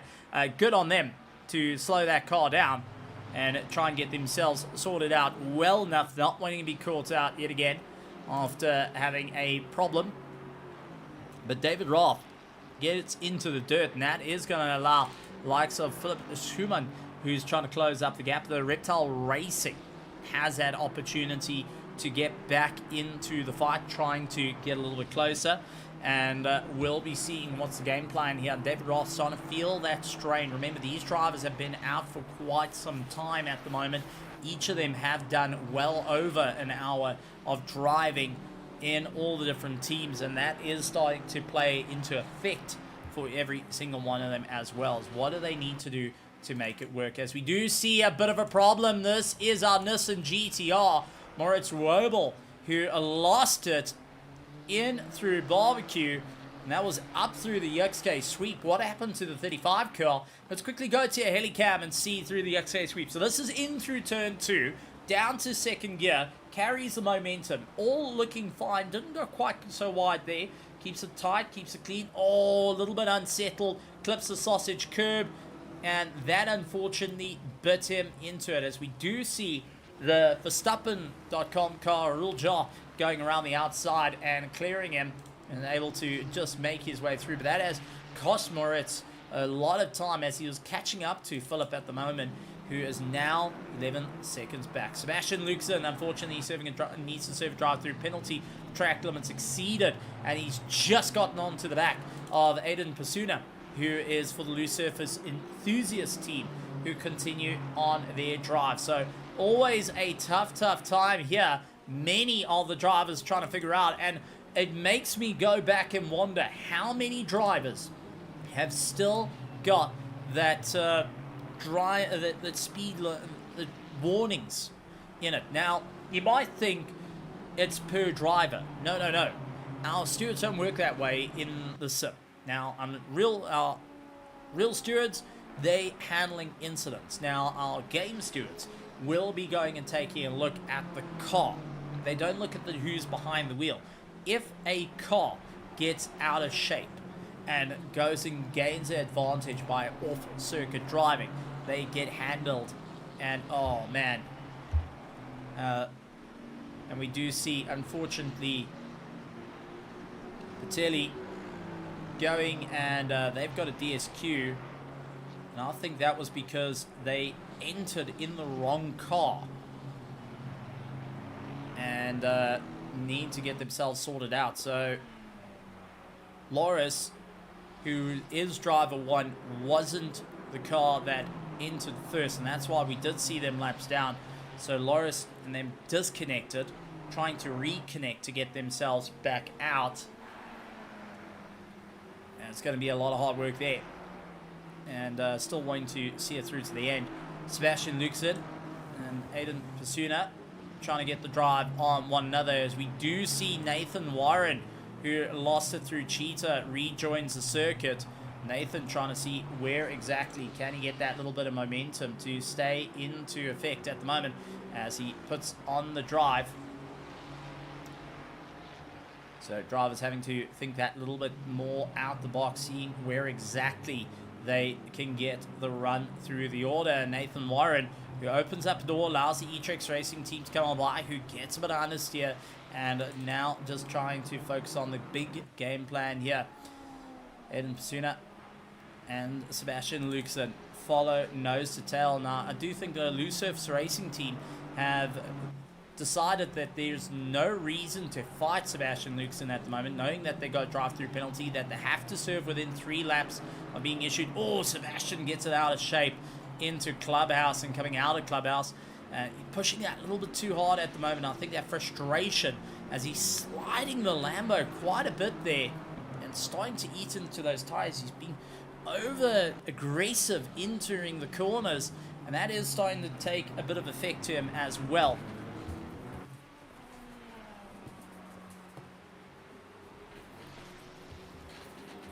As I'm joined by my manager, little dog named Bocky. That's our manager, currently here in the commentary booth out here in South Africa, and he will be keeping an eye on the racing as we keep an eye on Sebastian Luxon and Eden Pasuna, who Sebastian dives into pit lane, so he's serving that drive-through penalty, getting it out of the way at the moment, wanting to see what he can do. And going to be trying to push that a little bit more in the running order. Sebastian Luxon now serves that drive-through penalty, trying to get it cleared at the moment, seeing how exactly can he get himself sorted out. And clears out of pit lane. Unfortunately, drops out into 11th position and is a bit back from the loose surface enthusiasts, who continue to keep themselves out on circuit, trying to push that a little bit harder in the race. I mean, this is always a tough time out there for our drivers, trying to figure out where they can go and how on earth they're going to be getting themselves back up and going.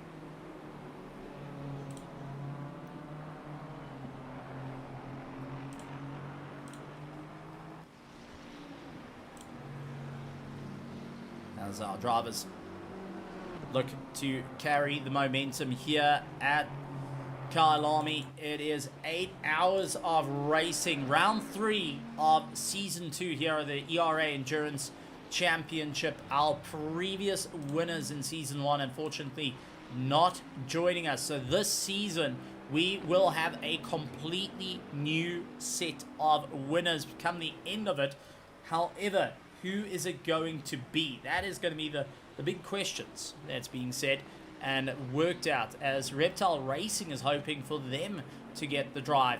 Forward Wall Inspection, who's 5th in the championship. KFD currently holds on to 6th place, but Harakiri Racing, that is in this Bentley, currently leads out the championship and still keeps up a solid bit of momentum. They've taken victories and at both Bathurst, the 4 hours of Bathurst that happened a while back, and they got to take first in the 6 hours of Messino. Now looking to make it another one here at Kyalami, and a team that has really done some good driving out there. And we go back a little bit where they were part of the 24 of Monza, which was quite a while back, and the team actually came out 13th, and that was on the 31st of May. Along with the ACC GT, they came second of the 4 hours of Monza, with the likes of Yuri, who is currently behind the wheel of the car and continuing to keep the momentum up through the order.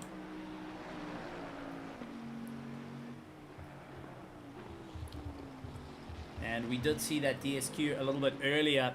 Now, we did tell them to enter with a first driver, not the second driver. So we'll trick with the ACC as we see the Silo Lambo yet again back out on circuit, trying to see it through to the end. They do have proper racing behind them, the likes of Darby Hill trying to clear on by.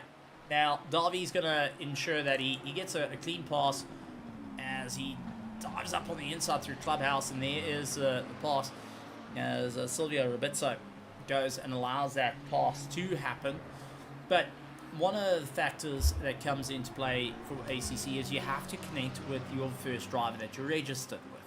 That is a factor of ACC that many of the drivers do need to take cognizance of when entering endurance races, and maybe for you at home that are looking to join in on the 13th of December for our 6 hours of Spa. It's our final round of the Endurance Championship and going to be our sign out for the racing season for 2026 here at ERA.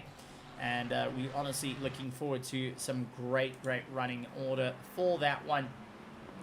And we want to welcome you guys to come and join us for the 6 hours of Spa. It's our endurance, and that's going to be starting in South African time at 6:30 SAST. Please go join us out on Discord. Go look on SimGrid. Sign up with your friends, your family, and be a part of the show. And also see where exactly you can end for 2025. Can you be the one to get the top spot at the end of 2025 here in ERA? Plus, we've still got our races open for the championship, our Sunday championship, which is on tomorrow evening at 7 p.m. British time and 9 o'clock South African time. Do join us as well. It's going to be an absolutely incredible run for the championship. And we have multiple classes, whether you're experienced drivers, veterans in the world of GT racing, or if you're just looking to dip your toes into it, trying to get a little bit more into the fray, we have got it all here at ERA with multiple classes to contend with. And you get to see the same drivers that are out on circuit at the moment, from our top tier drivers like the Yuri, who's out in first place, David Roth, Philip Schumann, Moritz Wobel, Mike Hammer, Davey Hill, all pushing as hard as they can. But you also got the more junior drivers, Jan Creel, Jeffrey Jensens, Lucas Joubert, Nathan Warren, all going out and giving it their absolute all. And it's wonderful to have them being a part of the show. There's still so much that goes on in the world of racing here in ERA, and it's all about that family atmosphere. It's all about learning and pushing a little bit more. 145 laps completed by our leaders at the moment around this 4.5 kilometer circuit. Now, we did say to travel from Kyalami racetrack to the coast in Cape Town, the furthest point of South Africa was 1,400 kilometers. And let me just quite get that. It's 1,425.2 kilometers. Let's see how far our drivers have gone as they've now hit the 145 lap mark. And they have officially done 652.5 kilometers thus far at the moment, as we've gone past the halfway mark of the race. Plenty of racing still left on the cards for our drivers to really dig that little bit deeper to see where exactly they are going to go. And honestly, some wild moments coming in. Our leaders still opening up a monster of a gap, 20 seconds with the Reptile Racing. Now, these chaps have been keeping rather consistent on the times. Now, I wanted to bring up about Philip Schumann at the moment, running a last lap time of 142.180. Their best lap time was 142.1 1.050. So it's been incredibly close in terms of consistency amongst teammates in this Reptile Racing as it stands. And they continue to try and keep it going. We saw Moritz Robel, unfortunately, getting a little bit out of shape in this Nissan GTR, but has been trying to keep going with the rest of his team to ensure that they can secure a top 3. Now, I wouldn't count them out of the race at the moment. And another team not to count out is Reptile Racing. The 33 car with Mike Hammer currently behind the wheel is continuing to push. Darby Hill is 10 seconds off them.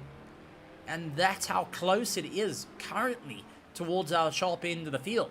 There is still an opportunity. One pit stop, one miscalculation, one fuel stop that wasn't quite planned can be the win or lose of any situation amongst these drivers. And every single one of the teams are now getting into a situation of trying to keep it on the black stuff, to try and focus on what they need to do to see it through to the end. How far are they willing to go in this race? And I mean, this is always a tough time for many of the drivers, as we do see the E-Trax team going and having what I feared, and that is a drive-through penalty being picked up, as we do see the loose soil in the loose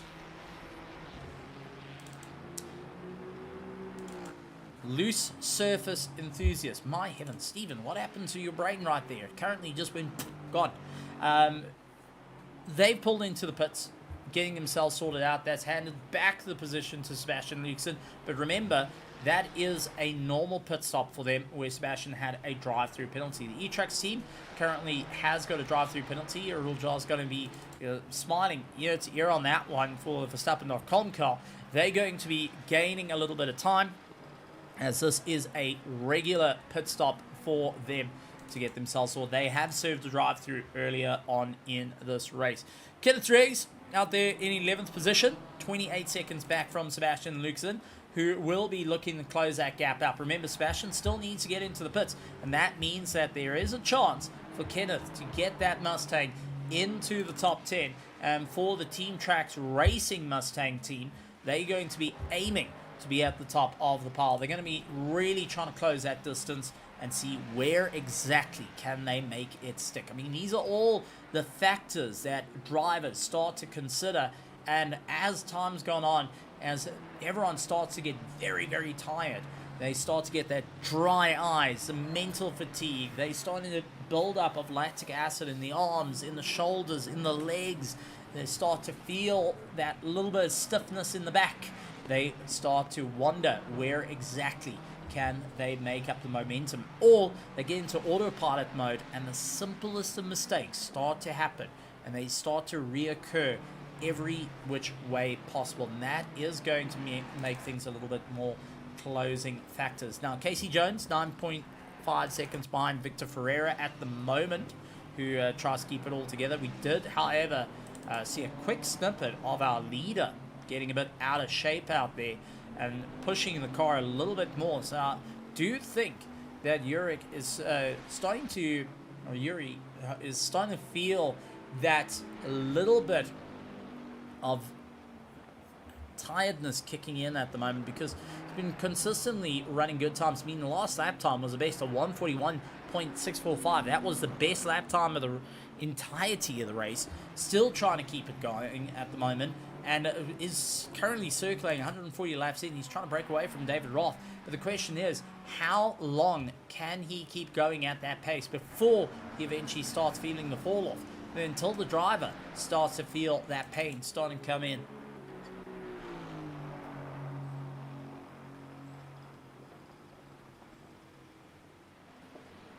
So each of these moments in the race currently go and keep things in check. So let's talk about people on the lead lap, as we got the likes of Yuri, David Roth, so our Harikiri along with our KFD are currently on the lead lap. So is Reptile Racing is on the lead lap. The likes of Moritz Robel is currently on the lead lap. That MCGR, the Reptile Racing with Mike Hammer behind the wheel, is currently on the lead lap. Proper Racing MS on the lead lap. And rounding out those on the lead lap, our solo driver, Jeffrey LaRue, continues to circulate out on circuit and is trying to see his way into this race and is currently the last of those on the lead lap. So good to see a couple of drivers going that a little bit further, but 7 drivers still on the lead lap. Many, unfortunately, a lap down, such as Ford Wall Inspection Incorporated, currently holding on to 8th position. They got Freddie Morelli of Los Pantos Hermanos Clown Division trying to close up, and Moritz Wobel getting a little bit unsteady out through the XA sweep, trying to get the pass on the Team E-Tracks at the moment. Nathan Warren also getting a little bit out of shape as he has Sebastian Luxon trying to clear past him and carry on his momentum, stay in the top 10. So each of the drivers now trying to figure out that little bit more in this race. What can they do to see things through to the end? What can they do to really battle their way to the top? And honestly, I think we're in for a race of note, and I've got a sneaky suspicion. Keep an eye on the Reptile Racing Aston Martin at the moment, with David Roth only 13.7 seconds ahead. And this may be a case of where the pit stops fall in. We do know that the likes of the KFD team are slightly off on their pit stops, and that is now starting to play into effect and has an opportunity for Reptile Racing to gain a position. They might not be running the same pace against the other drivers like Christoph Peterson, like Ernest Lindbergs, but against David Roth, they're matching time for time at the moment and is able to close that gap a little bit more. So for Philip Schumann at the moment and David Roth, who are matching times, will have to start considering what is the game plan here. They'll start to talk to the teams and saying, okay, let's work through what we can and what we can't fix. What can we do to go and change things out? Remember, the championship and where things all start to work out in this race. I mean, you start off with a plan A. This is when the drivers are going to start. This is when the drivers are going to end. This is how your stints are going to go. Absolutely fine. But the moment that it starts to drift away on you, that is when you got to start figuring out and really try and work out what's going to be the game plan here as they try and get that little bit more in through the race. And honestly, some stunning racing indeed. With that being said, folks, make sure you hit that subscribe button, hit that bell notification icon, leave a like if you're enjoying the racing thus far and are looking forward to the end as Freddie Morelli and Lucas Jabé dive into the pit lane to get themselves sorted out. 3 hours and 39 minutes left of this race. Plenty more to go for round 3 of the ERA Endurance Championship. 8 hours of Kyalami. We'll be back shortly with some more of the racing action. Don't go anywhere, as it's just a microphone, but we'll leave you with the sights and sounds of Kyalami.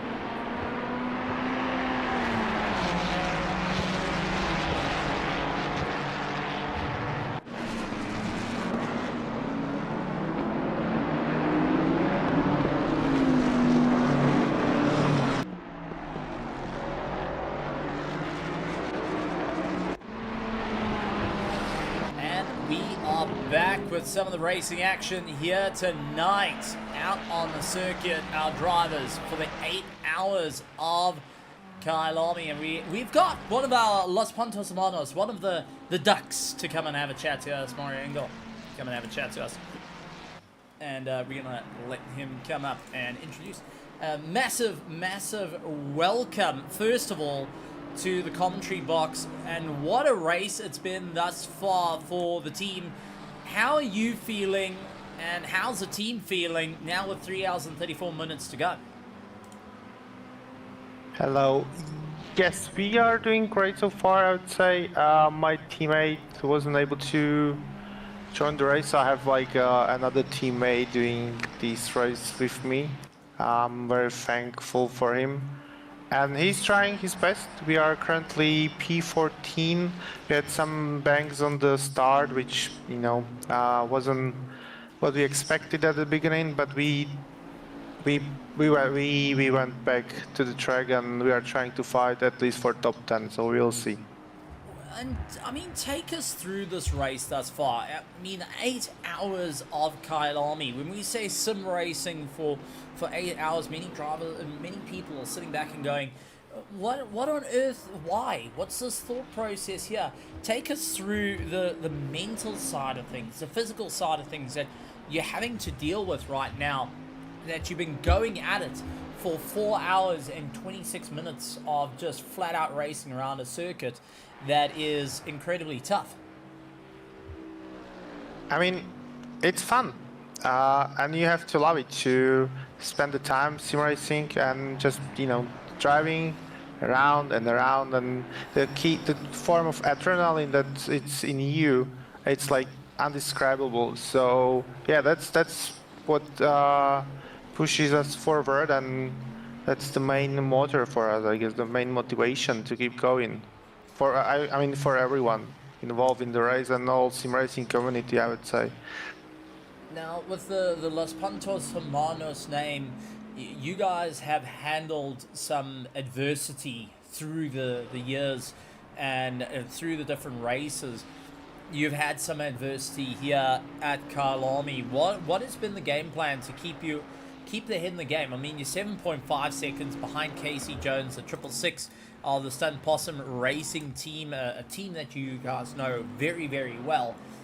What has been the driving force to keep the head in the game, keep pushing out a little bit more, try and see where we end up by the end of it? As I said, we are trying to get into top 10 and beat our other car. That's the main goal, so that's like a team fight between us. But, you know, it's always about to score the best position we can, and we are not giving up. We're not gonna give up and just, you know, keep fighting, and we'll try to do our best in order to get at least into the top 10. Now, we've got to ask, there's 2 Bentleys in this race. You are in the second Bentley. What was the reasoning for the car compared to the others out there? The Ferrari 296, the Aston Martin AMR V8 Vantage, the Ford Mustang, the McLarens. What drew you and the team to choose the Los Puntos Hermanos Bentley that we've come to know and love over the course of racing seasons, not only on a Sunday for our ERA Sunday Championship, but even here in our endurance racing? The car looks great and the sound is amazing. Like, you have to, when you drive the car and you listen to the sound, that's one thing that's amazing about the whole sim racing or about the car in general. I personally can't drive a car that doesn't sound good. Bentley is one of my favorite cars, and yeah, just looks amazing, sounds amazing. That's all it has, and that's what great cars should have in my opinion. So yeah, that's it. It's just all it needs to be. Looks good, sounds good, and the handling is fine. I'm happy. Like, you know, there's nothing else that car needs really. And we've got to talk about sitting on the right hand side compared to everyone else that is going and driving on the left hand side. that is something to adapt to. How you been finding it to be sitting on the right-hand side here at Kyalami and driving in absolute battles? We got to see a little bit earlier, door to door with one another. Earlier when I started driving the car, I wasn't really vibing with the right-hand drive. But more I drive, more and more, I start enjoying the right-hand drive more than the left-hand drive for whatever reason. It just feels much better. And I feel I can see better from the car. And it just, I was just driving, and suddenly I was fine with right-hand drive. And I even like it more than left-hand drive, so it was just a natural progression, I guess. I mean, it's been an absolute great time, and seeing you really work a little bit harder in the car, trying to get that little bit more pace underneath you. What has been the main goal plan right now? As you're trying to get into that top 10, you're trying to beat the sister car. You are currently catching the 666 at the moment for the team. How many more stops is there to go for the Big Bentley in these 3 hours? I think at least 3. Flo is planning to do one more stint.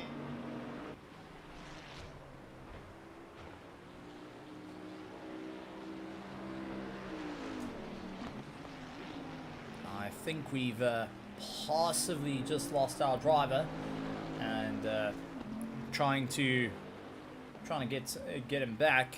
See if we can get Mr. Kusat back behind the microphone. Hopefully. Hello. There we go. Got you. Absolutely. Yeah, Welcome back. Yeah. Sorry. Yeah. So. Yeah, we have no special strategy. We're just gonna get 3 more stops, I guess, and that's it. Just keep driving, and hope for the best result we can get. Absolutely great stuff. And now, I do want to touch on, this was actually brought up by one of our amazing spectators, one of your long-term rivals and friends. It's currently his birthday. Mr. Rolotsky's birthday. Anything you wanna say to him, or point out? I mean, to the old man now that's having his birthday. His pace is amazing, and when he was doing the qualifying, his pace was like enormously good. I was surprised. He's usually slightly slower than me, but I wasn't able to catch him with his quali pace. I think he should switch to McLaren, stick to that car, because he's doing really a really good job with the car. And yeah, he's a good guy, he's funny, easygoing, and I wish him all the best in his life. And really, Christoph, if you hearing me, switch to McLaren. That's your car, you are fast in it, and you're gonna have all the support from us as we can get you. Absolutely, and honestly, well done. I think it's because he's older. They say when you get older, you get wiser. He's now wised up to the pace. What's your take on that? Can be. We'll see in the future. I hope that's true. And he's gonna get just faster and faster and faster and smarter. No more incidents and just pure driving skill. Great battles with other drivers. Yeah. It's been absolutely wonderful, and it's been wonderful having you as well. Anything you would like to say to the grandstands, everyone cheering on the Los Puntos Hermanos, cheering on the team, the 3 ducks that have really changed the world and continue to change the world as you take on the Bentley to get into that top 10? I would like to thank to everyone that is supporting the race, the whole community. Even if you are just watching or financially contributing to keep the servers running. Yeah, this is what makes us happy, and if this is something we can give you back at some point, the racing, the great battles, the great fights. Thank you, thanks to everyone behind the curtains, to the whole admin team, stewards. Yeah, thanks to everyone who's involved at some point into this racing. It's great, we love it. And I guess everyone is thankful to have an opportunity to race with you guys. So thank you very much for that.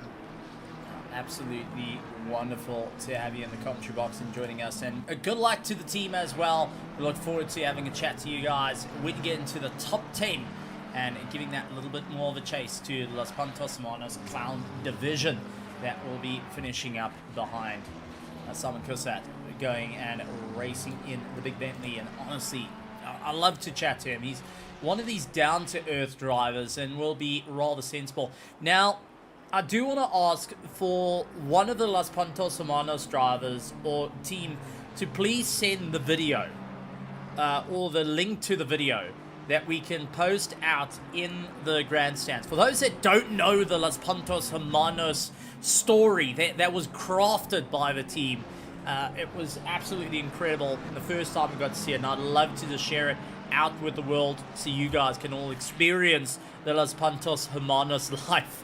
But with that being said, it is Christoph Orlowski's birthday, and it is late here in South Africa. It is incredibly awesome to have him out there racing on his birthday at the moment. And 14 seconds, we've got Sebastian Luxon he's closing up to. So if you wouldn't mind joining me in this little moment, we'd like to say happy birthday to you. Happy birthday to you.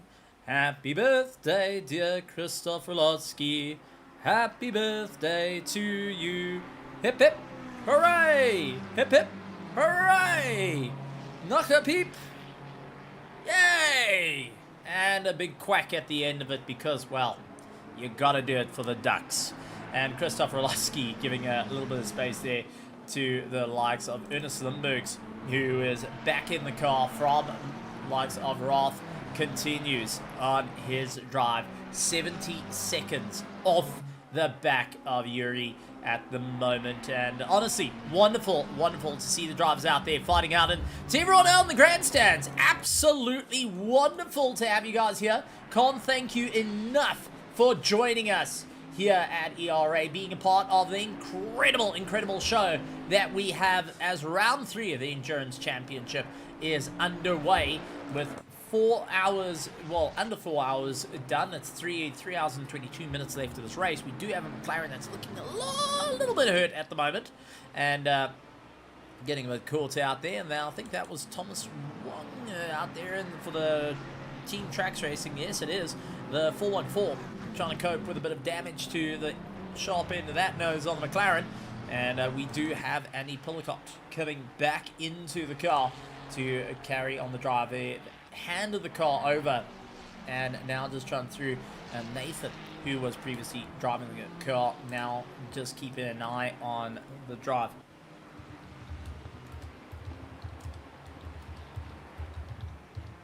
We're going to see if we can possibly get a chat to the ERA race gang team and get their thoughts on the race at hand. But there is still so much going on. Sebastian Luxon into the pits, and we did predict that pit stop coming in. It was a little bit off kilter due to the drive-through penalty they received earlier. That allowed Christoph Orlowski to move up into 9th. Carl Heinz is into the pits as well. Kenneth gets the Team Tracks Racing Mustang up into the top 10 and continuing on a drive through. Now, we start to consider the race at hand. Who's going to be able to carry it through to the end? Robert Volt climbs into the car, out Sebastian Lucasen climbs out of the car, Robert Volt back into the car. We did see him fighting out a little bit earlier against Roman, and now having to try and see where he can go. He's got Victor Ferreira onto the back of him. Now, these two teams have done battle many times on the circuit thus far. Victor Ferreira going to be squaring up against Robert Volt, and Roman will be giving a bit of information on that battle and how it worked out, where the strong points, weakness of Robert Volt comes in. This is where having a driver getting a little bit of an understanding. Remember, Robert Volt at the moment is trying to get some heat back into the tires to get himself underway. He's done a full stop, tires, fuel, carry on going. We are expecting about 3 and a bit pit stops left. Majority of the drivers have done their single stop, but those drive-through penalties for some might be the effect that gets him turned around and trying to figure out what is the game plan here. where are they going to be able to get that little bit of movement. But honestly, some great driving we've had from drivers to really figure out what is the game plan and what are they going to do to stay in running order to keep in the fight. So Victor Ferreira keeps the pressure on, trying to see where he can go. Pascal Rodol has come past. He's up in top 5, getting past Darby Hill, who may be passing the car. Ooh, contact in through Cheetah. Victor Ferreira, elbow to elbow against Roberts, and that is not ideal for them. Brom Cox comes out of pit lane with a drive-through penalty for speeding in pit lane. Just got off the button a little bit too early, and the 666 now needing to go and visit the pit lane after just doing a stop, and that's going to bring him a little bit closer to Cedric Muir at the moment. The Verstappen.com car trying to get a little bit more pace underneath and see where exactly they can come into the fray. So saw that little bit of contact from Ferreira and Volt. Unfortunately, that landed up with both drivers taking a step back, saying, well, not quite ideal, not exactly what we want, but we're going to try and see things through regardless, and will be fighting their way back. Not too much damage on both of the cars, but Robert Volt will be now going and squaring up against Victor Ferreira, and knowing that Victor is more than happy to share a bit of paint. Both drivers are going to lean on one another quite a bit at the moment. We're looking forward to seeing how the racing is going to go. I hope I keep it clean, but it's always phenomenal to see some tight racing between two teams that throughout this race have been back and forth between one another. And I mean, let's point out that the loose surface enthusiasts started out in 22nd position, dead last. They are up to 11th. They have gained 11 positions during the course of this race, where the likes of the Nubs Racing, they started in 18th. They had a good qualifying. They're up 6 positions. Los Pontos Hermanos team out there in the Bentley are 8 positions up. They started in 21st position and hoping to make it work out on the running order. Silvio Roberto out on the circuit at the moment. The solo Lambo down 10 positions. But let us remind you that that was a team that had a DSQ for speeding in pits, and not by 52 kilometers an hour. They were well over that, but not wanting to quit. They wanted to see this race through to the end, thick and thin. They want to make it work out, and they're making a point, as we do see Silvio unfortunately turned round. He does not want to reverse. That's at turn 2, as we do see the 666 and Cedric Muir come on by, and Silvio a little bit of contact against the wall. Just turn it around. There we go. All got sorted out. Cedric Muir getting up against Brom Cox, who just came out of pit lane with a drive-through penalty. And here comes Cedric around the outside through Sunset. Rather brave. Can he carry the momentum? Brom says no thank you. It's not going to happen. Into Clubhouse. Hard on the brakes. In through the left-hander. Carry the momentum. Both elbow to elbow there. And continuing on. A little bit of paint rubbing between the two Ferraris. But Brom, unfortunately, had to come off the power. The Stunt Possum Racing now squares up to figure out what on earth can they do to carry on that little bit of momentum, to see where that climb is going to be up in this race. Moritz Robel now into pit lane as well, trying to get himself sorted out. And our leader of the race, Yuri coming into the pits. Yuri Kurvanik, the Harakiri team, currently looking to get the run, as Ernest Limburg's trying to figure out how to get more pace, how to close up a distance, is at the top of the circuit, in through the S's, and is now just trying to close up as much time as possible. Over 70 seconds separated them, and now it's going to come down to the wire. And Ernest Limburg's doing a 41.5 on his last lap time. Yuri did a 142.1 on his previous lap time before getting into the box. Yuri Saylor now heading out onto the circuit for the KCMG team, as they continue to hold that top 5 with the Nissan GTR. Right behind him, there's Andy Pillicott for the ERA Race Gang, just trying to keep it out in check. Yuri comes out of the pit lane, and interesting enough, stays in the car for a little bit longer.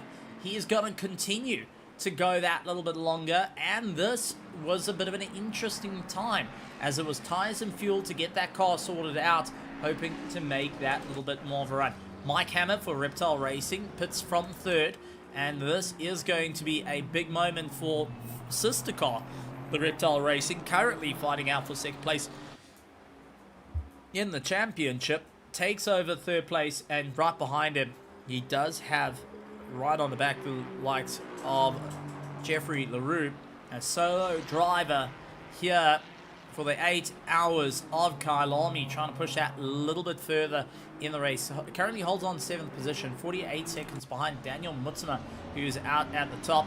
We do have Robert Volt, who is trying to close up on Victor Ferreira. We've got Cedric Muir and Brom Cox, who are constantly at each other as well.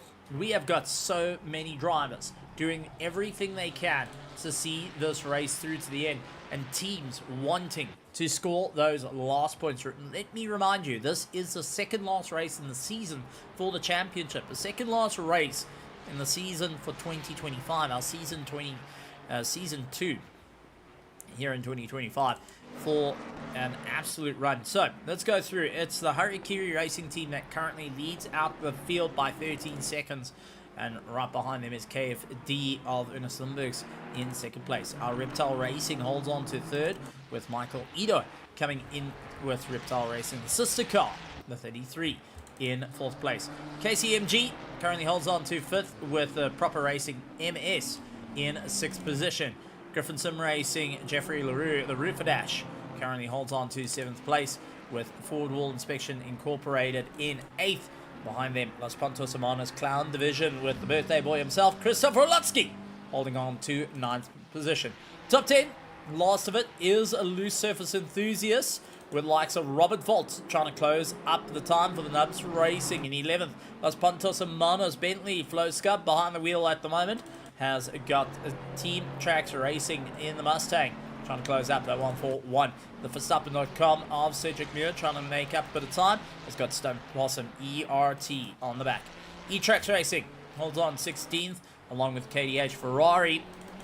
Griffin Sim Racing, Lucas Joubert, who is continuing on, also a solo driver out on circuit and looking to try and make it work out in his way. Team Tracks Racing, Thomas Wong behind the wheel of the McLaren. Still got a bit of damage to that nose, but the 414 is not going to let it slow them down. ERA Race Gang holds on to that top 20, and our solo Lambo continues to drive on in 21st position. Robert Volt bounces over the curb through the Yuxay sweep. Now has got the run on Volt, has got the run on Ferreira, as he tried to look for the inside line instead of swapping to the outside. A bit of an interesting move. He tried to pull back and see if that BMW moved offline. A little bit on the rear bumper, the two, and trying to figure out how to get on by. Victor Ferreira making life a little bit difficult, runs out a bit wide. Volt tries to come back at him, looks towards the inside through the S's. These two are brawling of note, and now it's going to be a situation of waiting for an opportunity.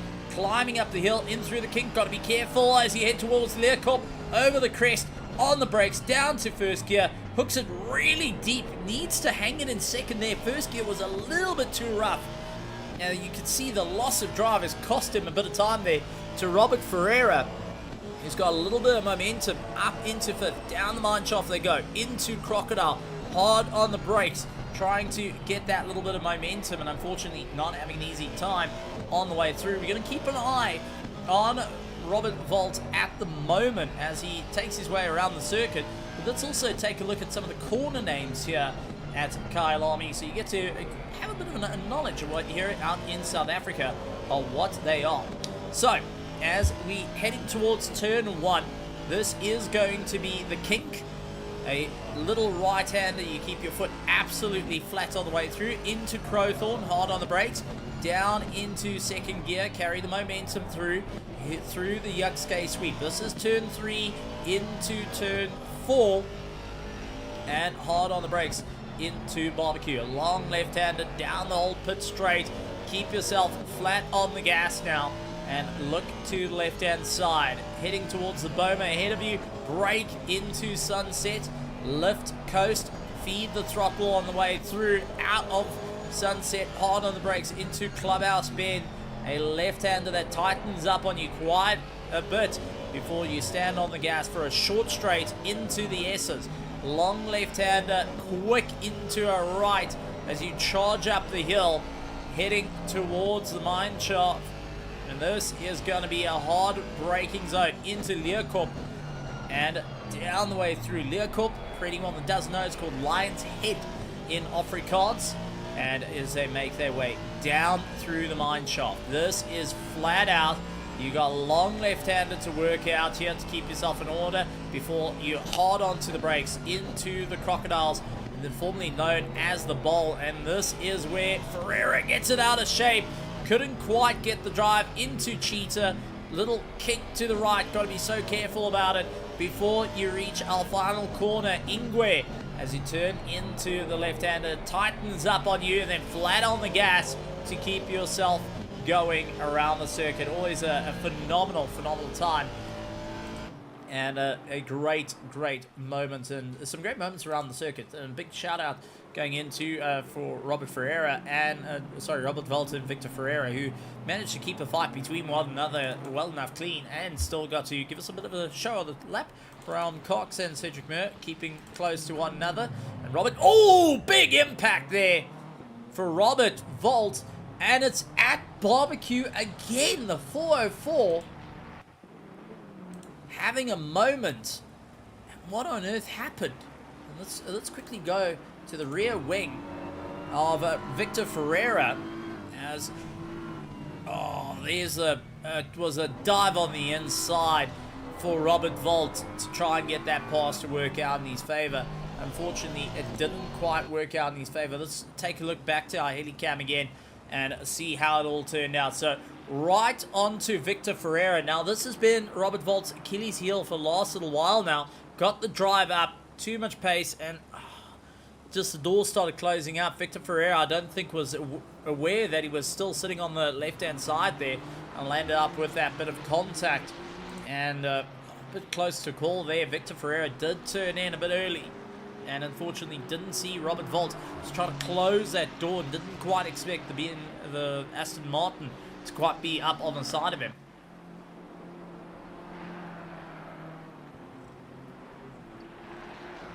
So Volt back on the charge, trying to close up 6 seconds to Victor Ferreira.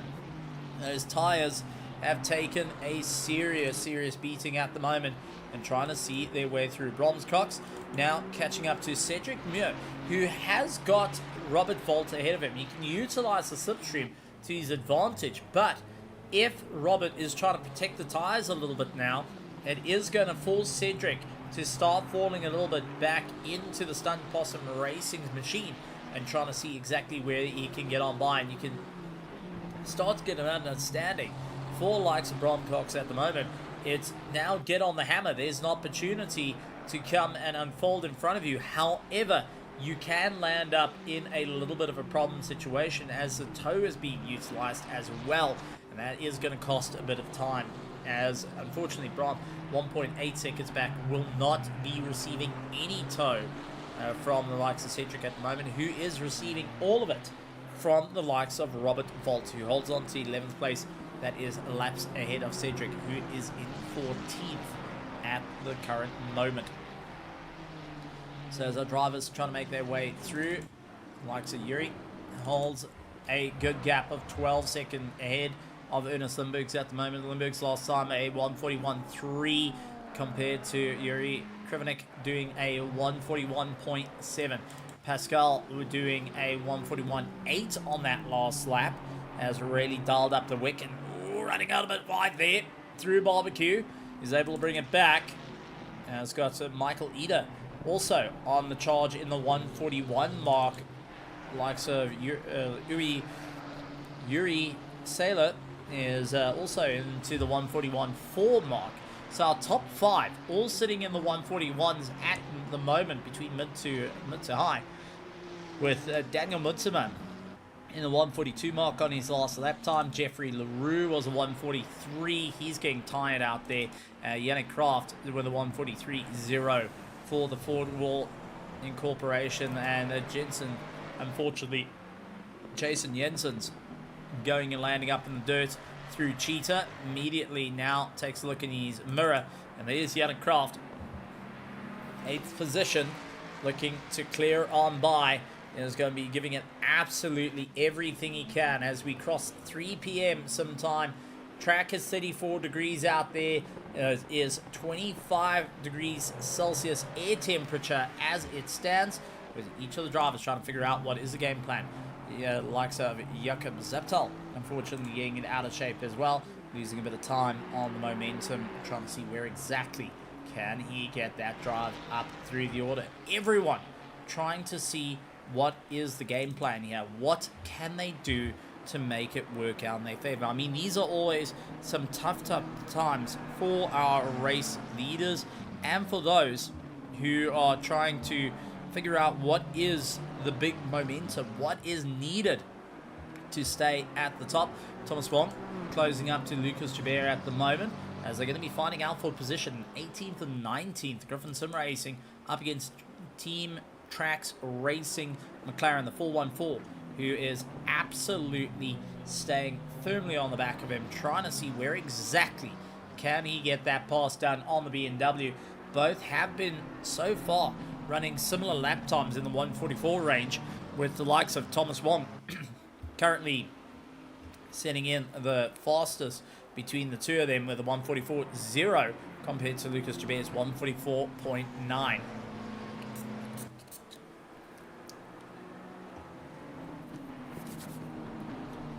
So each of the drivers digging that little bit deeper, trying to figure out that little bit more pace. 3 hours and 3 minutes to go left in this race. Drivers starting to feel even more worn out from where they started, and it is now lap after lap after lap. You're having to consider your options. You have to try and keep yourself so focused into this race, and I cannot stress that enough of how difficult it is. Your mind starts to wander as you get tired.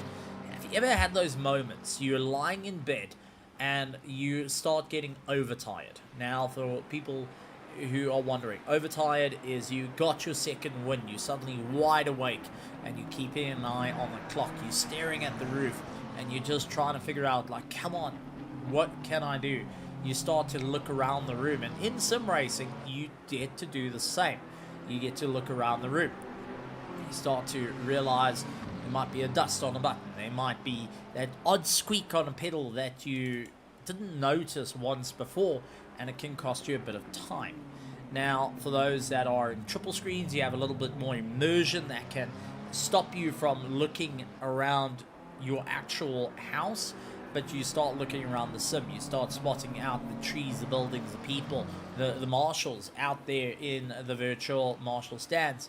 You start to try and you battle where to keep an eye on your braking markers and where it's all going to work out. For those that are in VR, you start looking around your car, and you might think it's a bit weird to be looking around your car, but you land up doing so. For the solo drivers, they're going to be feeling it the most at that point. They're going to be starting to understand, hang on, what am I going to do? As we do have the Robert Volt, he lifts off, he does let the Stunt Possum Racing come on by. Yannick Kraft trying to get past likes of Jensen Jensen's, who is up into 12th place. So for our solo drivers out there, they have been at it for 4 hours and 58 minutes and 55 seconds currently as the time stands, and they will be starting to experience it more. The lactic acid build up in the body, the not being able to stretch, the really tough time out there as Ernest Lindbergh's holy moly got a lot of pace out of the likes of Sunset and was able to keep going at that run and really keep the battle on. Honestly, some great racing indeed. Now, I know we got Ruan Heineke, who is out in the virtual grandstand cheering on the Griffin Sim Racing team, who are keeping out going. The likes of Jeffrey LaRue, who's out there, the likes of Lucas Joubert, fellow teammates of the Griffin Sim Racing, going and being out there. So I do want to put an invite out to Ruan Heineke to come and have a chat to us, to give us a bit of an idea of the Griffin Sim Racing team. Who exactly is the Griffin Sim Racing team? For those that haven't heard of the little South African team that has gone on to take the fight across the waters and hoping to see what they can do in the world of sim racing.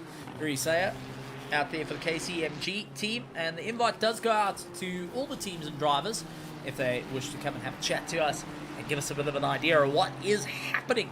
Just join up on our Discord here in ERA, and it will be wonderful to have a chat to you guys and get a little bit of an understanding of what exactly is happening out on the circuit, what exactly is happening amongst the teams out there in the grandstands and out there in the pits, as we continue on with our live coverage of the 8 Hours of Kyalami out here for the third round and the second last round of the ERA Endurance Championship Season 2. As we gone past the 3-hour mark left of this race, 5 hours completed of racing. Thomas Wong keeping the pressure at the moment up against Lucas Joubert of the Griffin Sim Racing team, trying to get that little bit more pace underneath him. Unfortunately, not having the straight line to work out in his running order. Yannick Kraft, after clearing the likes of Jason Jensen's, hasn't been able to go and open up too much of a room, and that's starting to drop him back a little bit into the clutches of the Mustang. Lucas Joubert really putting on the power, I think found his second win, and now trying to see the battle away from Thomas Wong. Now, for a couple of drivers that might be wondering, or anyone out there in the spectators, you will see that the flags sometimes on the cars are reversed. A bit of an interesting fun fact about it is, if you think of a flag on a flagpole, and you especially see it out in IMSA as a very good one, they will always go and have the flag in two ways, because depending on which side of the circuit you're on, that's where possibly the wind will blow. So they land up swapping it around, as Jacob Zippetal loses it through Crocodiles, and we do see the drivers trying to make their way around the circuit.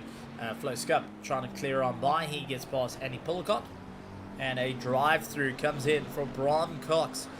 Unfortunately, for track limits exceeded, that is going to be hurting him on the running through as well. So a couple of drivers still getting that drive through, and for Bron Cox, 666 has already served the drive through once this race. They're going to have their second one now, and going to be knocking them a little bit further down the order. They've been trying to keep ahead of the Team Etrix team. They've caught up to Cedric Muir and the likes of the Verstappen colours. Unfortunately, that's cost him a bit of time, and we do see Brom into the pit lane after losing it through Cheetah, and unfortunately going to be serving that drive through, getting it out of the way, but also losing a lot of time. That's going to bring Team Etrix back into contention and being back into that top running order of that 15th position, that top 15. Going out wide, Krzysztof Rolotsky, the birthday boy himself, continues on the momentum to try and see his way through each of the drivers, trying to get that little bit of momentum underneath them as they continue on the drive. Thomas Wong down in 19th position, hoping to catch up to Lucas Joubert, as Pascal Riddle, who continues on the drive, lying in third place. This is a drive that the Reptile Racing team truly needs to go and keep their championship's hopes alive, to go for that second place in the championship. And that it goes for the same as the Ford Wall Inspection Incorporated team of Yannick Kraft. They also want to keep up as high as they can. They're currently in 8th position. A little bit more of a climb can bring them into contention for that second and third place, which is open cards at this moment, and an opportunity for them to go and score some valuable points in the championship and to take the fight to it. Remember, the likes of the KD, the likes of Ernest Limburg's KD team continue to try and figure out where exactly they can get the momentum, where can they get the climb to make sure they stand at the top of the order. I mean, these are all factors you've got to really consider as you keep your foot on the gas. How far are you willing to go? How much are you willing to push to ensure you stay in top flight? How much have you got left in the tank to give it that last little go? Here for 2 hours and 55 minutes, this is where you've gone over your second win. You are now trying to really dig deep to see where exactly you're going to end up in this race. Where exactly is the momentum going to come into play? And it's going to be a tough dime indeed for our drivers to really see it through, as we do see Yannick Kraft, who eventually just gave up the fight with the likes of Jason Jensen's, which actually is a very clever move. Now allows him to, instead of watching his mirrors, just keep momentum, keep the drive. You're running the same lap times.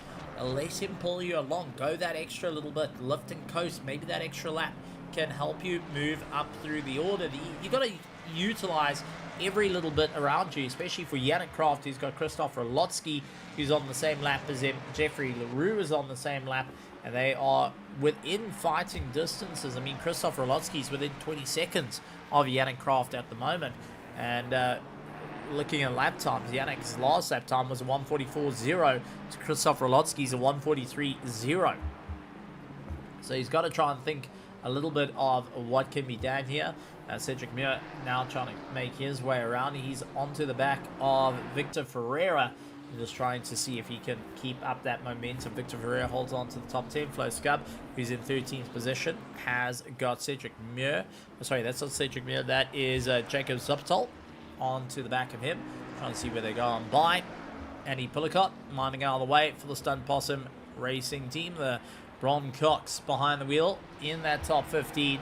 Continuing on his drive. Trying to see where exactly can he get going. Our leader of the race is still out as Yurik, and he is absolutely keeping the hammer down to try and pull away from Innocentburg. So he's 11 seconds back. Remember, they on a slight difference in pit stops now, and completely now having to re-look at the strategy to see if they could go for that first place to get maximum victory, or will it be the Harikiri team to take the victory again, making it 3 rounds, 3 victories here at ERA Endurance Championship for 2025 for our Season 2 of the championship.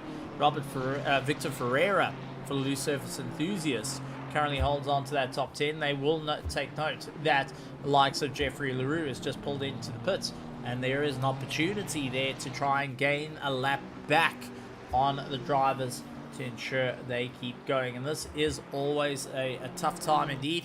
Silvio Roberto, unfortunately, oh man, that is an impact against the wall, and unfortunately a big one for Silvio Roberto. Gets the car up and going, but it's definitely hurt. Let's quickly take a look at a replay of it. In through the Crocodiles, heading towards Cheetah. Did Cheetah find its prey? Well, a little bit. Just gave a little bit of a nibble, and there's the thud into the wall.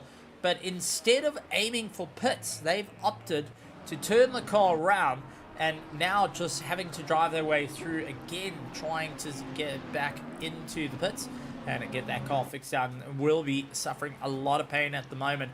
But still out there, got to give it up to them. Despite everything, they are still circulating at this point. Thomas Wong onto the back of Lucas Joubert, continues to keep the pressure on to the Griffin Sim Racing team. And Lucas Joubert not having an easy time at the moment, and trying to get that little bit of pace. And I wouldn't say Cheetah strikes again. I think that was more like a nibble than anything. It wasn't a proper munch, that proper bite that we've seen on Cheetah of years gone past. But that was more in the lines of a taste test. You know, that moment you walk into the store and they've got the little cheese attached to the little toothpick. And you walk up there and you're like, yeah, I'll try a little bit. And a bit of that hesitation, long tooth, grab a bite, and you go, yeah, no, it's fine, thank you. I don't mind. Not quite for me. That was pretty much Cheetah right there. But it absolutely put him off to the extent that the grass, the dirt, all spat him into the wall and unfortunately catching those tires as Lucas Joubert defends the position. And you see Thomas Wong actually comes off the gas to allow the likes of Slayer to get on by. And Slayer hoping to really keep that Nissan GTR in check at the moment. The twin turbo trying to keep the momentum on the way through. Thomas, a big send on the inside for turn 2. Ow! There is the contact up against Lucas Joubert. And that was a proper look into turn 2. Unfortunately, though, Lucas Joubert got it in the back. He does reverse, mine's out of the way. And a very clever move there. Just move yourself off circuit and try and leave the corner as wide as possible. There's a lot of room in turn 2 for the team to get themselves sorted. But now, Lucas Joubert trying to climb back up through the order. Has got Thomas Wong up 12 seconds on the road. I'm trying to see where exactly can he make up that time. I mean, that is just going to be a proper run.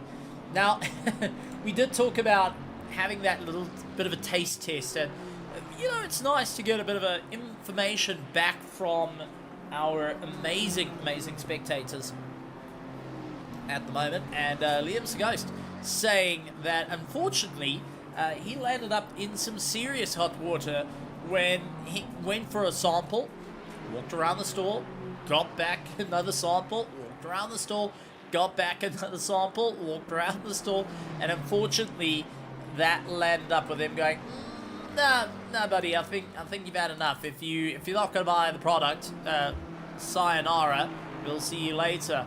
And well, that's one way to make friends and influence people. While Victor Ferreira into the pits, Robert Volt continues on the drive to see where it's going to end up. This is an interesting time.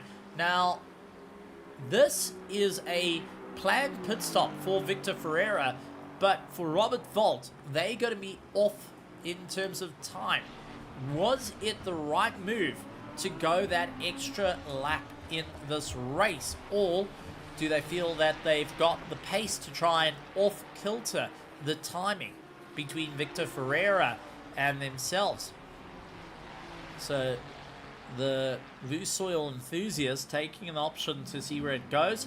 The real jar, the Verstappen car, going and lining up against the Team E-Trex, heading towards Cheetah. Someone's got to yield, and both going and rubbing doors with one another.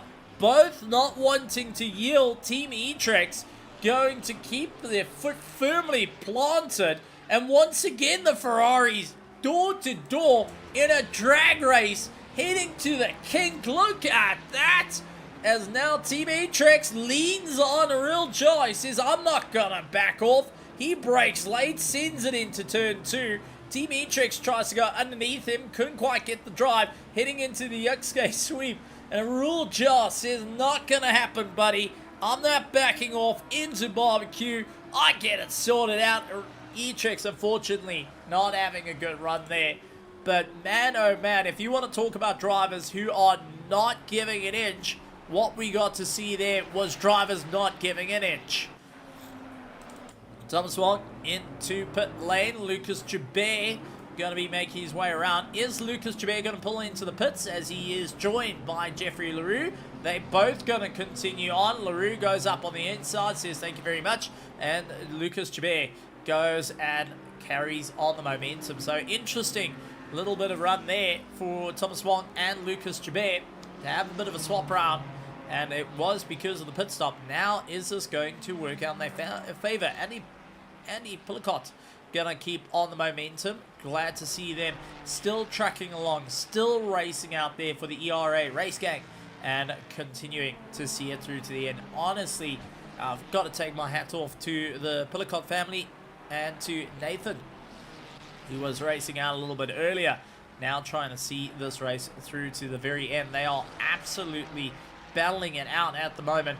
And even though at the back of the field, they are still keeping some consistent times with their one another, hoping that's going to work out in their favor.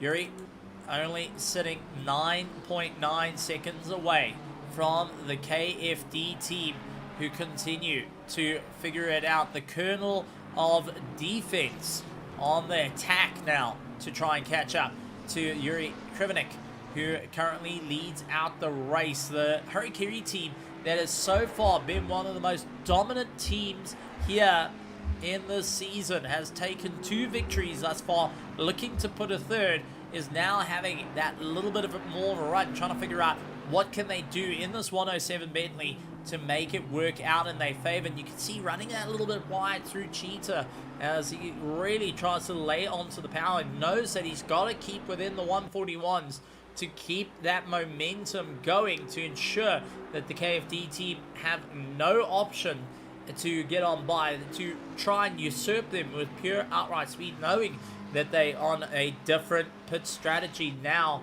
The drive-through penalty that was done by Christoph Peterson a little bit earlier on in the race kind of changed the whole dynamic of the lead.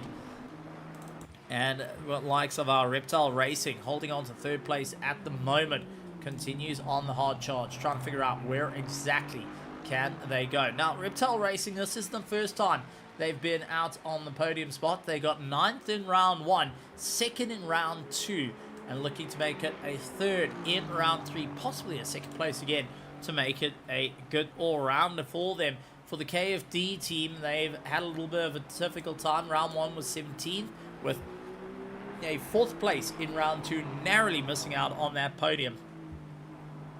And we'll be thinking about what they need to do to make that jump, to get that little bit more of a push, to see where exactly they're going to keep the momentum going. I mean, these are always a tough time, and want to see how they go. I mean, Silo Racing Esports, they've in 19th position at the moment, ahead of Team Tracks Racing Pro, the 141 Mustang that currently holds on to 11th position in the championship. 11th position overall, is currently running 19th in the championship. So really trying to dig that a little bit deeper, see exactly where they're going to end up at the end of this, and hoping to really get that climb. Now, I know I've been talking about the Verstappen racing car, and that's because that's what's on the car.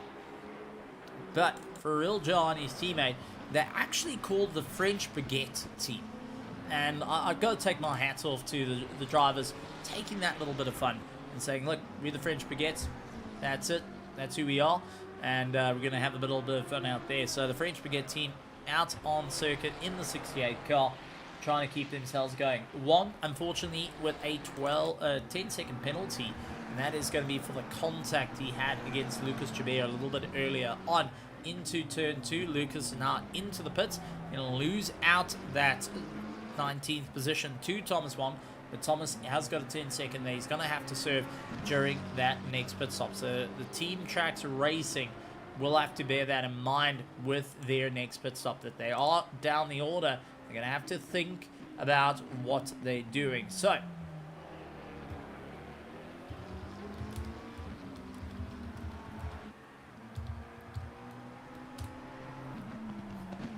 honestly some great bit of momentum from our drivers. 2 hours and 41 minutes to go, tons of racing to be had, 5 hours and 18 minutes completed of our out and out racing here at Kyalami for the 8 hours of Kyalami that we currently experiencing here for round 3 of the championship. Each of the drivers looking to put in that extra bit of effort at the moment to really see it through to the end. This is where the toughest part of the race comes in play. Robert Volt trying to catch up to Freddie Morelli, who's just come out on circuit, allowed Christoph Rolotsky to drive that little bit. Now Freddie back in the car, says, listen, my turn, I'm going to go, and I'm going to keep up the change. Robert Volt, 3.8 seconds back in the Aston Martin. Freddie trying to generate some heat into the McLaren's tyres and get himself up and going, as drivers will not be considering to do a change of brakes. Now, that is something to be well enough in mind. It takes 12 hours to kill off these brakes. 8 hours, you don't have to worry about it. And the Simbergs into the pits for their pit stop, trying to get the car done and dusted. And that is Loud Reptile Racing, the Aston Martin, to get up into second place. And this is where consistency is key to keep yourself out of trouble. And for the Reptile Racing, they have served no drive-through penalties, no stop-go 10s, no stop-go 20s, no stop-go 30s. They've just kept the momentum up. David Roth gets behind the wheel and now looks to try and take the KFD team that little bit further into the race and see where it's all going to come out. He's ahead of Michael Eder, who is currently 8 seconds plus back. So Michael Eder out there, Reptile Racing, will be trying to close up. But for the Reptile Racing, Pascal Riddell will have to think about what is their strategy for the pit stop. 185 laps into this race. What is going to be the game plan to push that a little bit further up into the order? I mean, these are always a tough race to go and swallow a tough time out on the circuit. 185 laps completed of this 4.5 kilometer circuit in this FIA grade 2 spec circuit, and with 832.5 kilometers of the race completed by our leader. Now looking to push that a little bit more. We got a driver coming to have a chat to us. We had a chat to him a little bit earlier. He was just out on the circuit. Let's have a chat to Ernest Lindbergs from the KFD team. Ernest, welcome to the commentary box. Stellar lap times. We saw you get a little bit more comfortable into the 141s. How are you feeling out there now that we're into the later stages of this race? 2 hours and 39 minutes to go, and plenty of racing still out there, but the team completing 5 hours and 21 minutes of this race. Yeah. I mean, I just had the job of closing the gap to Chevnak. I did close it a little bit, so now I'm hoping that David can keep it steady, and then Peterson will probably go and close the gap even further for the last stint. Now, how are you feeling as a driver, and how's the team feeling? Is that fatigue starting to come in? I mean, it's been 5 hours and 21 minutes of racing and some hard racing. You guys have been up in the fight for the top 3 for quite a bit of time now. You do have a little bit of pressure coming in from Reptile Racing as well, being involved and coming in with the fight. How is the fatigue within the team? I mean, there's not a lot of fatigue. I mean, without the drive-through, we probably would have been at P1 by now. So yeah, I mean, we'll just keep driving, seeing if we can catch P1. But yeah, kind of just doing laps around the track at the moment, seeing what we can do. But no fatigue yet. And clearing the other drivers, the other teams. Now, we do know that yourself, Christoph Peterson, David Roth all race in the Diamond division of ERA on a Sunday championship, which is happening tomorrow night for anyone that wants to keep an eye on their racing. We're coming back to Kyalami in cold conditions, so definitely you want to be there tomorrow night, 7 p.m. British time. Remember, daylight savings is in effect out across the borders. But how is it clearing the traffic out there now that everyone is a little bit more worn out? They're starting to focus on just keeping repetition at this moment and not looking in the mirrors as much as one should be. I mean, yeah, we're just driving at the moment. If you mean like how's the traffic? The traffic is fine. Everyone's respecting blue flags. But yeah, in terms of overtakes, there's not a lot to be done because currently we're kind of in different pit strategies, so we're not really seeing each other on track as much for now. But I'm guessing in the next hour or two we'll definitely be syncing up our pit strategies, and we'll be seeing where's who like actually on track. But for now, we're just driving. Can hear that you just trying to keep that focus in at the moment, trying to see it through to the end. But from your side, how many more pit stops is the team currently expecting to do in these last stages of the race? I mean, 2 hours and 35 minutes to go. There can't be a lot more stops left in the tank for many of these GT3 cars. Probably 3 pit stops remaining. Or 2. Yep, 2 or 3. Not more than that though. 2 or 3 left. And we've got to ask the KFD. I mean, everyone knows that you were the colonel of attack and defense for a while in this race. How on earth did the KFD team come about? I mean, we have been friends, the three of us, and of course Darius, who sat this race out. But yeah, we've been the four of us have been friends for a while now, and we all love like the 488, so we decided to make a team for it. And yeah, I mean, KFD KFD is the name. We thought it was funny, and yeah, that's what we came up with. Does KFD stand for anything, or is it just to have a little bit of tongue-in-cheek humor? Well, it is humor, because, you know, you usually have KFC, which is Kentucky Fried Chicken, but with the D, it's Kentucky Fried Duck, because it's just joking around with people. So yeah, it's mostly humor. Okay, so that's where the Los Pantos Hermanos has lost a few ducks along the way. Okay, we're now starting to get an understanding of where the flock has disappeared to over the years. Okay. I don't know, maybe. I don't have anything to do with it. No, can neither accept it, can't deny it. It's just a thing at this point. You plead the fifth. Yeah. Yep. Fair exactly. enough. With the amount of pit stops, who's next in the car after David Roth, or is that still yet to be decided amongst the team, depending on the situation that happens? Yeah, it's definitely gonna be Peterson after David, and then we'll see how many pit stops we need to go. I'm probably gonna be the last one to drive, just to see if we can do some last overtakes done. But yeah, it's definitely Peterson in the car after David. Alright, well, absolutely great stuff. Before I let you go, anything you want to say to the virtual grandstands, to the teams, to the drivers, everyone listening in? We have got a few drivers who are keeping a bit of an ear to the streams, trying to figure out what is going on with each of the cars. I'm sure you've got a little bit to pass on, some knowledge maybe, or a little bit of a challenge to those that are out there. Yeah, I mean, if 107 can get a drive-through to make it a bit more fair for us, then yeah, they can go ahead and do that. But jokes aside, though, no, thanks for everyone who's still watching. Thanks to you, Steven, for your endurance as well, keeping the commentary up and still being enthusiastic about it.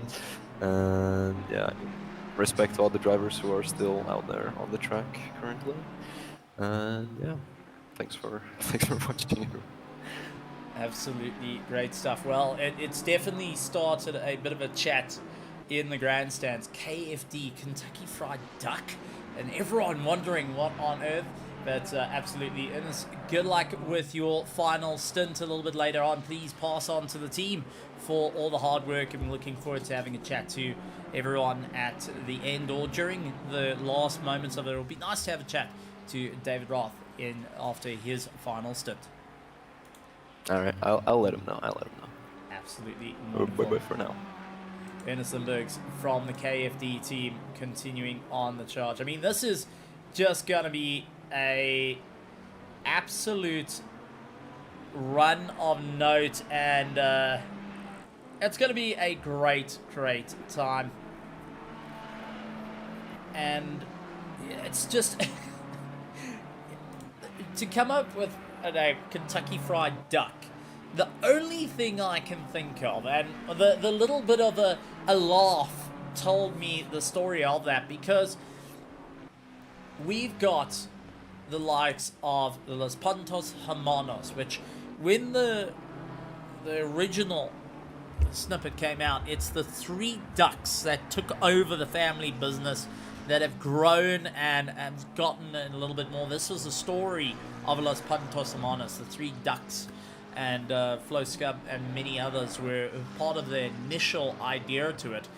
And to have KFD, well, the only ducks I can think of are currently out on track, the Los Pantos Hermanos, to take the little bit of flack in the process of doing so. So, a little bit of fun name there, gotta love it.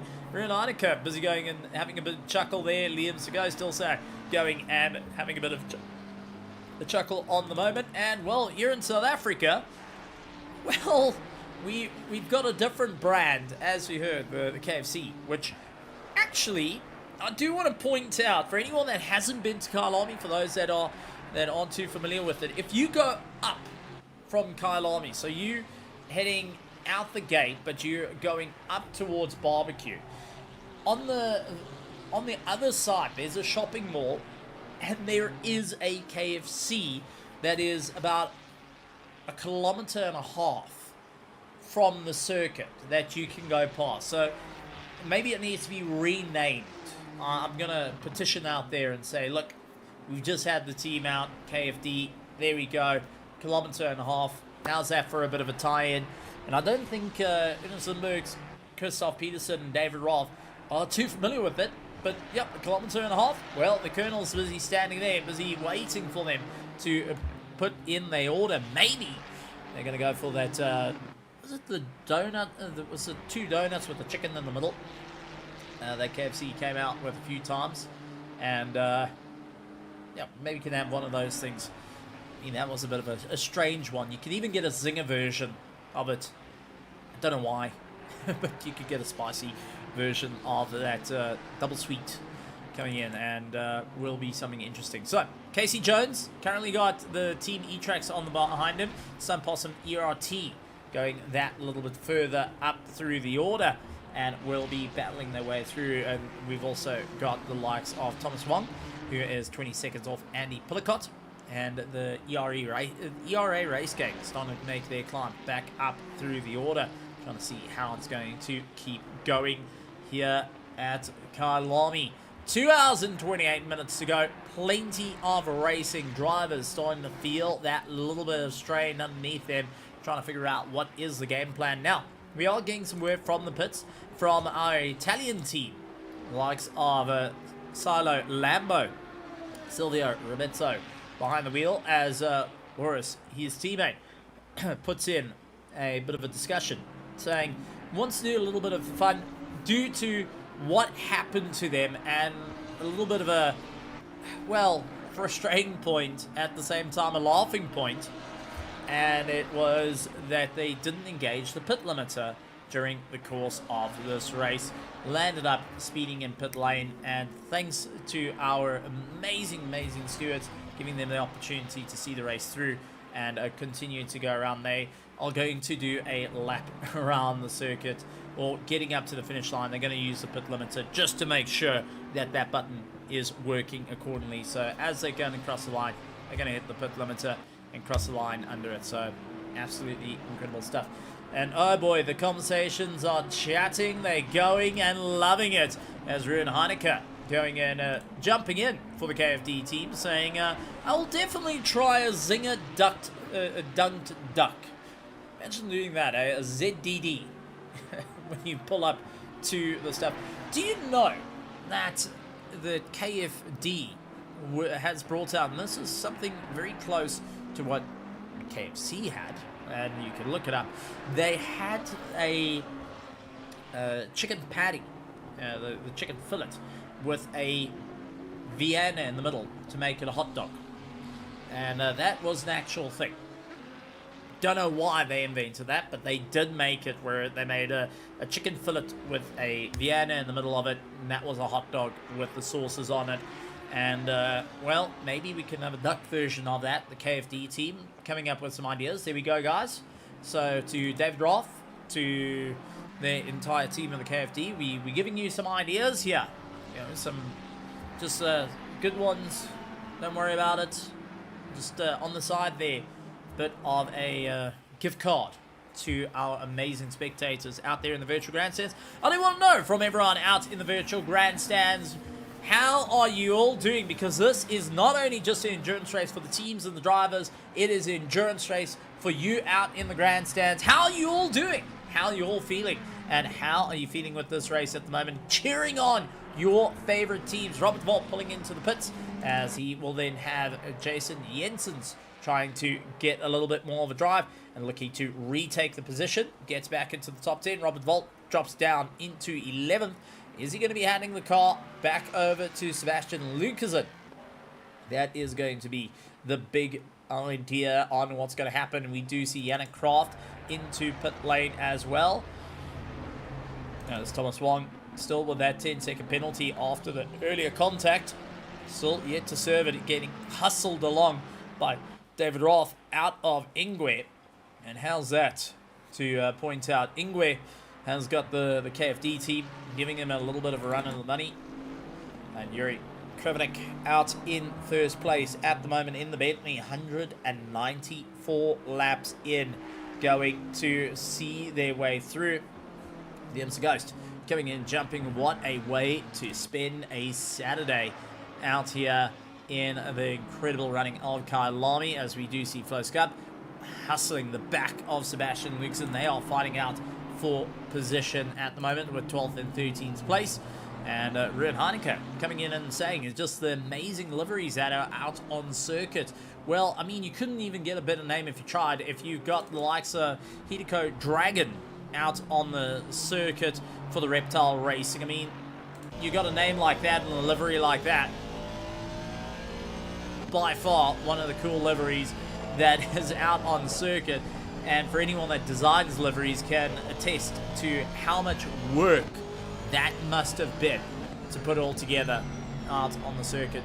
There's lots of little fun things on each of the different cars out on the circuit here tonight, and not only between our KFD team, but there is a couple of really beautiful looking liveries out there.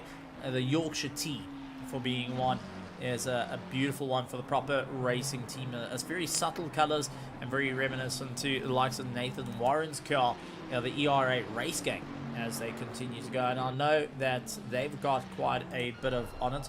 They got the Miller Oils, they got Facom on the car, and it gets a little bit of a subtle look to the Ferrari to give them that little bit of a chase. Names on the top of the car definitely adds that little bit to it. Flo Scup out there.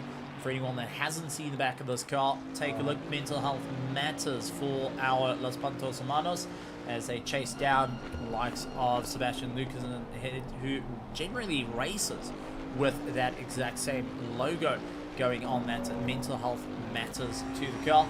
And Los Pantos Hermanos, for anyone that hasn't seen, oh wow, the ducky just got and showed a little bit of elbow to elbow racing, going and sharing that knife on the side. And the Los Pantos Hermanos for life going and giving a little bit of a show as well. So great to see them out there putting on a phenomenal bit of work. And that was Michael Ealer, who is our third place car, getting into the side of the Los Pantos Hermanos, trying to get on by and not having an easy time out there. Down the instance into the pits for the Team Tool Tracks, and also a beautiful livery car comes into play. Daniel Mitzma now will be taking over the car for the proper racing MS as they look to try and keep up the pace.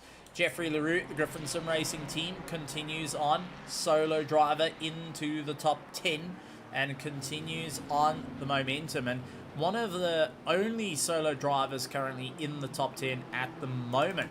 Nathan Warren trying to get himself going, and that is through the S's. Was out of our first S into the second S where he lost that little bit of time. And we'll be trying to figure out where he can go.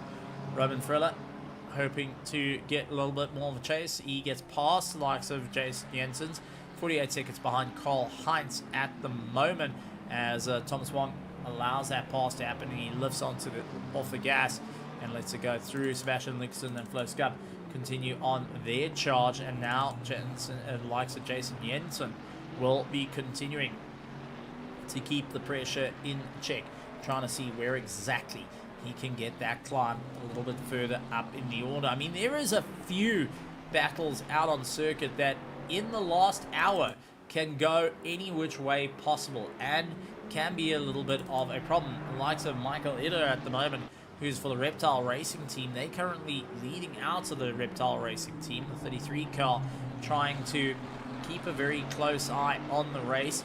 Has got the likes of Selo, who is lying in fourth place for the KCMG team, and you can see exactly what's happening here. Michael's not getting the pass done on Sebastian Luxon. He's having to try and figure out where exactly can he outbrake this AMR, where exactly can he get on by, and definitely at Leocorp, when you sink in the brakes a little bit too deep there, when you get over the crest and you've just gone that little bit too far, it's not going to help you out. And many of the drivers are going to be thinking like, hang on, what do I need to do here to make this work out in their favor? How hard are they going to work out what they are doing? So that being said, we're getting asked about the livery for the Team Tracks Racing. Get a little bit of an idea there. Well, there's a lot of work done to this car, and Jason Jensen for the Team Tracks Racing continues on the charge. You get a little bit of a sense of how much work has been gone on to this car to get it up and going, and out there on YouTube and Kick for anyone that wants to know. But gotta love the front end where it wants to really lay its teeth into the competition, and the Mustang showing off some great work as we do see a classic livery, the M Sport Bentley, that actually took the victory with the South African in the very first SRO 9-hour back here in Kyalami. We got the Yuri Krivonik pulling into the pits now. This is where David Roth needs to really put the hammer down. He really needs this to come into his favor, and for Yuri Krivonik at the moment, going and stopping. Is he going to be swapping out the car? Is he going to be carrying it through a little bit longer into this race? 2 hours and 18 minutes to go, and a two-man team behind the wheel of this car versus a three-man team of our KFD. Michael Eder out there, two-man team as well. They're hoping to make it work out in his favor. So Krivonik hands over the car. Martin Lurick gets behind the wheel. Now Martin is the quicker of the drivers, and we'll be seeing what he can do to try and open up the distance to David Roth, who is now down the straight. This is going to be a very interesting drive for Martin, as he's got a fresh set of boots on the car. He's got a huge amount of run to keep it in order, as we do see Michael Eder coming into the pits. He's going to be handing over that third place to the sister car, the Reptile Racing Machine, so we'll be moving up into third place. Hendrik a little bit too far back at the moment, trying to carve his way through and see where exactly can he make up the time. This is through the S's, so he's not going to be close enough to Michael Eder at the moment. The Reptile Racing, the 33, will be going and just scratching his head, trying to figure out, okay, what do I have to do to make it work out here tonight? What can we do to really dial up the wick to ensure we stay in full flight for the 8 hours of Kyalami and possibly get a third place on the cards?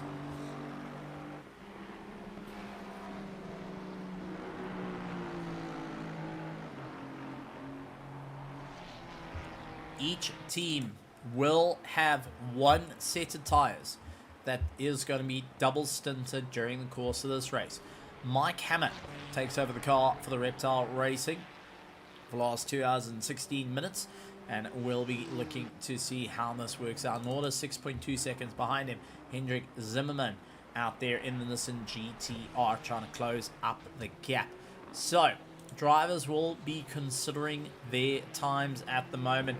What on earth is going to be the big game plan here? How far are they willing to go? Where are they going to get the momentum to carry this pace all the way through? I mean, this is always the toughest point of an endurance race, where you're now running out of resources. You're fatigued. Your drivers are fatigued. Your car is taking a bit of a hammering. For those that don't know, Set of Course Competizione has a little feature into it, which is rather fun. The chassis start to flex.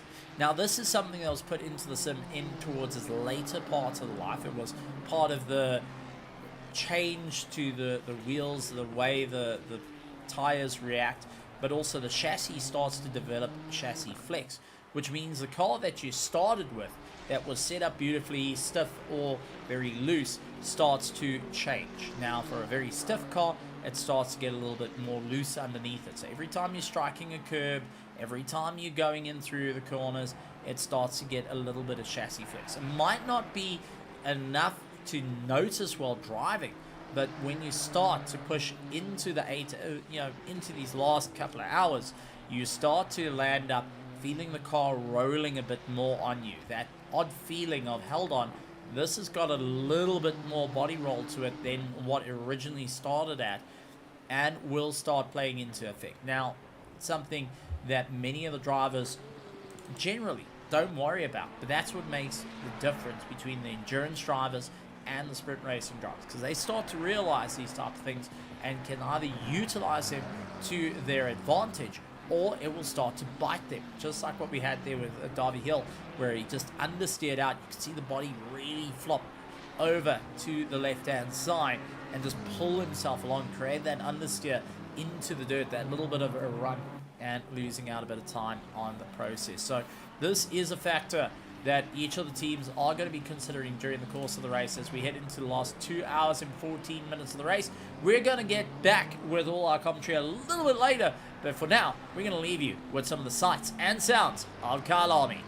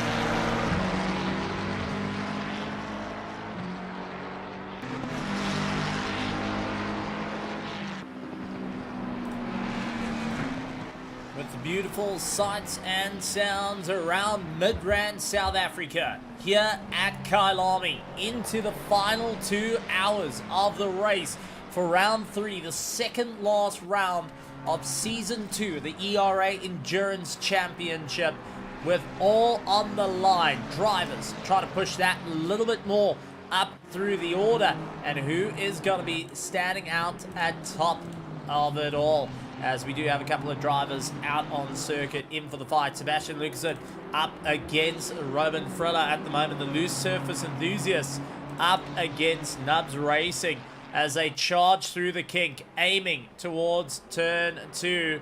They will be trying to keep up the drive, and Sebastian Lucasen at the moment wanting to be into that top 10, wanting to make it work out in their favor, but they have to get past Roman as fast as possible to try and stay in for the charge, to be up in the top running order. However, Roman, we've come to know, is not one to back down from a fight. He's more than happy to go door to door, and Sebastian Lucasen is going to feel as Roman goes to lose his time through Sunset, has got the inside through Clubhouse, sends it out a little bit wide. Side by side they go, heading into the S's, as it's going to be an absolute brawl into the first S, and it is going to be Roman losing out. Sebastian kept his foot on the gas, slipped around the outside, and now got that little bit of momentum. So we talked about a possibility. Well, we got to see it there, as we also got another one coming in for our first place car. This is Martin Lurick,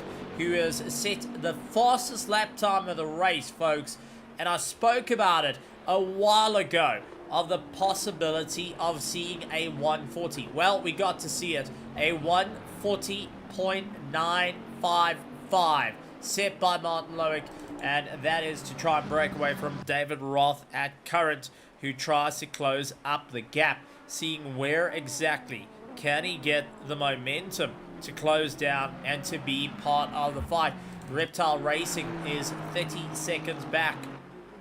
Eco Dragon continues to try and close the distance down at the moment, and still being a very viable threat. This would be the second time they can get onto the podium if they can hold third place for the car, and will be enough to jettison them up into second place in the championship by the end of this race. I mean, this is crucial points on the line for the KFD, for the Reptile Racing at the moment. 42 seconds back is the KCMG, as they continue on the charge. 3 seconds back from them, Reptile Racing. The 33 Ferrari trying to close up the gap that little bit more in through the running order. Is going to have to really dig deep to try and make it work out in their favor. It's going to be a tough time indeed, as we've seen Hendrik Zimmerman is not afraid to pack a fight if needed. David Hill trying to also keep it all together out on circuit, holds on to that 6th place with a 55-second gap to Jeffrey LaRue, one of our solo drivers out here, who is just trying to see it through to the end for the Griffin Sim Racing team. Then you got Freddie Morelli out in 8th place. He is 12 seconds away from Carl Heinz. The Ford Wall Inspection Racing now trying to just keep the going. Sebastian Lucasen getting ahead of Roman Friller. Now only a second between them, as both drivers looking to try and hold on to that top 10. Jason Jensen sends in 12th with 13th Simon Kusat a little bit further down the order. We had a chat to him earlier. Their goal is to get into the top 10 and keep that consistent pace on the way through. Real job for the French Baguettes is down in 14th with Casey Jones of the Stunt Possums ERT team. E-Trax holds on to 16th along with the KDH Ferrari, and Team Trax Racing McLaren is now out in 18th with Nathan Warren of the ERA Race Game pushing that a little bit further up through the order. Griffin Sim Racing, Lucas Jabert, solo driver in 20th with the likes of Silvio Robizzo a little bit further down in 21st position. Last of our runners out there. 22 cars started this race going back 6 hours ago. Drivers lined up on the line, ready to go, ready to put the challenge in and see how far can they push it for the second last round of the season here at ERA for the Endurance Championship Season 2 for 2025. And with our final race, and you can still join and be a part of our final race on the 13th of December, go and head over to SimGrid, look up Evolution Racing Academy, and be a part of our show, be a part of the amazing racing out here.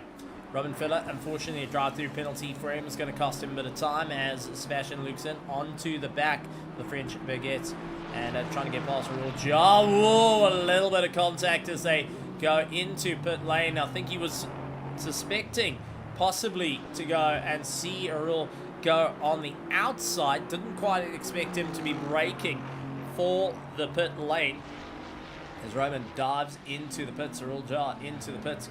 And Thomas Wong still needing to try and get that 10-second out of the way. But 17 seconds go and hold back Martin and David Roth at the moment as they keep onto the back of, that is the second Bentley of Simon Kusat at the moment. Opens up the gap into Leocorp. Giving that little bit more of a charge as they head down the hill, hoping to take yet another victory here in the championship, making it 3 for 3. However, it is going to be a lot of hard work to try and keep it all in check, to go that little bit further into the race and see where exactly they can get the momentum. I mean, these are always tough times for drivers. This is always a time where you're getting closer to the end, you're starting to get a bit more worn out there, and you're not quite sure how it's all going to turn out during the course of this race.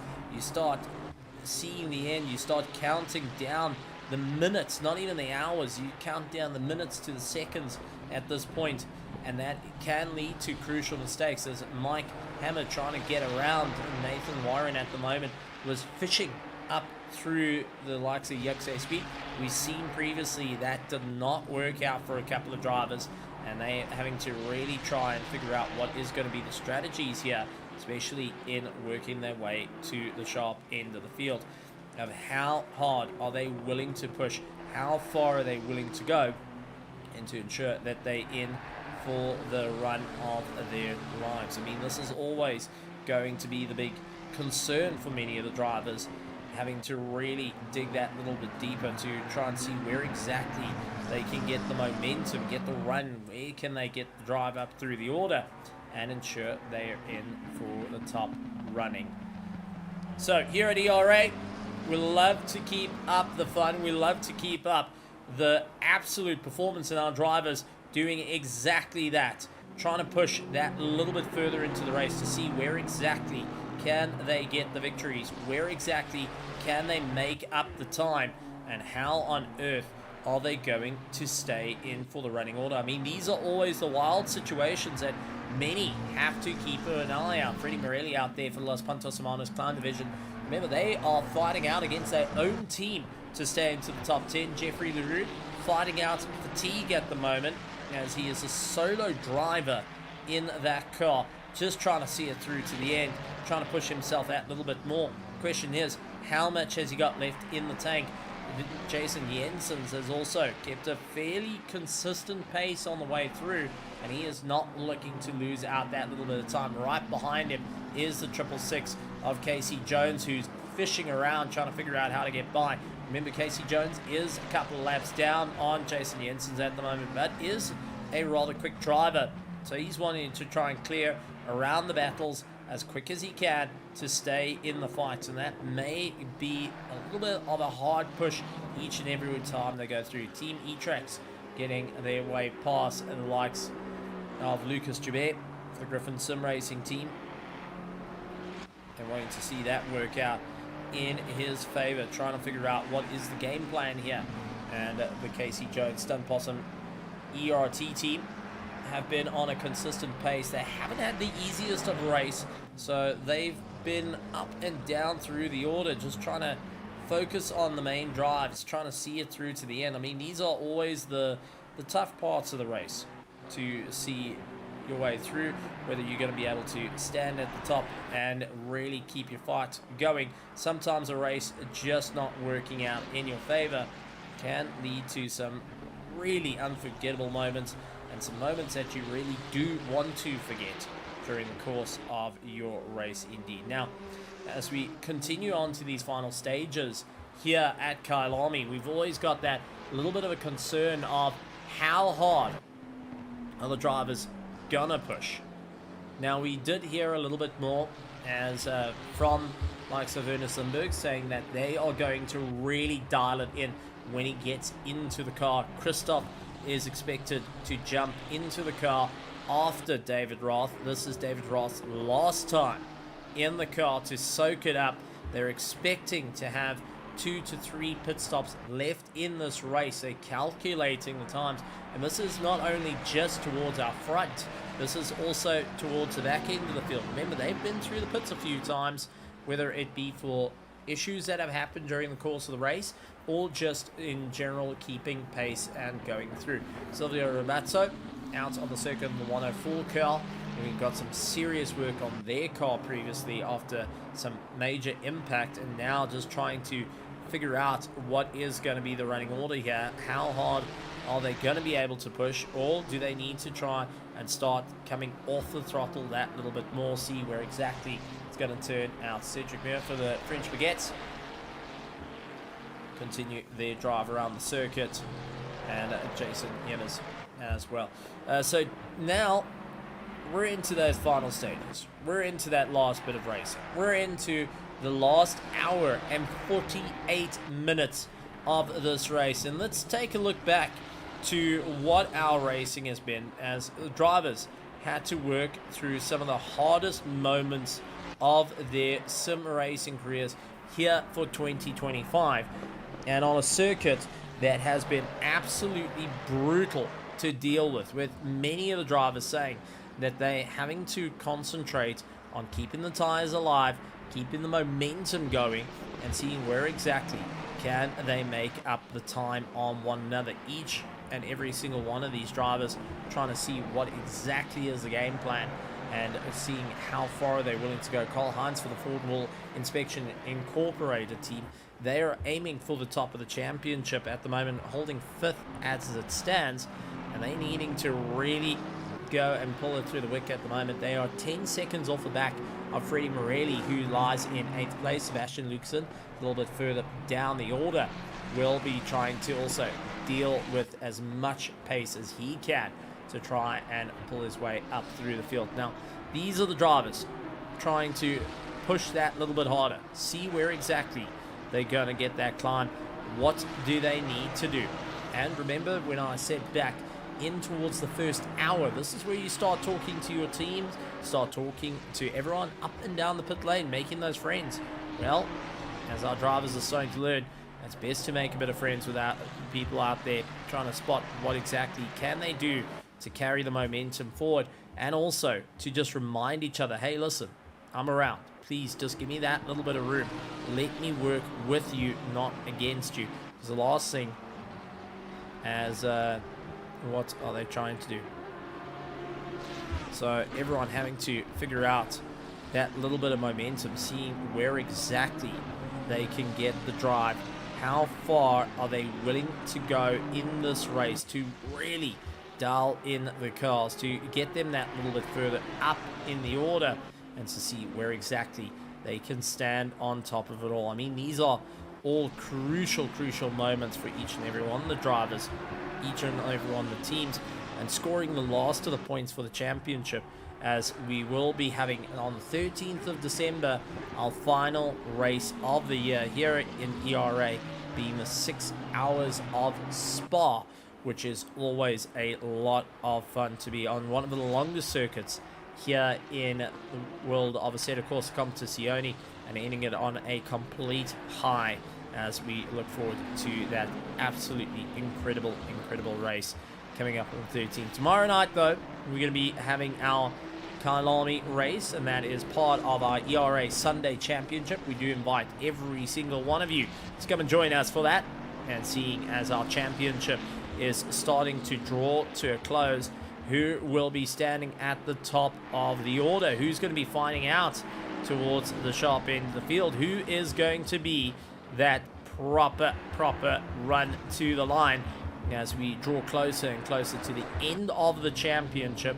And we still invite every single one of you to come and join us to be part of the incredible show that we have in the ERA. We have multiple races during the course of the week as well, and also some teaching lessons. So for those that are veterans, for those that are still learning, for those that are looking to dip their toes, we've got a little bit of everything for you to come and have some fun and be a part of our incredible run. So that being said, we now look forward to who each of the drivers are going to be and see where exactly can they keep the momentum running.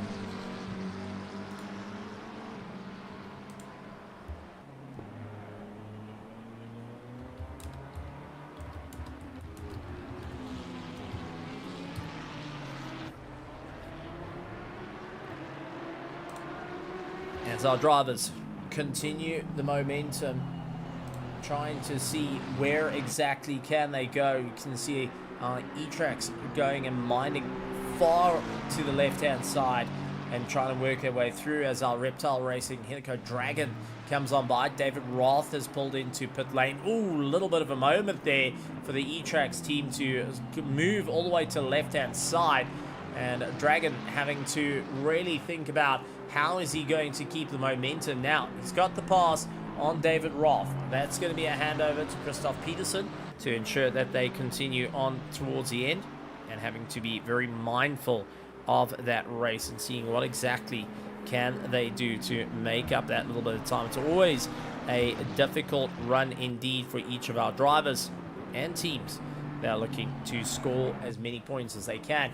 And crucial moments like that, where there is sudden movements in the car, around the car, and where you're trying to put that little bit of pace. For the Reptile Racing team, they cannot fall out of that top three. They need to carry on the momentum as much as possible, especially here in this race. They need to see it through to the end.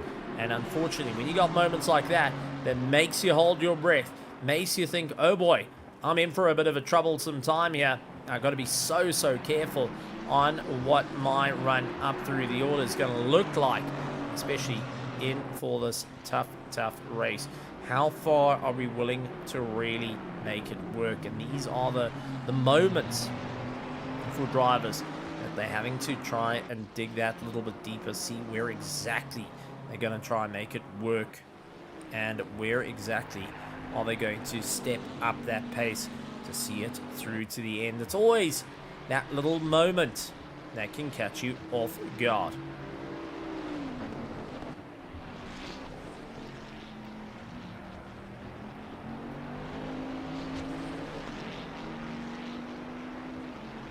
As might be getting a couple of guests joining us a little bit later on to come and chat about their race and see what they're doing. And we've actually got one of our drivers to come and have a chat to us. It's always wonderful to bring through. And we're going to be moving him up to have a chat to us. And this is Deval coming in, having a chat. How are you after quite a bit of racing here tonight? 6 hours and 18 minutes completed, and still an hour and 41 minutes to go. Feeling pretty good, Steven. Car feels good. I'm happy with our strategy. It's worked out very well for us, giving us a lot of clean air. And Livingston and Peterson have been killing it. Very fast on track. Now, take us through. You've been absolutely fighting it out there. You've been up and down the order. The plans have constantly changed for you guys.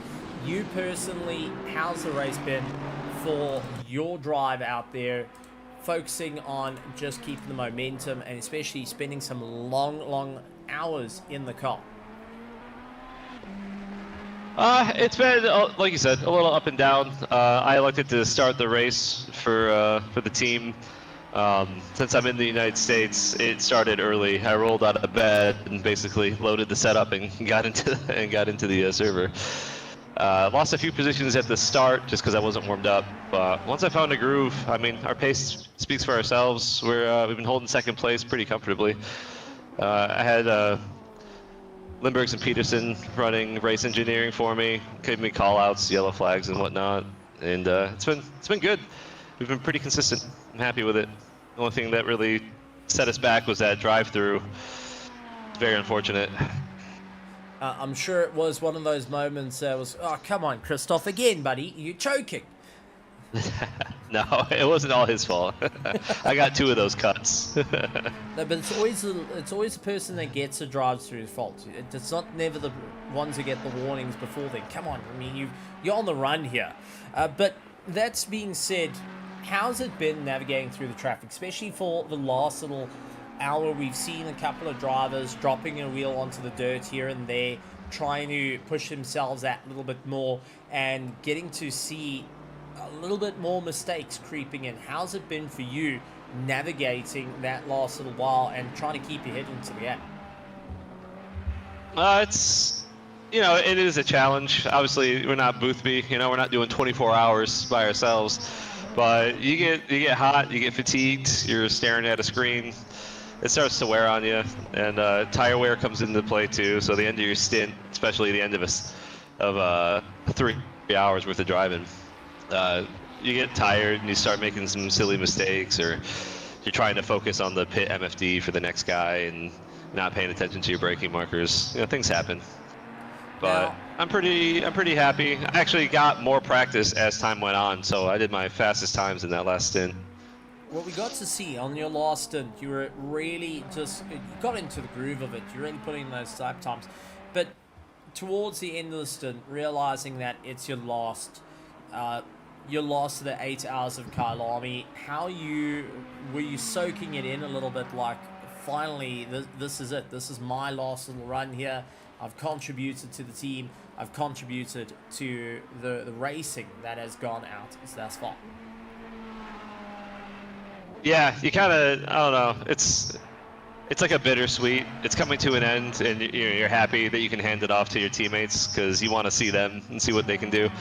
But, it's a little sad because you don't get to race anymore, You've built it up.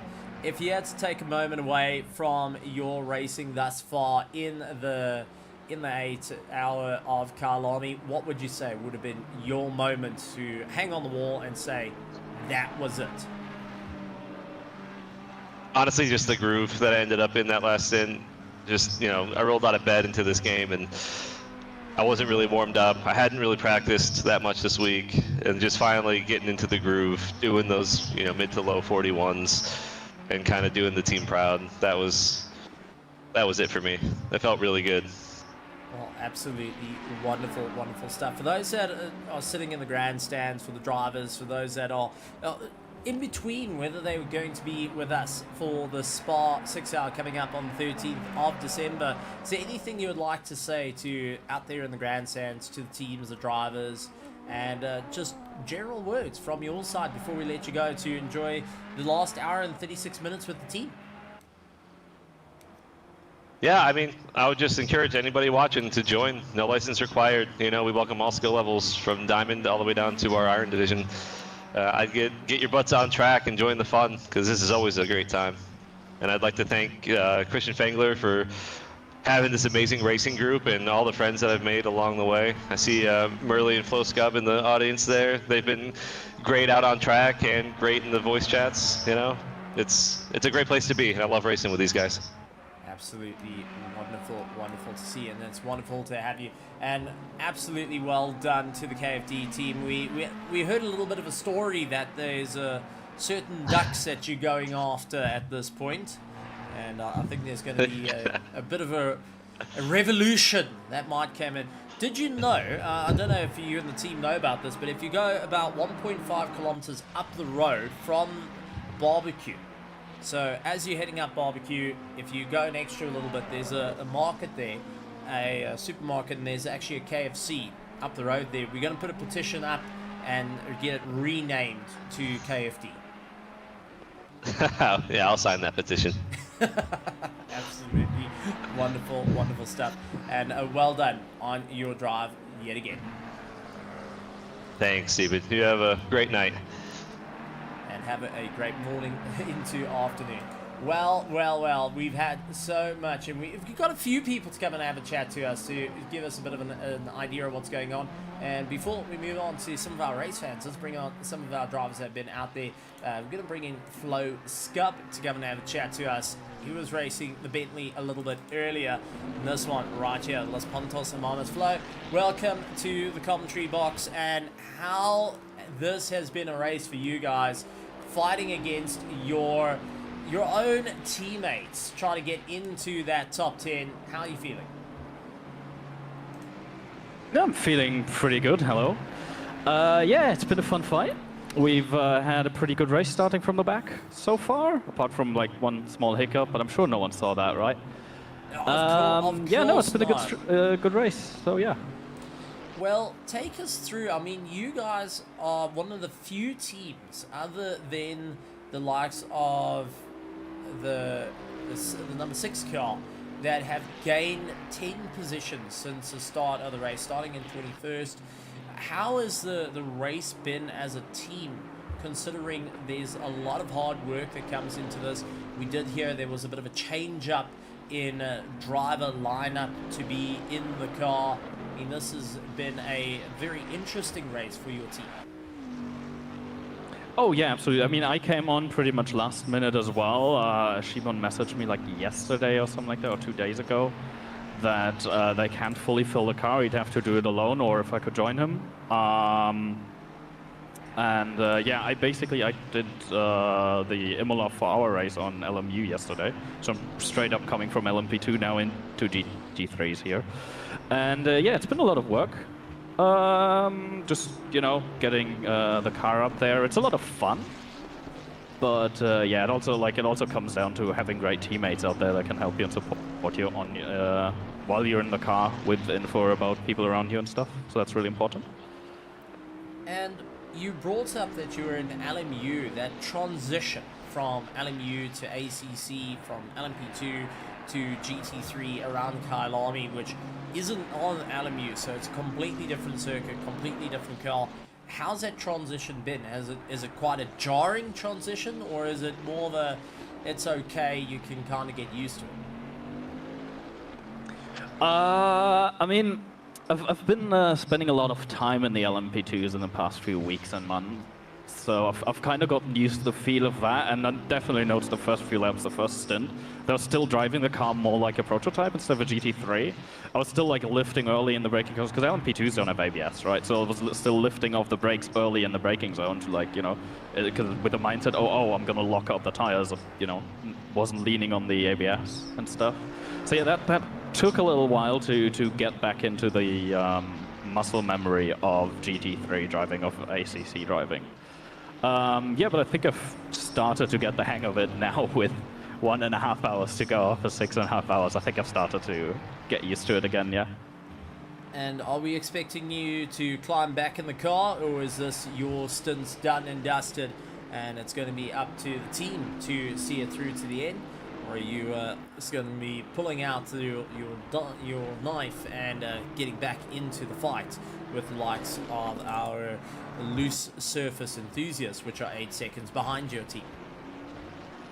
Yeah, I mean, that's going to be a fun fight for sure to the end, because I'm pretty sure we both still have like at least 2 stops ahead of us. We have like a full stop and a splash and dash, and I think they have maybe 2 full stops. So that's going to be a fun one for sure. I don't know if I'm in the car. It depends how Shimon is feeling. He has just, well, this is the first stint now after having dinner, so he's full on energy. Yeah, we're going to see how he's feeling. We've got another about 16 minutes on the stint timer, where he can like decide if he wants to go on and finish or wants to hand over the car. Yeah, we'll see. And from your side, anything you want to say to the virtual grandstands out there, to everyone that's been braving the heat here today? It's been up to 34 track degree temperature. It's 24 in terms of air temperature. I mean, there's one chap, I don't know if you've seen him, he's as red as a lobster into the S's. He didn't wear any sunscreen. We've seen him bright as day there.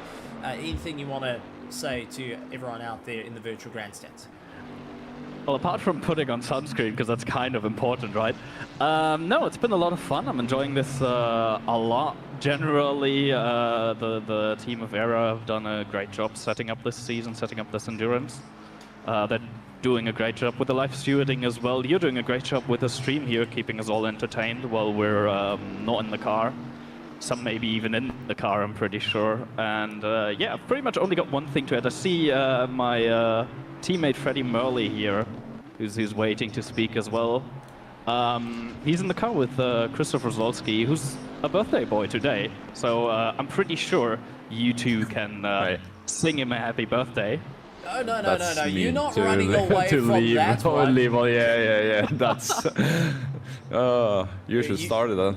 You've now conscripted him, and you have to lead the charge, Flo. I mean, come on, Los Puntos Hermanos for life, together, forever. That is how it goes. I'm going to hand over the microphone to Freddie Morelli, to Flo Scott, to a certain birthday boy that is out on the circuit, and we're going to show him right there, Christoph Rolowski of the Clown Division Los Puntos Hermanos. Over to Flo Scott and Freddie Morelli. Yeah, so we're not gonna sing, but I'm gonna wish him a happy birthday. Yeah, happy birthday, my man. Oh, come on, guys, come on! Yeah, that's mean from him. No. I think Flo started this, so yeah. I mean, we got to do this I just right see that the stint time has suddenly gone really, really low for Shimon. I think he wants to hear back from me pretty soon. So unfortunately, I gotta leave, but I wish you guys the best of luck. Oh, that's so mean. If I join in, how about all three of us do it? I don't even know the song in English. Well, what do you mean you don't know that it's happy birthday, huh? Yeah. We don't sing that in Norway. Sing in Norwegian, that's fine. We'll just, edit it out in post. Can we just move along now? I'm not quite sure how to do it in Norwegian, but can do it in English. Yeah. But, well, why not? That's 3, 2, 1. Happy birthday to you. Happy birthday to you. Happy birthday, Christoph. Happy birthday to you. Oh, that's beautiful. Hip hip. Hooray! Hip hip.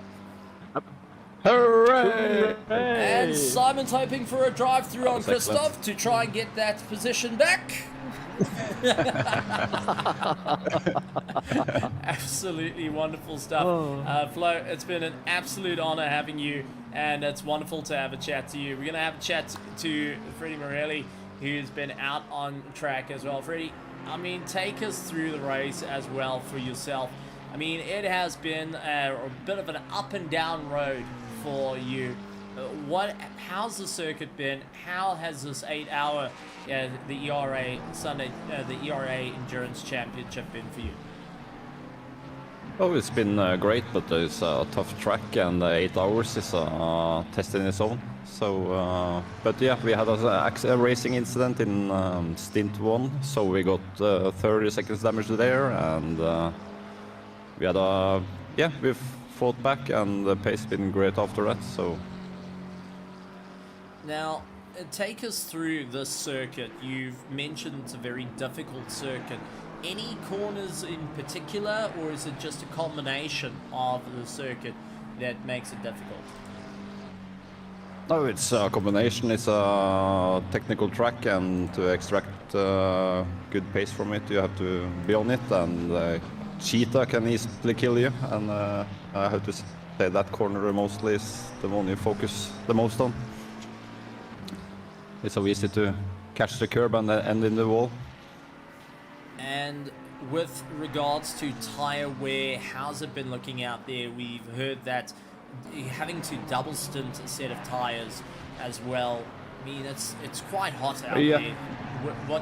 Have you double stinted the tires as yet, or is it still to come?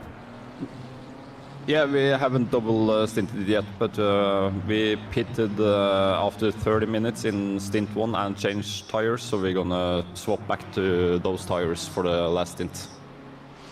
So gone for a bit of an earlier pit stop to see where it comes out. And out on the circuit, who's been the toughest competition that you've had to race against? Which are the teams that you felt like, hang on, this is where I really had to dig in my teeth and see where I can go? I have to say the 420 car so far is the one we've been at most, because we had to early pit, so we've been a bit behind the pack. But yeah, the 420 car definitely, and it's been great driving from definitely top 10 so far. Great pace. And overall, what's the game plan? Where are you hoping to finish in this race? I believe we qualified P9, so definitely P9 and above that, hopefully. Absolutely wonderful stuff. Well, before I let you go and keep an eye out, as we do see the 420 car with Yannick Croft behind the wheel at the moment is chasing down your teammate. Anything you want to say to anyone out in the virtual grandstands that are keeping an eye on Las Pantos Hermanos, those that are literally Las Pantos Hermanos for life, and others that are more of trying to figure out how to get rid of the ducks and not being very, well, they haven't been very successful in doing so. Anything you want to say to the drivers, to the teams, to everyone out in the virtual grandstands? Oh, to LPH, been great with practice and team talk strategies, and great with other competitives from other teams as well. And yeah, I want to thank ERA for what those guys are doing and hosting this, and especially you for commenting this. And yeah, it's been an absolute honor for sure, as we are getting reports that Jeffrey LaRue, unfortunately landing up with a bit of a problem, may have possibly disconnected. But we're going to let you go and enjoy the rest of the racing, and we look forward to seeing you at the end of the line. Are you planning to get back into the car, or are you now kicking your feet up, having an ice cream, and watching on from now? Not sure. I'm thinking of Christoph to decide that, since he's got his birthday, if he wants to do the last stints. That's up to him. So leaving it up to the birthday boy, the old man behind the steering wheel, and let's see if he's going to be able to have the stamina to keep it going. But absolutely he's wonderful, doing great, Freddie. so well done. No issue there. Well done on some incredible racing.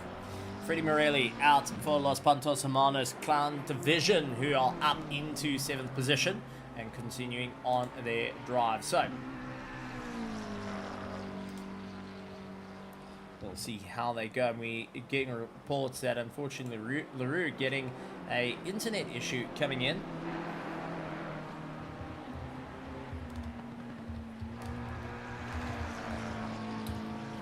And it does look like he's unfortunately got disconnected, and he was in for that top 10, and now landing up, caught down. So we're trying to talk to him in the pits, hoping to get him back in to join up with the racing, see it through to the end with 1 hour and 21 minutes as a solo driver. He has been just trucking along to see what he can do, and we're hoping to see that car rejoin the circuit. So this is a call out to the Griffin Sim Racing team, Ruan Heineke, Antonio Gamble, everyone from Griffin Sim Racing. Let's get the likes of LaRue back into the car to at least see it through to the end, as we see Jacob Ziptal get right on the inside of Jeffrey Jensen's and trying to clear on by. He has got the pass done and dusted. Jeffrey Jensen's out there in the McLaren for the Team Tracks Racing, trying to keep it all in check and see how far are they willing to go. Sinking a little bit deep into the ball and continuing on the drive. Mike Hammett dives into the pits for the Reptile Racing. That is going to pass the baton back to the Aston Martin, the 181, to retake 3rd place. Christoph Peterson, 23 seconds off the back of Martin at the moment, who holds on to 1st place at the moment. Slayer coming down and doing everything he can to keep the charge up at the moment. Daniel Mutzman down in 6th position, the Proper Racing MS, hoping to get a good run.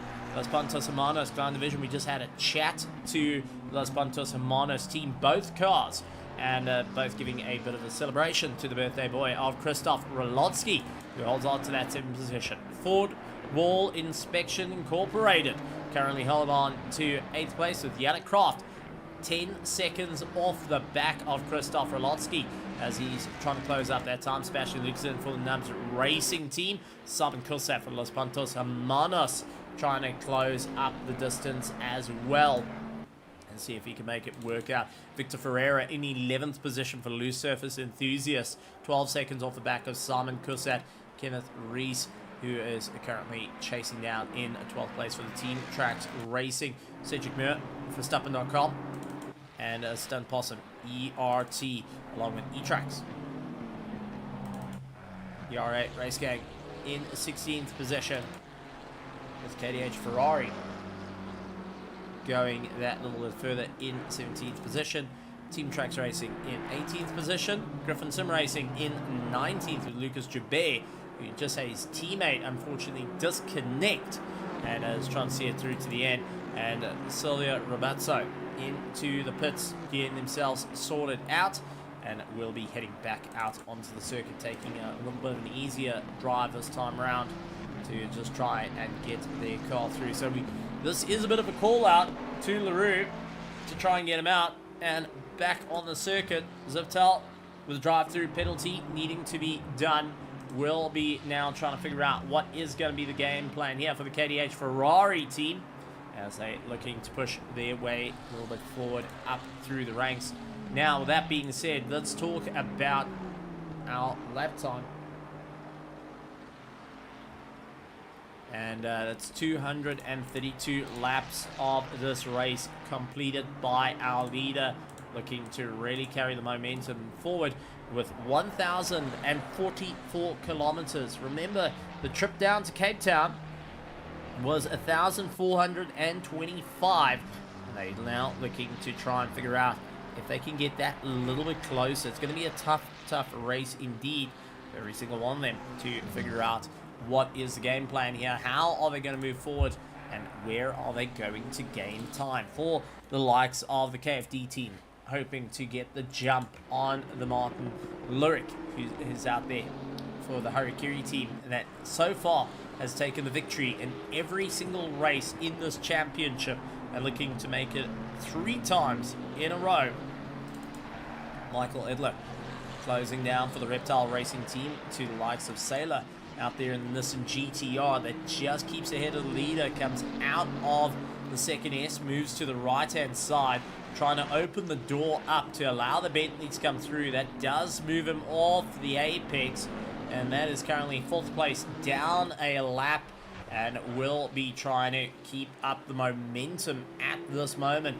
Next up for our leader is going to be this car right here, the Reptile Racing Pascal Rodel, who currently has got an hour 16 left in the race, trying to see it through to the end. It's going to be a tough time for them to keep on the same lap as the leader, as Christoph Peterson, who's trying to keep that momentum up now. 22 seconds off the back of our big Bentley that's just shot round Ingwe, and continuing to keep that momentum on the way through.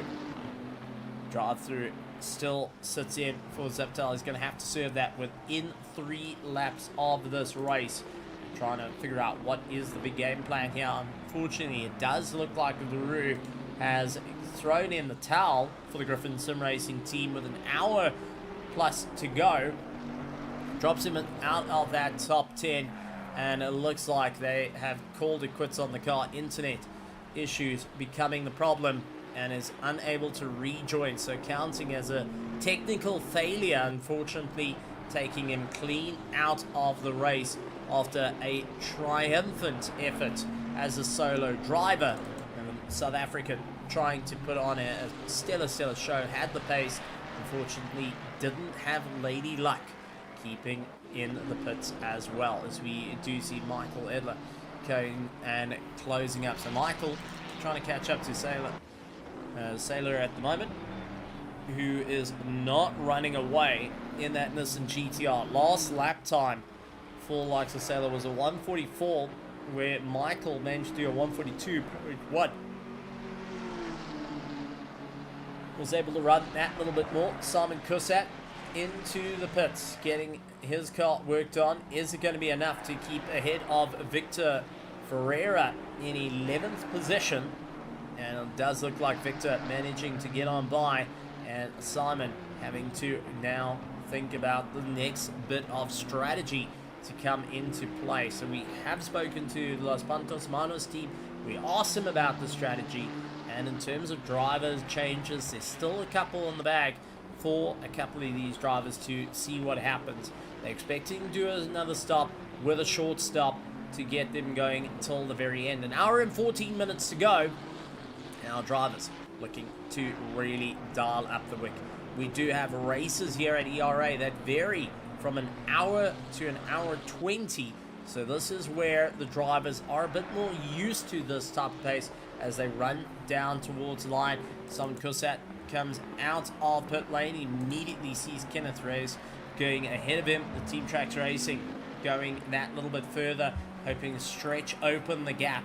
And now trying to keep Simon at bay, who's in 12th position with cold tires.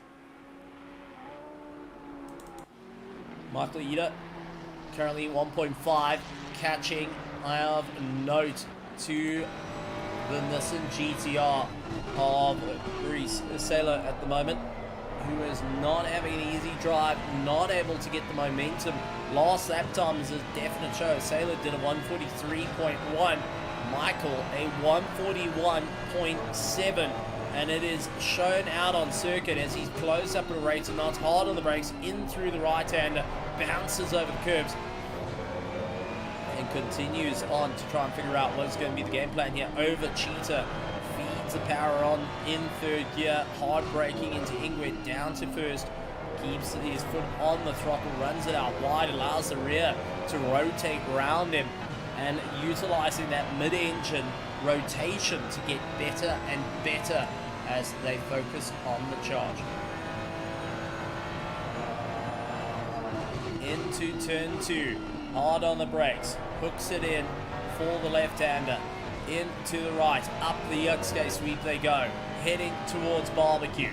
Late on the brakes, you can see Sailor just ahead in that Nissan GTR, not quite getting the drives out of the corner, having to really just feed the throttle, being rather gentle at the moment to allow it to happen and get going. Michael runs out a bit wide through Sunset, very close to the fringe of the circuit, hard braking into Clubhouse, bleeds off of the brakes early, stands on the power, and does everything he can to keep up the momentum in through the first S. Oh, unsteady in through the second. Had to catch that slide and really had to work as hard as possible to try and keep that Ferrari 296 into check.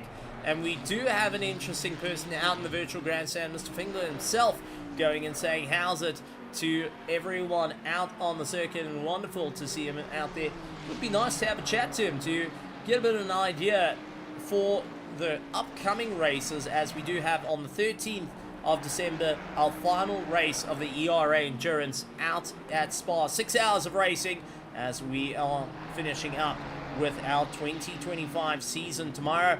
We're going to be carrying on with another round of our ERA Sunday Championship right here at Kyalami in colder conditions, and it is going to be an interesting race indeed. So the drivers are getting that extra little bit of practice time right now to feel it through. Unfortunately, not quite on cold conditions. It's 29 degrees out on circuit. They've gone through all the way to 34 degrees track temperature of monstrous fighting to see it through, and it's going to be a monumental run. Christian Finger was saying, unfortunately, not able to get into the commentary box, going and spending some time with the family, but sending the regards to all the teams cheering them on from the sidelines. And it's always wonderful to go and have them cheering on and being a part of the incredible weekend. So to the entire Finger family, a monumental hello from South Africa, and a wonderful to have you guys out here going and supporting the ERA Endurance Championship. 8 hours of racing, and this is your battle for 4th and 5th place as Michael Eder going after likes of Sailor at the moment, who's not having an easy time at the moment, trying to defend. You can see you trying to walk him out to the fringes of the circuit. Now we are getting reports where likes of LaRue, who was a disconnect early on in, well, towards the later part of this race, within the last, let's say, 20 minutes of it, as unfortunately not able to get back in as yet, as his router is doing an update during the race, and that's what took him clean out of it. He was in the top 10. He was lying in 7th position as a solo driver, and then all of a sudden the router, as a mechanical hardware, has decided to randomly update itself. I mean, that is very first that I've heard it, and unfortunately has swung him around, but hopefully we will get him back after the update. Well, Michael trying to update a position at the moment, as Sailor had to try and keep a solid defense and trying to keep him at bay. I mean, this is always a tough race indeed for Michael.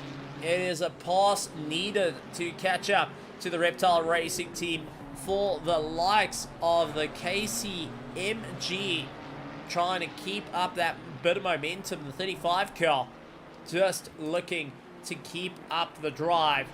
Listen, GTR not having an easy time out here, continues to fight on and seeing where exactly it's going to work out as Michael goes for the inside through Leocorp. It is contact against the rear of the Nissan, and it's Michael clearing the Nissan only just at the moment, and now needs to keep up the momentum. Will the twin turbo kick in on the Nissan GTR? Naturally has a lot of straight line over the Ferrari, and that does show in and through the mine shaft. Michael hits the brakes a little bit earlier, side by side heading to Cheetah. Brave on both drivers. Eventually Sailor saying, listen, I'm going to hit the anchors here, I'm going to just let you go on by. Michael up into 4th position, now needs to get clear of the Nissan GTR. He dives to the inside to try and snap the toe, lost out that little bit of drive, and instantly this is going to force Sailor to go for the inside into turn 2. They've got to push each other a little bit harder into the corner. Sailor hoping to keep the momentum as they head up towards the Yuxie sweep, and either managing to get the run. Michael only just managing to utilize that little bit of rotation in the Ferrari to keep that run through. Kenneth getting a bit of a loss of position to Simon Kusat, who swings the big Bentley through. Kenneth does not yield, both going side by side, and ultimately the Mustang getting ahead of the big Bentley of Simon Kusat, as the Los Pontos Hermanos keeps the drive through as they made their way through barbecue. There is the fan zone, the old pits that used to exist, and the kart circuit here at Kyalami that has been changed over the course of years, but it is into Clubhouse as drivers see their way through. An hour and 6 minutes to go in through the first S. Gonna be aiming for the second S. 0.4 of a second between these two as they've been fighting it out, trying to get within the top 10 for Kenneth Reyes of the Team Tracks Racing. It has been an absolute brawl of note. Simon Kusat, Los Pontos Hermanos, who have been really sticking it out to go that little bit further, trying to catch up.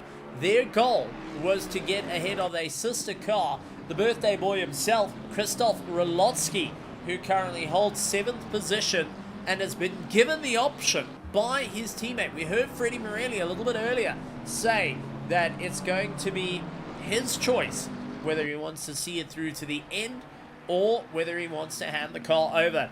We are getting confirmation, however, that LaRue is retiring the car and unfortunately will not be seeing the end of the race after so long of driving, 6 hours of driving, and will not be seeing the end due to mechanical failure and well, I would say software failure in that regard.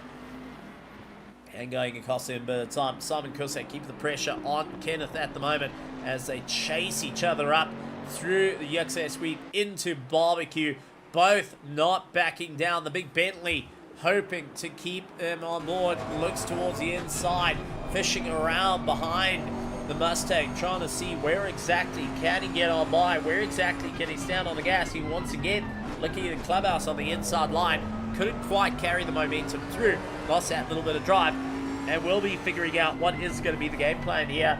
As time is starting to tick away, drivers are starting to figure out what they need to do. And we heard that the pit stops, there's not many left. There is going to be 1 or 2 left by the end of this. As we head closer and closer, 4 minutes and 44 seconds time, we'll be into the final hour, the final charge in this Kyalami. 8 hours that has been absolutely brutal to a number of drivers to really work their way through, to try and see where exactly they're going to come out on top and how hard they're really needing to push. As we saw Kenneth braking a little bit earlier, a little bit harder through Cheetah. Simon Kusat takes a dive down into Ingwe, very cheeky to try and get it to work. Goes and opens up the steering a little bit and gets side by side. Kenneth now with little room to go, had to get into the slipstream. This is down towards turn 2. He's going to keep on the racing line. He switches round. Simon Kusat goes in a bit deep and tries to slow it down on the apex, and both of them door to door. Oh, Simon gets turned. He touches the wall. Kenneth trying to get himself going. Let Simon go by. A gentleman's agreement there, and I take my hat off to them to do that. That little bit of a gentleman's agreement of, sorry, that was not how we wanted things to go. And now they carry on. It's a lightest of damage to both vehicles, but still keeping a solid run, as we do see Jeffrey Jensen's trying to catch up, and he is doing everything he can to hold the line. Jacob Ziptal hoping to get a little bit closer, will be in the charge to see it through as they head over Cheetah in the Ferrari and the McLaren, trying to go that little bit further. So much time needed in this race to see it through to the end. So much is needed to push it through to the mark, and how far are the drivers willing to go in this race? Jacob looks towards the inside into turn 2, backed out of it, looked at that 100-meter board and went, maybe I'm not going to hit the brakes that late, so I'm going to rather focus on my drive, see exactly where I come out. For Jeffrey Jensen's at the moment, he is trying to keep that little bit of a run. And he pulled the card. Oh, as we do see a bit of a mistake come in for Jacob Ziptal. He lost the rear of the car, clipped the dirt, that spun him into the wall, and has got a bit of damage on the car, firmly putting the battle between Jeffrey and himself to bed on that run. Not an ideal situation, unfortunately, coming into play. Kenneth keeps the pressure on Simon Kusat. This is our closest fight on circuit currently, as the drivers see their way through. Others that are trying to get that a little bit closer, likes of Sailor, who's also off the back of Michael Eder as the moment, as they continue their drive. Jacob now 9 seconds off the back of the running too. So this is our closest fight. Kenneth Reyes and likes of Simon Kusat gonna do everything he can. Simon not having an easy time out there.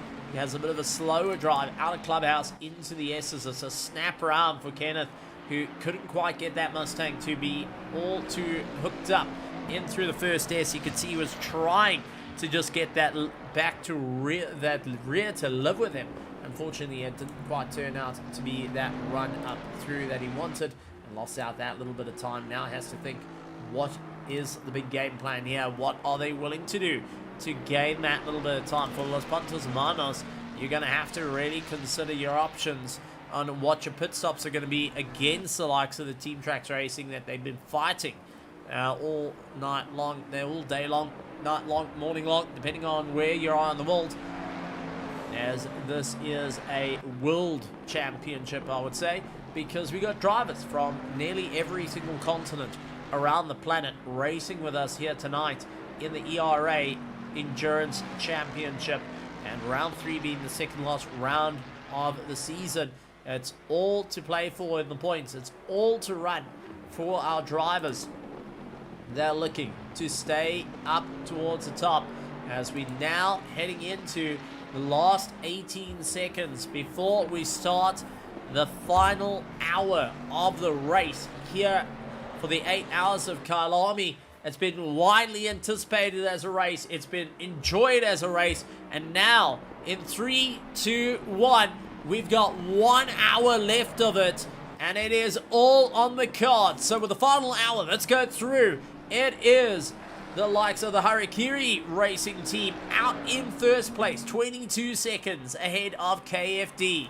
Third place is Reptile Racing, the 181 Aston Martin, along with their sister car, the Reptile Racing 33 Ferrari. Then we've got KCMG holding on to 5th place with Proper Racing in 6th. Los Pontos Hermanos Clown Division currently holds on to 7th position, along with Ford Wall Inspection Incorporated currently holds on to 8th. Nubs Racing in 9th, along with Loose Surface Enthusiasts into that top 10. Los Pontos Hermanos in 11th position. Team Tracks Racing holds on to 12th with their Mustang. The likes of the French Baguettes out in 13th position. Stunt Pass and ERT holds on to 14th, and all over the back of the likes of Kenneth Reyes. And then we got Team E-Tracks trying to get the momentum through. ERA Race Gang holds on to 16th, along with Team Tracks Racing in 17th position. 18th going to the KDH Ferrari. Lucas Jabert for the Griffin Sim Racing, a solo driver at the moment, and rounding out the packs in the pit lane is the Silo Lambo, which has been there for quite some time. And I do suspect possibly a team having a little bit of a problem that they're trying to sort out at the moment. Nubs Racing pushing on. 58 minutes to go. Everyone trying to consider their options. What is going to be the running option? Who has got that final pit stop that they're going to have to deal with during the course of this race? As we do see the French Baguettes keeping a solid line in through Ingwe, and now holding back our leader of the race, Martin Lyric. 244 laps in, will be seeing what he can do. Michael Eder getting past in Ingwe, past the likes of Victor Ferreira as they continue on their drive a little bit up through the order. Michael hoping to get into that top 3. If he can close up that 55-second deficit to Pascal Riddell at the moment, he will be in for a good run in the points. But that being said, he will be going and scoring a few points away from the sister car team that is looking to be into that top 2 that is in the running. Gustav Peterson trying to continue his pace at the moment, seeing where exactly the running order for the KFD team is going to be. Holding on second at the moment with against Bentley, the Team M Sport colours. It's our French Baguettes lining up and clearing past Lucas Jabert for the Griffin Sim Racing team as he continues on the drive, seeing where exactly can he go, how far can these drivers push themselves down, who needs that last splash and dash during the course of the race, because that is what it's going to come down to. Who has got the splash and dash they need to do in through the pits, or have they done it? And we know of a couple of drivers that have done that early on and trying to get it done. Sebastian Luxon a bit slow going through the likes of Cheetah and dives into pit lane. So that is going to be him trying to get the car sorted out, along with Cedric Rio are getting their car sorted out. Interesting to see the two pulling into the pits, but has this now gone and started the ball rolling for each of the teams and drivers to consider their final stops? Well, for Saylor, it's going to be keep charging on by, holding on to 5th place at the moment. Christoph Rolotsky, the birthday boy himself, out in 7th position, trying to carry on the drive and see exactly where it's going to go, and is currently a bit ahead of Yannick Croft, about 31 seconds. They pulled away from the 420 Mustang but at the moment, getting a little bit of pressure put on by the likes of Team E-Trax, who continues on the pace. Daniel Mutsva holds on to 6th place for the Proper Racing MS. The Yorkshire Tea colours have been a standout of note. Los Pontos Hermanos, Christoph Rolotsky has had Freddie Morelli through the car. The question is, if they do their final stop, when, it's not if, it's when they do their final stop, is Christoph going to go and stay in the car, or is Freddie going to climb into the car? Is the birthday boy going to see the check flag after 8 hours of racing for the team, or is it going to be Freddie Morelli? This is where you start to ask a question, because you do want to be a little bit selfish at this point. You do want to be the driver to take the checkered flag. You don't want to be the one that kind of hands over the car and say, well, you know, there we go, see it through to the end. You want to be that driver to see it through to the end, see that check flag. You will always try and make that little bit of a call, as we see Kenneth Reyes pulling into the pits. They're getting their final stop out of the way. It's a splash and dash for them, hoping to keep their drive up through the order. And we are going to see what is happening out there and who is going to be at the monumental charge up through the order. The E-Trax getting hooked behind, but the traffic becoming worse and worse as every single one of these drivers now trying to figure out what is the best option for Michael Eder at the moment. He's trying to clear through the traffic, holds on to 4th place and losing a lot of time to Pascal Rodel, his own team, now making life a little difficult, and that is unfortunately what happens when you're trying to clear through the traffic. Not a lot of room to play with, and unfortunately having that side-on contact costing him a bit of time, and has now brought in a certain Nissan GTR into the fray as Sailor now gets alert.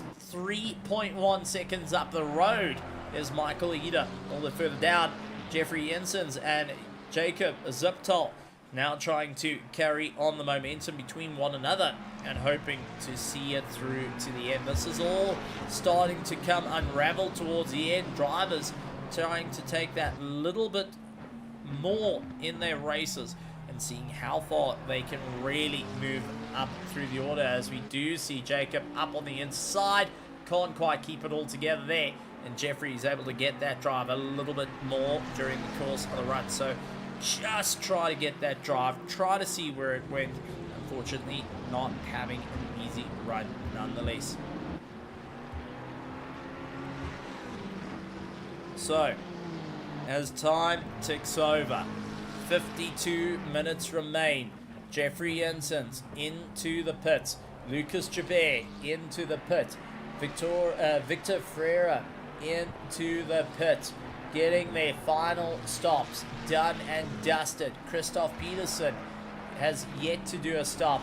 Martin Lurick is yet to do their final stop. Possibly might have enough fuel to push themselves out a little bit more. If not, Christoph will be climbing out of the car and Ernest Lindberg will get back in. Will Martin be a change of driver as well? He's been in the car for quite some time, trying to see how far he can go in this race, hoping to push himself that little bit more, get into the comfort zone and see where exactly they're able to gain that little bit of time during the course of this race. It's going to be a tough call for many of the teams, and a stop-go 30-second coming in for Robin Frella. Unfortunately, coming off the pit limiter a little bit too early, and that has cost him time.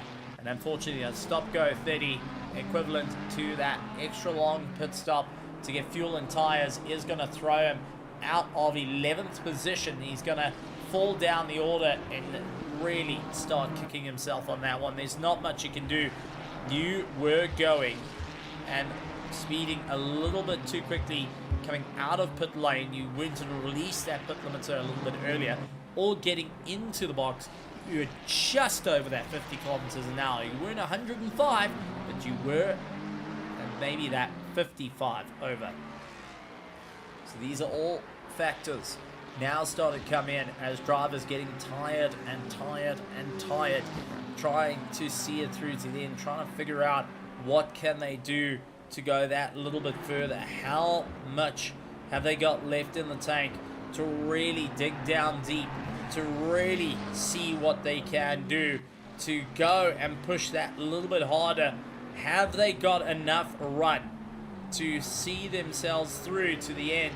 Or is it going to be one last gasp needed by every single one of these drivers to see it through to the end, to push that little bit more, to get a little bit closer to the sharp end of the field? Last scoring of the points here, as we do see Roman into the pits doing his stop go. 30-second penalty.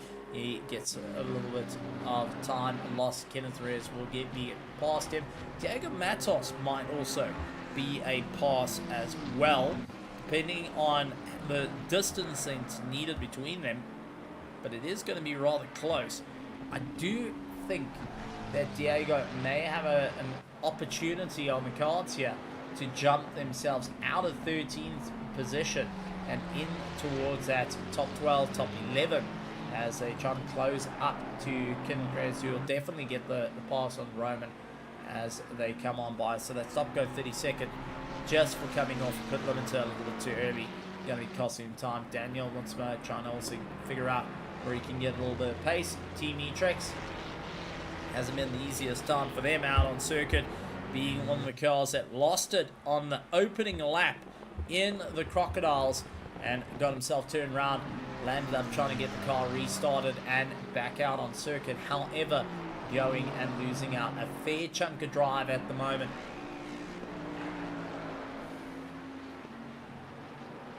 Daniel hopes to keep the charge on, trying to clear the traffic. The 666 ahead of him, Diego Matos, not wanting to lose out the drive. 25 seconds off the back of Roman Filler and continuing to try and close that distance at a rate of knots. 48 minutes to go, and this is going to be that last moment. This is where you start trying to ask your team, where is the leaders around the circuit? How far are they? Do we have enough to carry on, or do I need a lift?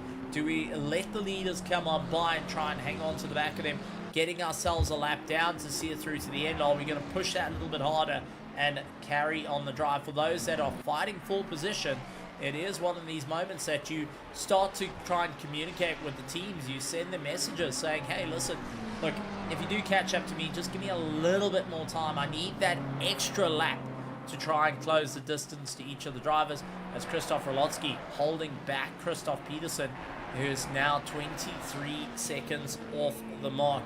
Christoph Peterson, who has been a man of many hats at the moment, diving into pit lane, has been a steward and a driver.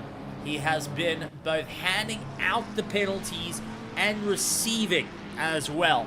I mean, that's the thing. If you can't take the abuse, don't give the abuse. Well, drive-through penalty was definitely that little bit of abuse that it cost him a bit of time. But Peterson into the pits. That means it's going to be Ernest Lindbergs that will be behind the wheel of that car for the final leg of the race.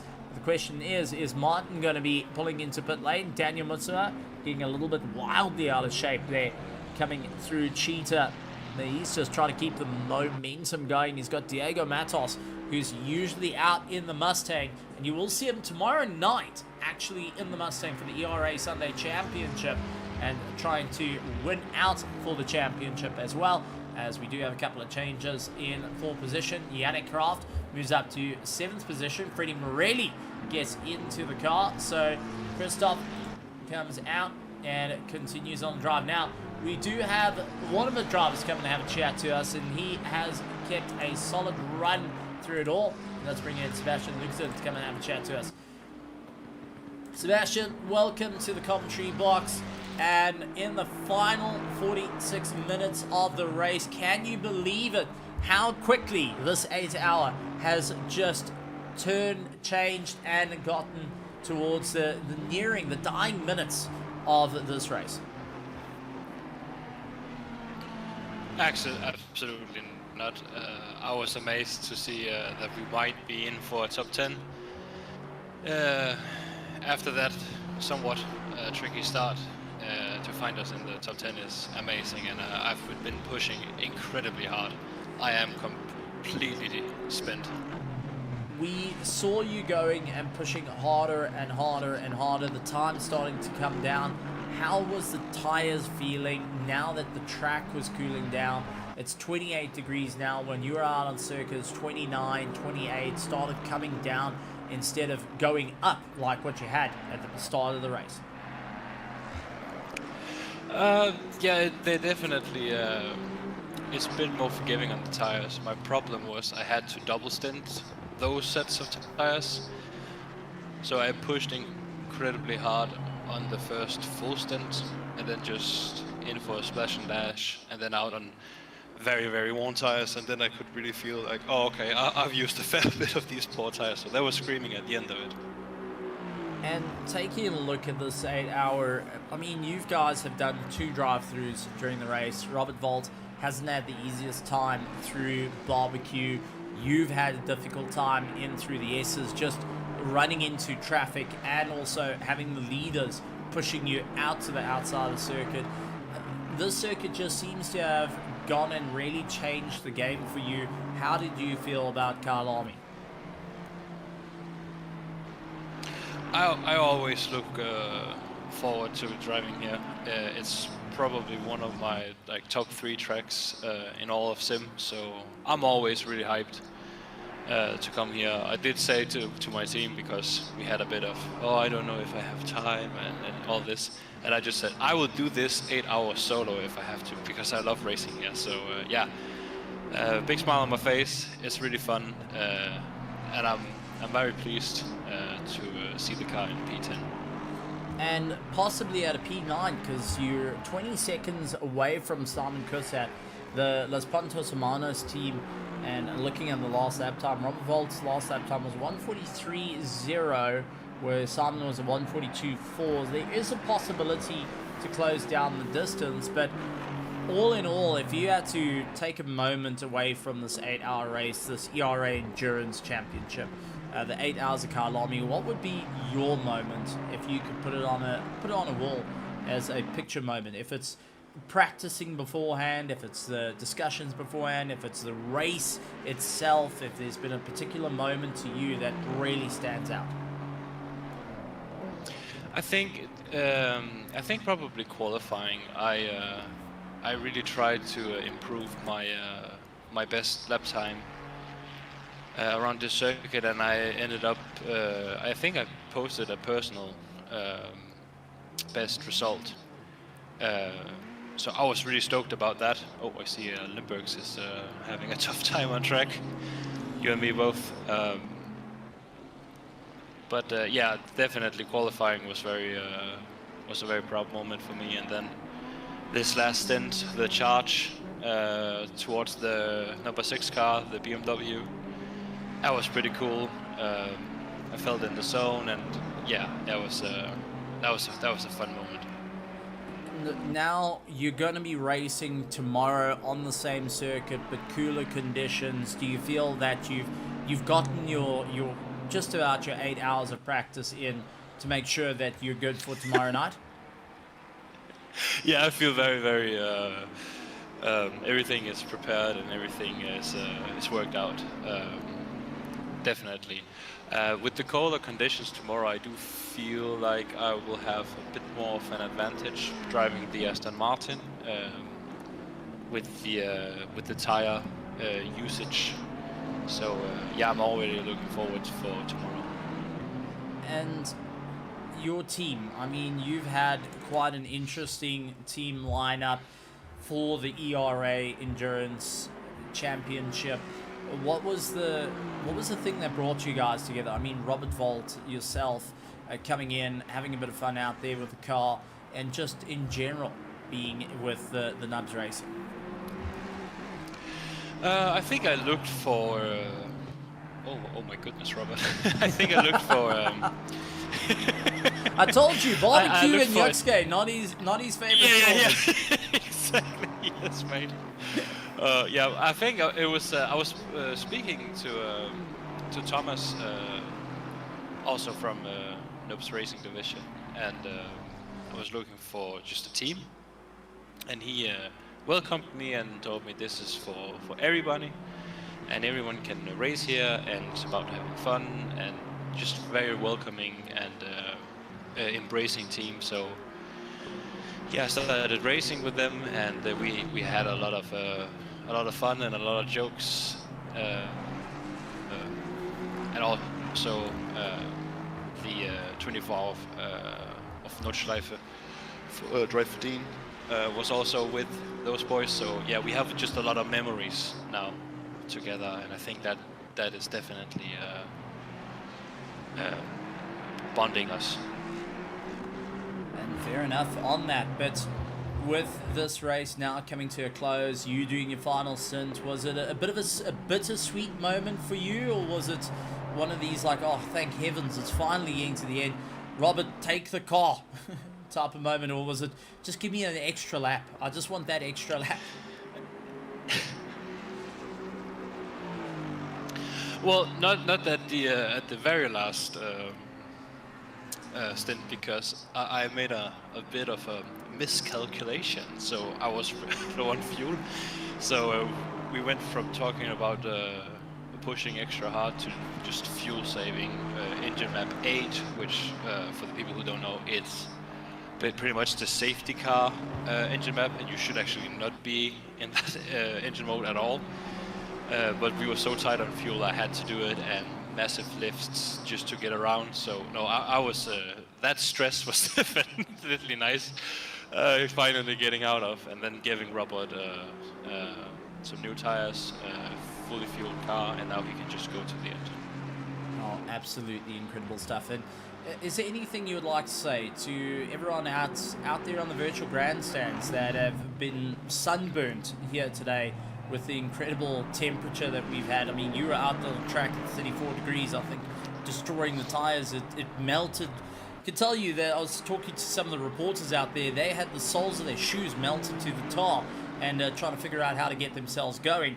But anything you'd like to say to everyone out on the virtual grandstands, to your competitors and teams out there cheering on and racing up against, and to those that are considering of coming and racing in the Spa 6 Hour on the 13th of December?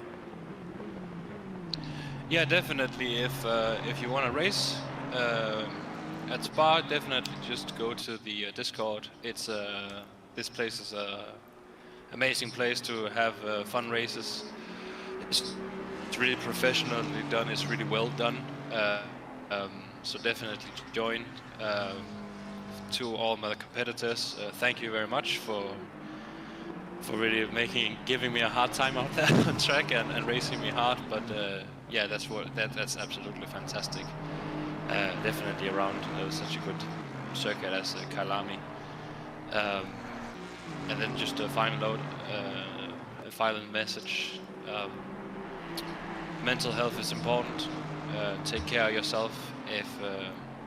If there's something wrong, or you're going around for something that's just heavy on your shoulders, do reach out, talk to someone. I bet that people would much rather have you call them and having quote-unquote that problem than you're doing something stupid. So reach out and take care of yourself. And definitely we echo that exact same thing. And if you feel that you do want to have a chat to someone and you're not quite sure who to, you can reach out here at the ERA Discord. We're like a family, and we'll also be there to back you up, come and have a chat to you as well. So mental health, folks, keep it well enough in mind. And you can also catch Sebastian Luxon racing tomorrow night in the ERA Sunday Championship. But we're going to let you go and enjoy the last 36 minutes of the race with Robert Volt and the Nubs Racing. And, well, being a bit cautious because he's quite close to a certain Mustang, and Barbecue and Yuxke are coming rather quick. So I'm going to leave you to go and have a chat to him there. Sebastian Luxon, everybody, after a stellar drive. Yeah, thanks, Stephen. And absolutely wonderful, but you can hear the distress in the voice, and suddenly, hang on, the Mustang's close. We got the likes of Yuxke Sweep and to Barbecue coming up, and it's going to be odd on the brakes to see it go through over the curb, a little bit tight there, but Robert Volt making it work nonetheless. Now, we did see a bit of a big problem come in. And that was Ernest Limburgs in the number 1 car into the wall, coming out of pit lane, and now is lying in 5th position. Let's quickly go take a look at that, because this is the moment 2nd place was lost. 20 seconds away from it all. And what on earth happened to Ernest Limburgs as he... Oh no, he clipped the curb. He went on the curb, the rear steered out, and went into the wall on the left-hand side. And that was all she wrote with the car. Going a little too far through the kink, onto the curb, got the rear a little bit turned, and that is in for them to go into the wall. Now 10 seconds away from Slayer, who is hoping to keep the pace going for the KCMG team.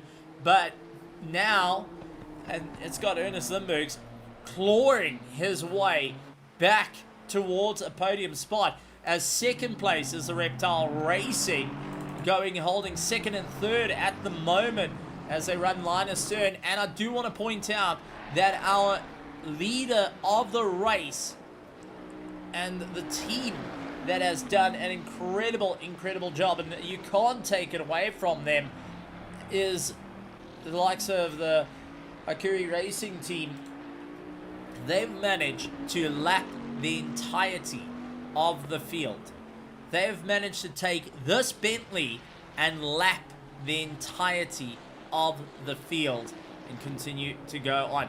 Casey Jones out in the virtual grandstands after some incredible racing on his part, going and saying, well done everyone, great racing, thoroughly enjoyed it. And that's also great to see. Casey, if you want to come and have a chat, to give a few words, you're more than welcome to come to the commentary box. It will be wonderful to have a chat to you after a stellar effort on your part. Young Krill getting past Andy Pollock, now continues on the charge. The KDH Ferrari now getting past the ERA Race Gang, who are in for their final stops. That Splash and Dash to Lucas Jabir going in, continuing on his drive. But Limburgs is a man on a mission at the moment, 8.5 seconds away from Slayer, who is just trying to keep it all together. And honestly, some monumental driving nonetheless from each of our competitors. Everyone trying to dig that little bit deeper into the race, trying to figure out that little bit more of drive. Nathan Warren climbs into the car, so he says thank you very much to the family duo on a stellar effort. Andy and Chris Policott managing to put in a good time. Nathan Warren takes over the car and now looks to see it through to the end, the final 32 minutes of the race. And this is where drivers are just trying to keep their head in the game. They are trying to keep that little bit of momentum, seeing how it's all going to work. And so far, we're starting to see times falling down as Diego Matos is 3.9 seconds behind the French Baguettes, who are currently holding that 13th position. Roman Frilla, who's out there for the loose surface enthusiast, is 7 seconds away from Kenneth, who is the Team Tracks Racing, fighting for 11th position. 2.3 seconds, Freddie Morelli onto the back of Yannick Croft, who has got Robert Volt onto the back of him, and Robert Volt not able to clear the Mustang, now sits in a fight where he's about to have Freddie Morelli starting to close up. And now Freddie is looking to just get into that 7th place position against Yannick and opening up that distance a little bit more, because if they stay in 9th, they're going to be within shooting distance of Simon Kursat, who is still in for the mix as well. 70 seconds behind, but it takes one mistake that can ultimately turn it on its head. And we saw it a little bit earlier with Ernest Limburgs having that mistake. A little too tight onto the kink, threw him out, that rear stepped on him, and that was all she wrote to see that car into the wall. Freddie gets on by as Yannick into the pits. Robert Volt will be the next to get on, clearing by, a little bit of a lift. Freddie gets on by and says thank you very much. Yeah, a quick flash of the hazards there as a thank you. And one thing I do want to point out, it's always phenomenal to see, because this is one of the very few sims that allow you to use your indicators. And I wish more use the indicators. I come from the world of iRacing, and when I've raced ACC, I thoroughly enjoy the indicators purely on saying thank you. It's a visual thank you to see what's going on. It's also to indicate where you're going to be and where people can overtake you. That's something I wish it carries more into sims and more useful into sims. I know a lot of people find that it's not really there, but when you get into races like this, where you can't really communicate with one another, but you can utilize the lights in that aspect, and it's always wonderful to have that little bit out there. Karl-Heinz going and leaving pit lane, will be trying to keep ahead of Simon Kusset at the moment, who is in 9th position, and make his way through Cheetah. So, at the moment, Karl-Heinz will see the car through to the end for the forward wall inspection Inc. as they stay on the run, holding on to 8th place, and now just trying to take their time, seeing where they can go. Jan Krill trying to close up that little bit of a gap in 17th position, is now just going to utilize Carl a little bit and get himself pulled along, seeing how it's going to go. Jason Jensen's also saying great race, and the invite goes to those that have completed their races.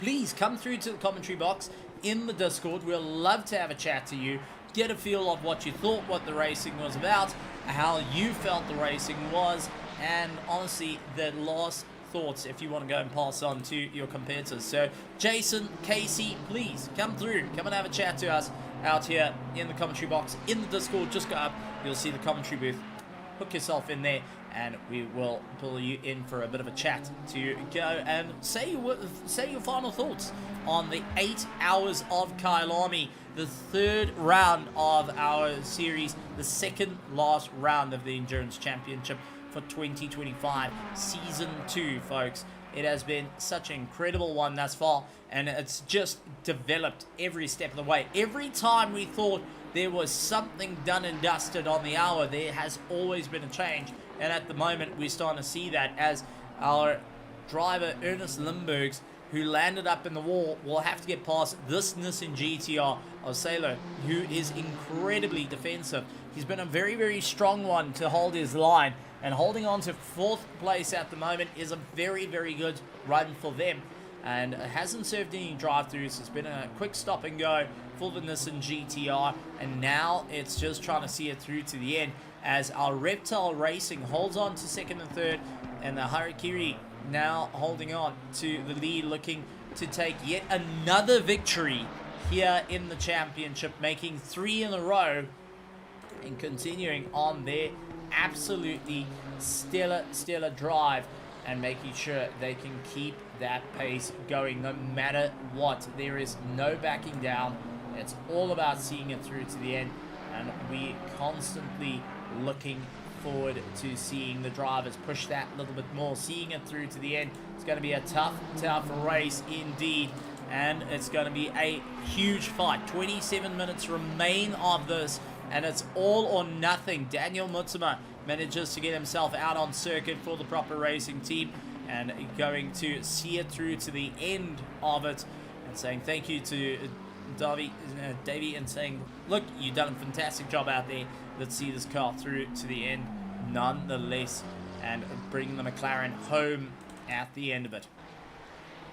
Ernest, little by little, closing up the gap, and definitely last lap time was the quickest for the car, but that was a off track that unfortunately means they will not get the fast lap time in the race. It was a 140.972, and not able to get that little bit of momentum, trying to push that a little bit harder, see if he could try and close up the gap, where the likes of the Uri Sailor, who sits with a 142.4 on his last lap, Ernest with a 141.3. If that tells you the pace difference between the two of them at the moment, well, it is going to be an incredible one. However, you can be fast, but can you outmaneuver the competition? Because that is what's going to be the game plan here.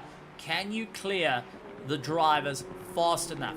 Now, Full Sailor, he's 30 seconds away from Michael Ito at the moment. The Reptile Racing that holds on to the final spot of the podium, who comes down the mine shaft heading towards Crocodile, and that is the distance that unfortunately Limburgs and Sailor still have to go to try and make it work as Martin pulls into the pits. Final pit stop for our leader. 25 seconds left in this race, and 25 minutes left in this race. Philip is going to retake a lap back from our leader and try and push himself out a little bit more. Michael Eder is going to retake a lap. Sailor hoping to get a lap back over the leader. Has got Ernest Limburgs now 2.8 seconds on the back of him. The team E-Trax getting their pit stop done and dusted. Silvio is yet to come out, and it seems like whatever's gone on with that car, that has put them out for the run. Let's have a chat to Yannick Kraft, who is out on the circuit in the Mustang and had a phenomenal run. Yannick, welcome to the commentary box, and what a race it's been for you in the Ford Wall Inspection Inc. This 8 hours has been an incredible one, and you've been in some serious fights throughout it. Hello. Yeah, it was an incredible race so far. It was really fun. What was your thoughts coming into this race? 5th in the championship, behind Reptile Racing, Griffin Sim Racing Pro Solo's not here, ERA Highway Patrol Police is not here, and an opportunity to get into the top 3. Yeah, it was definitely a goal to go, get the podium, but yeah, we did our best. Started from P6, and yeah, it was a good fight, but ultimately we did not manage to finish up there. Still, with the good haul of points here, you might actually be in top 3 contention for the championship. What was the game plan for Kyalami? How much practice did you and the team have to get yourselves ready for this 8 hours of Kyalami, to get yourselves prepped for a monumental fight that some can say is just a wall of note to try and keep yourself going around this very, very difficult circuit, a very technical circuit, as many have been explaining, and to have limited tire seats? I mean, with the last race for the championship in Zolder, for the usual championship, we did not have that much time to practice, so only about a week, I would say. And yeah, it was quite hard to get into Kyalami to practice it. Yeah, I did not really find my pace there, but it improved at least over the race now. So yeah. If you had to take a moment away from this race, anything that you felt that was one that you could put into a picture and hang it on the wall, whether it's a good pass, whether it's a good lap, if it's a moment spent with friends, a good joke or two, what would be that moment for you? I think the moment for me was when Heinz told me just 10 meters before the pit lane and 3 laps left in his stint that he needs to go to the toilet and I need to take over the car now. And yeah, I wasn't really ready to jump in the car at that moment, but yeah, it happens. So you're having to like take that quick breath, get in, get going. You know, when they say nature calls, it makes things rather difficult. And we take a look at Carl, who's just flashing his lights on the way down, probably listening in and going, come on, you don't tell people that. But honestly, some great stuff. We did get to hear a bit of a chat with Los Pontos Hermanos, Simon Kusat, and the rest of the team, saying they've thoroughly enjoyed their fight with you thus far. 23 seconds still separate the two of you. How's your fight been with Bentley? We got to see you going door to door in some of the most technical places, from the S's to the Yuxke sweep, all the way into Leocorp. You were fighting door to door. Eventually, we also saw yourself and Karl Heinz going and fighting up against like Kenneth Reyes and the 141 car Mustang, the Team Trax Racing that were brawling out at one point. The fight with Team Trax Racing was really fun. There was a hard one. He overtook me in turn 1, and then I could switch back on him. But ultimately he overtook me, unfortunately. but now in the end we are in front of them, so that's all that counts for this race. And yeah, it was a fun fight. We had some close moments there. And what would you say to those that are considering to do endurance racing, to considering joining us for the 6 hours of Spa coming up on the 13th of December, that are still on the fence and unsure whether they capable or unsure if it's for them? What parting advice would you give to them? I would say just get started. In the end, it doesn't matter where you end the race. It's just important part is that you finish it. So finishing an 8-hour race is something completely different from a 1-hour race. So yeah, you need to hold the car on the track and don't crash it into any wall, and then you are already pretty good on the race. And make sure you bleed the brakes before you climb in the seat. Otherwise, your teammate's not going to be the happiest camper. I'm guessing that's going to be like the third one to have on the list. Yeah. Well, absolutely incredible. Anything you'd like to say to those out in the virtual grandstand, to your competitors and teams that you race against, or even to the admin here at ERA, that you would like to pass on before I let you go to enjoy the final moments with your team as we count down to the end of the 8 hours of Kyalami? Yeah, thank you very much to the organizers to set up this race. It's always fun to have something like this going, and yeah, and all the competitors as well. Without them, it's not a real race. So yeah, we need all of you. Absolutely wonderful, wonderful stuff. And keep an eye on the Ford Wall Inspection Inc. as they're looking to get themselves into the top 3 for the championship, and will be fighting for the top 3 come the 13th of December, the 6 hours of Spa. Yannick Kraft coming and having a chat to us. Yannick, thank you so much for joining us, and we can't wait to have a chat to you a little bit later on, and especially towards the end of the year. Yeah, thank you very much, and then see you.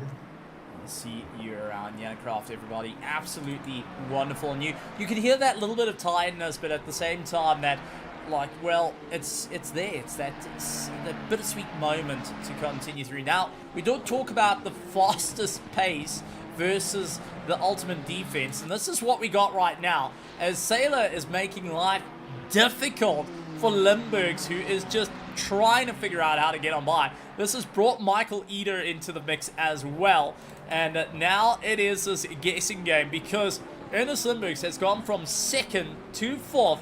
He's managed to clear a couple of cars, but now battling against Sailor, and it's hammering his time and allow Michael Eder to get a little bit closer. The KFD team now trying everything, throwing hammer and tongs and caution to the wind.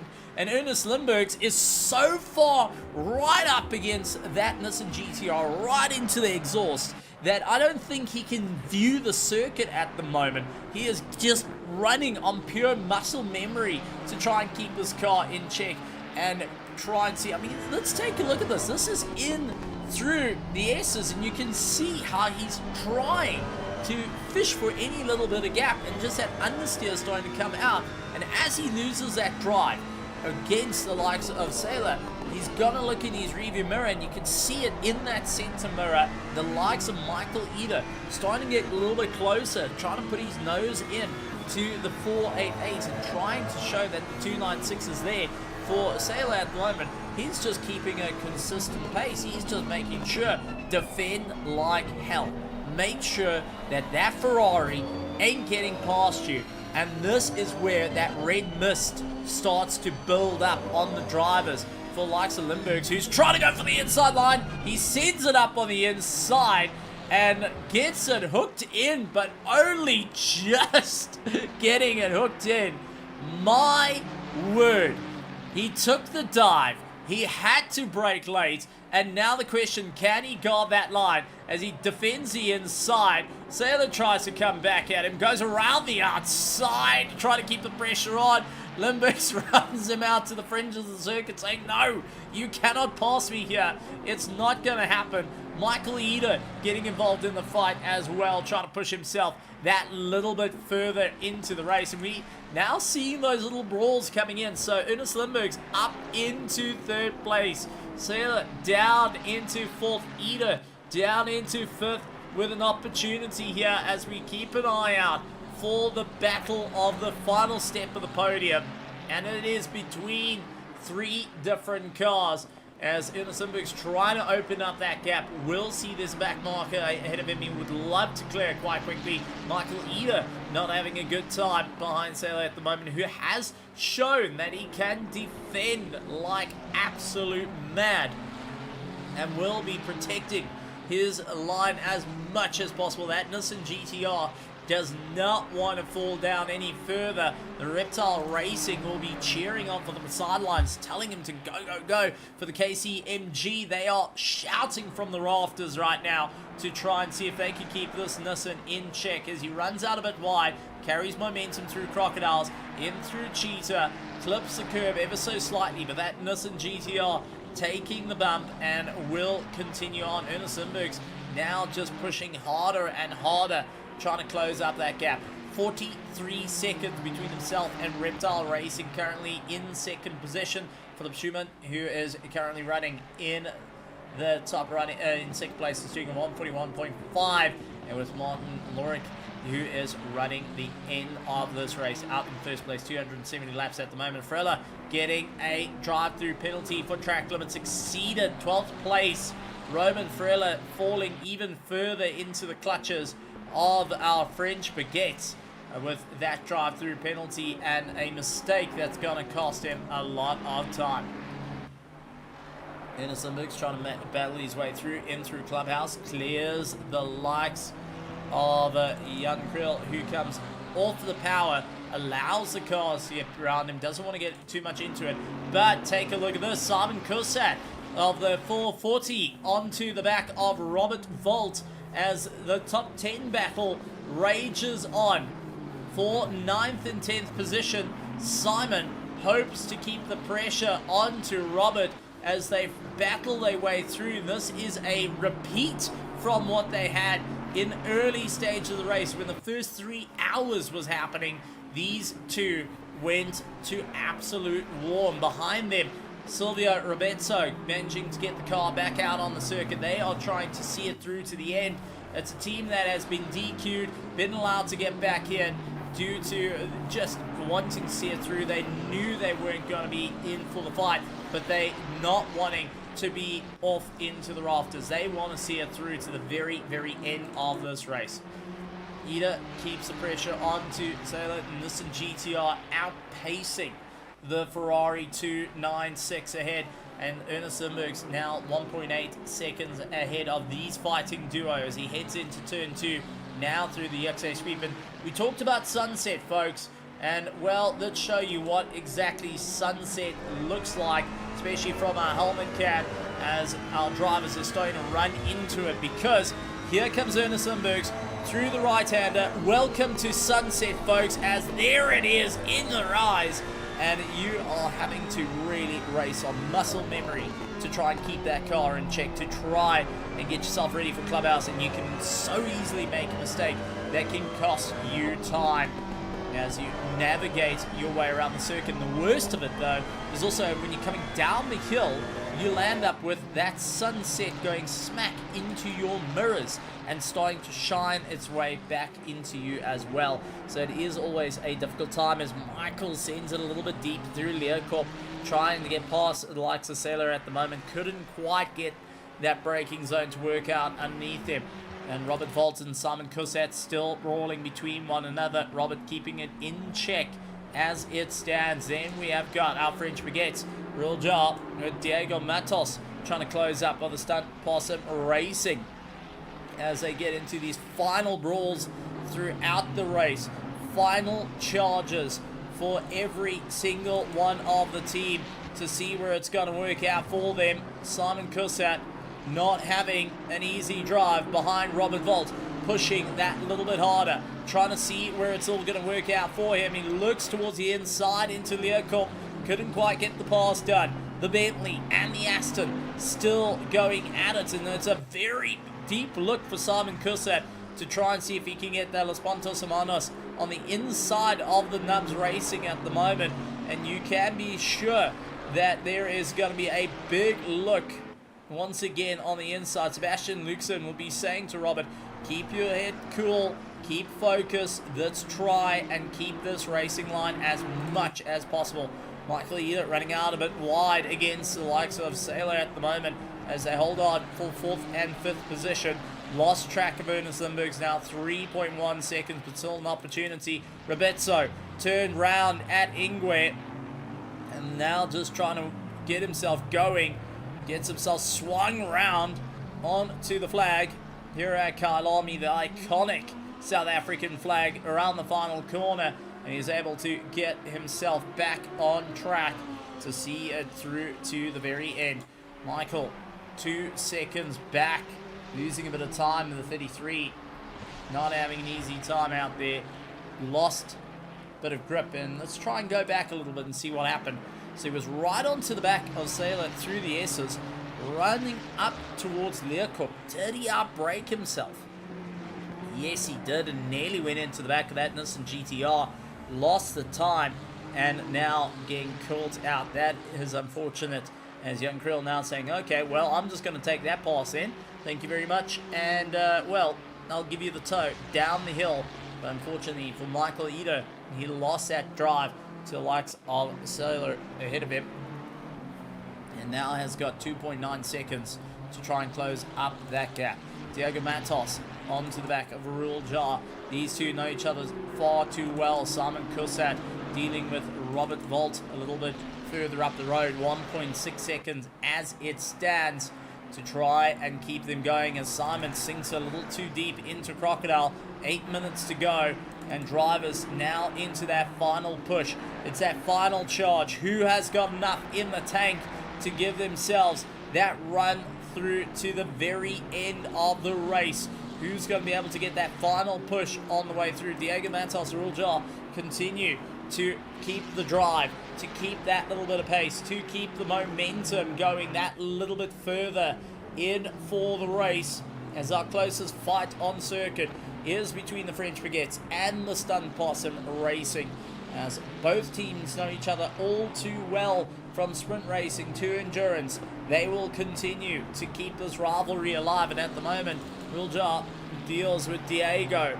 At the moment, Diego not having the easiest of runs, focuses the charge. He keeps his eyes forward, trying to figure out what exactly can be done to get this pass sorted out. What does he need to do to stay in for the top running order and to be at the top of the charge? I mean, this is going to be right in for the last minute of it. They're getting around Nathan Warren, who now plays a little bit of a blockade for the likes of Diego Matos, who dives up on the inside. Nathan just getting forced to the edge of the circuit there, saying, come on, you got to mind out the way. I'm on the charge here. 13 positions just ahead of me. I can reach it. I can smell it. I can see it. But can I catch that Ferrari with 7 minutes and 17 seconds left on the cards? Michael Eder closing up the gap to the Nissan GTR. Sailor ahead of it, and just trying to see if he can get into that top four. The Reptile Racing wanting to try and have its hand out there. Was originally in for a good run, and Simon Kusat into the dirt, loses a bit of drive. He now falls flat bang into the running of Diego Matos and Arul Jar. Immediately Diego going and seeing the likes of Simon, saying, hello buddy, I know that you are a lap ahead of me, but you got to move out my way. You have no idea what we're dealing with right now, as they're going to fight their way through. And this is just frustration from Diego's part, saying, come on, you cost me a bit of time, to the likes of Arul Jar. The French Baguettes are starting to pull away for the likes of Simon Kusat. He's trying to close up the gap to Robert Volt after bailing off into Cheetah. And this is where that understanding between drivers has to come into play. They got Philip behind him, who's our second place car. The Reptile Racing also just trying to keep the momentum up at the moment. He now sees this battle going on. It's costing him a little bit of time. And even though Ernest Lindbergs is 41 seconds away, one mistake can mean that is it, as we do see Diego takes the dive up on the inside of Simon Kusat, trying to get that pass worked out. Can't quite get it as they charge down. It is a flash of lights from everyone at the moment to just see it through to the end, trying to see where they can get a little bit of time. Philip going and looking for any move, and it's getting a little bit risky out there. Flashes the lights again. Diego, not wanting to back down, knows that Royal Jar's a little bit up the road from him. Does he mind out the way, or can he just go and push that a little bit harder? Now, technically the rules say you have to hold your racing line and be predictable, and you can be nice. A quick flash of lights. Diego isn't checking his rearview mirrors at this point. He is focusing to try and get past Simon Kusat, and there is Philip on the inside, goes for the send into turn 2 and forces Diego to lose the drive yet again up through the Yuxke sweep, going and costing him time. Diego gets right underneath the rear wing and forces Philip to go that little bit harder. He says, right, you cleared past me, now get past Simon and then pull me closer to the French baguette ahead at the moment, because I need to close that distance, and I'm going to utilize you as the wrecking ball necessary to stay in for the fight. Michael Eder closing up to the likes of Yuri Sailor at the moment.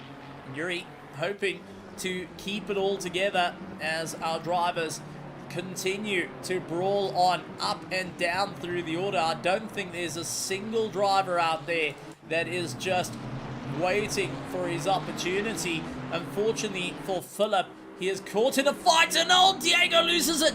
Diego loses it into the wall, out of Learcorp, and that is all she wrote for the fight. Diego, the 666, had that snap oversteer coming out, and that was all she wrote. Let's quickly go to the helmet cam. See what happened to Diego Matos. And, oh, we just went a little bit too far back there. And let's try and get to Diego Matos, see what exactly happened on the helmet cam, where that car got the snap. So you under-braking into first, turns it in, over the curb, flat on the power, into second, and the rear just steps out. Try to correct it, and unfortunately, that's all she wrote. The little traction control dragged him to the wall and impacting it at a rate of knots, and definitely got a bit of front-end damage, and going to be really unhappy on that run. That aero wash coming off our second place car of Philip, going and costing him time. Simon Kusat not backing down at the moment as Philip tried to look for the inside line through Sunset. Couldn't quite get the pass there. Philip is pressuring Simon Kusat at the moment, saying, come on, buddy, you need to move. You need to move. You need to go. He's got no pressure on the back of him at the moment, but Philip, not wanting to compromise that second place, needs to try and keep it all together. Question is, do you lift a little bit and just let the guy go, or are you going to continue to keep that pressure on, continue to fight, possibly leading into a mistake either on your part or on their part, to try and see where you can go? For Simon Kusat at the moment, he's not worrying about the mirrors. He is focusing on closing up to Robert Volt, and I think Philip at the moment is just taking a bit of a guessing game, whether does he go on the attack or not for the last 2 minutes of the race. And Simon Kusat, I think at this very moment, is trying to give himself an extra lap in this race, trying to see, hey, listen, if I can try and stretch us out a little bit longer, if I can keep you behind me, and it's that extra lap that possibly gets me in to try and catch up, I'm going to do everything I can at the moment. Philip right into the slipstream, pulling himself along, seeing where exactly he can get by into turn 2. Simon holds the racing line and doesn't yield as yet.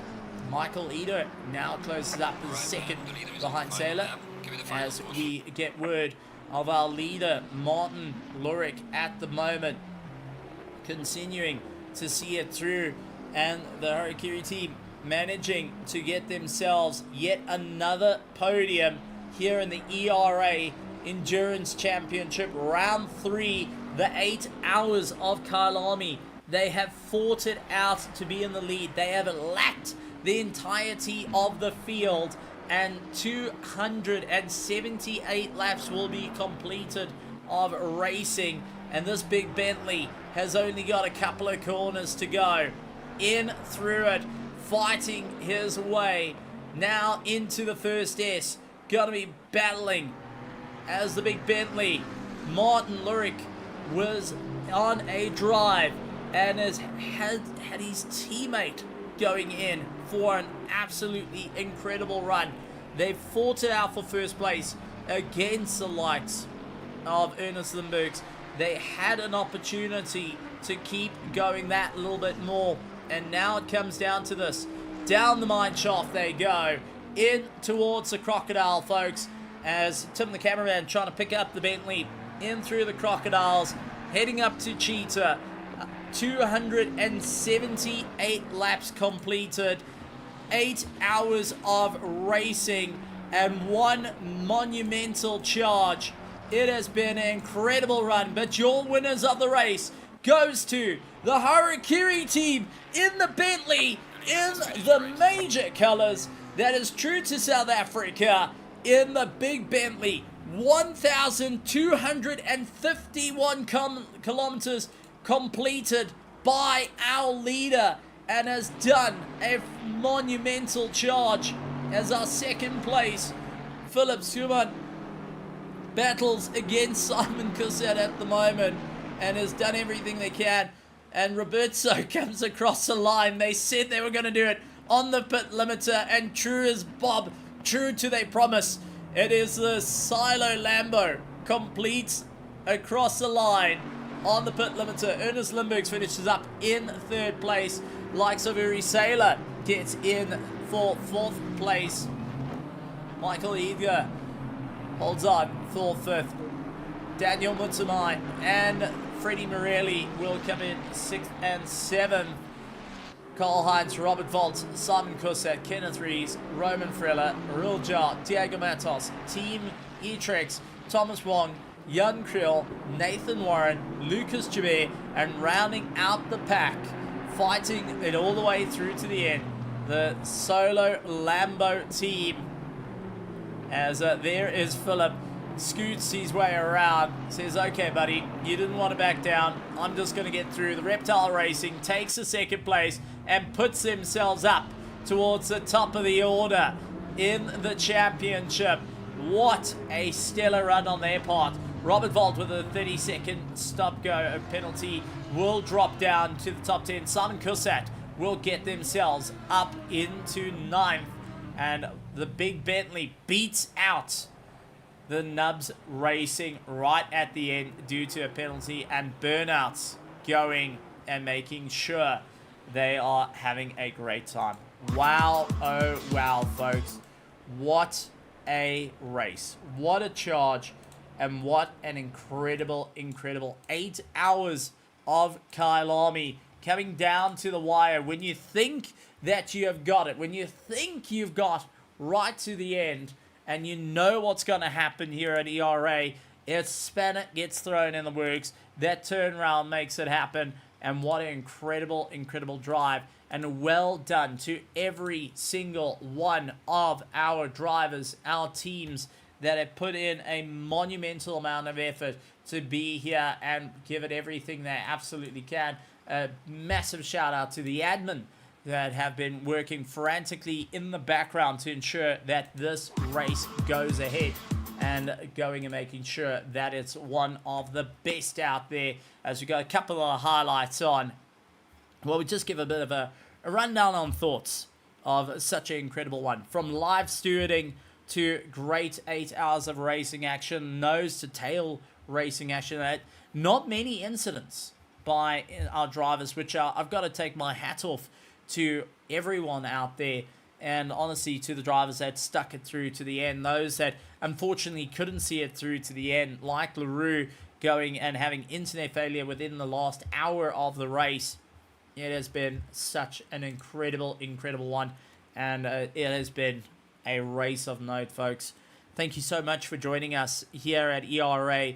We really appreciate all the support, and please, if you can support us, go and hit that subscribe button, hit that bell notification icon. Our Christmas wish, our New Year's, we're wanting to be at 500 subscribers, and we can't do it without your assistance, your help as teams, drivers, and race fans going and being a part of the show. Tomorrow night, we're back here at, well, later tonight, we will be back here at Kyalami in cooler conditions for our ERA Sunday Championship for our different divisions. We're going to have our Server 1 and Server 2 that will be out on circuit, and we welcome you to come and enjoy all the racing indeed. And a massive, once again, a shout out to the teams, to the drivers, to our admin team, to our stewards for all the hard work they're putting in behind the scenes to keep this league alive, to keep the racing alive. And please head over to SimGrid, go and sign up for the 6 hours of Spa on the 13th of December and be a part of the racing, as we've got so much coming up here at ERA. There's so much in the future for 2026. You're going to have to join our Discord and keep an eye on everything that's going on. We got charity races. We have got endurance races, sprint races, fun races. There's so much that's happening here at ERA that you will be missing so much if you're not part of this incredible community. And what a stellar run. Folks, we'd like to say thank you very much on behalf of myself, Stephen Koenig. It has been an honor to be on the microphone, sharing all these moments, hard-hitting moments from Kyalami, home circuit to the South Africans, myself, who's located out in Randburg. This is a very special circuit, and honestly, it's wonderful to be able to spend it with you all. And thank you so much for joining us here. You absolute legends, you absolute petrol heads joining us and having a great time. So from myself, Stephen Koenig from THC Productions, and gonna get some sleep, and then gonna be commentating at Red Star and in Mpumalanga. I'd like to say a wonderful, usual, and you could say it with me, first, a happy birthday to our absolute driver out on the circuit, Christopher Lotsky. Happy birthday, bud. And if it's your birthday or you know someone's birthday, happy birthday to you or someone else. Just go and pass it along. From myself, Stephen Koenig, I'd like to say a good morning, good afternoon, good evening, and good night, everybody from South Africa. Thank you for joining us, and we'll see you again heading in a little bit later today.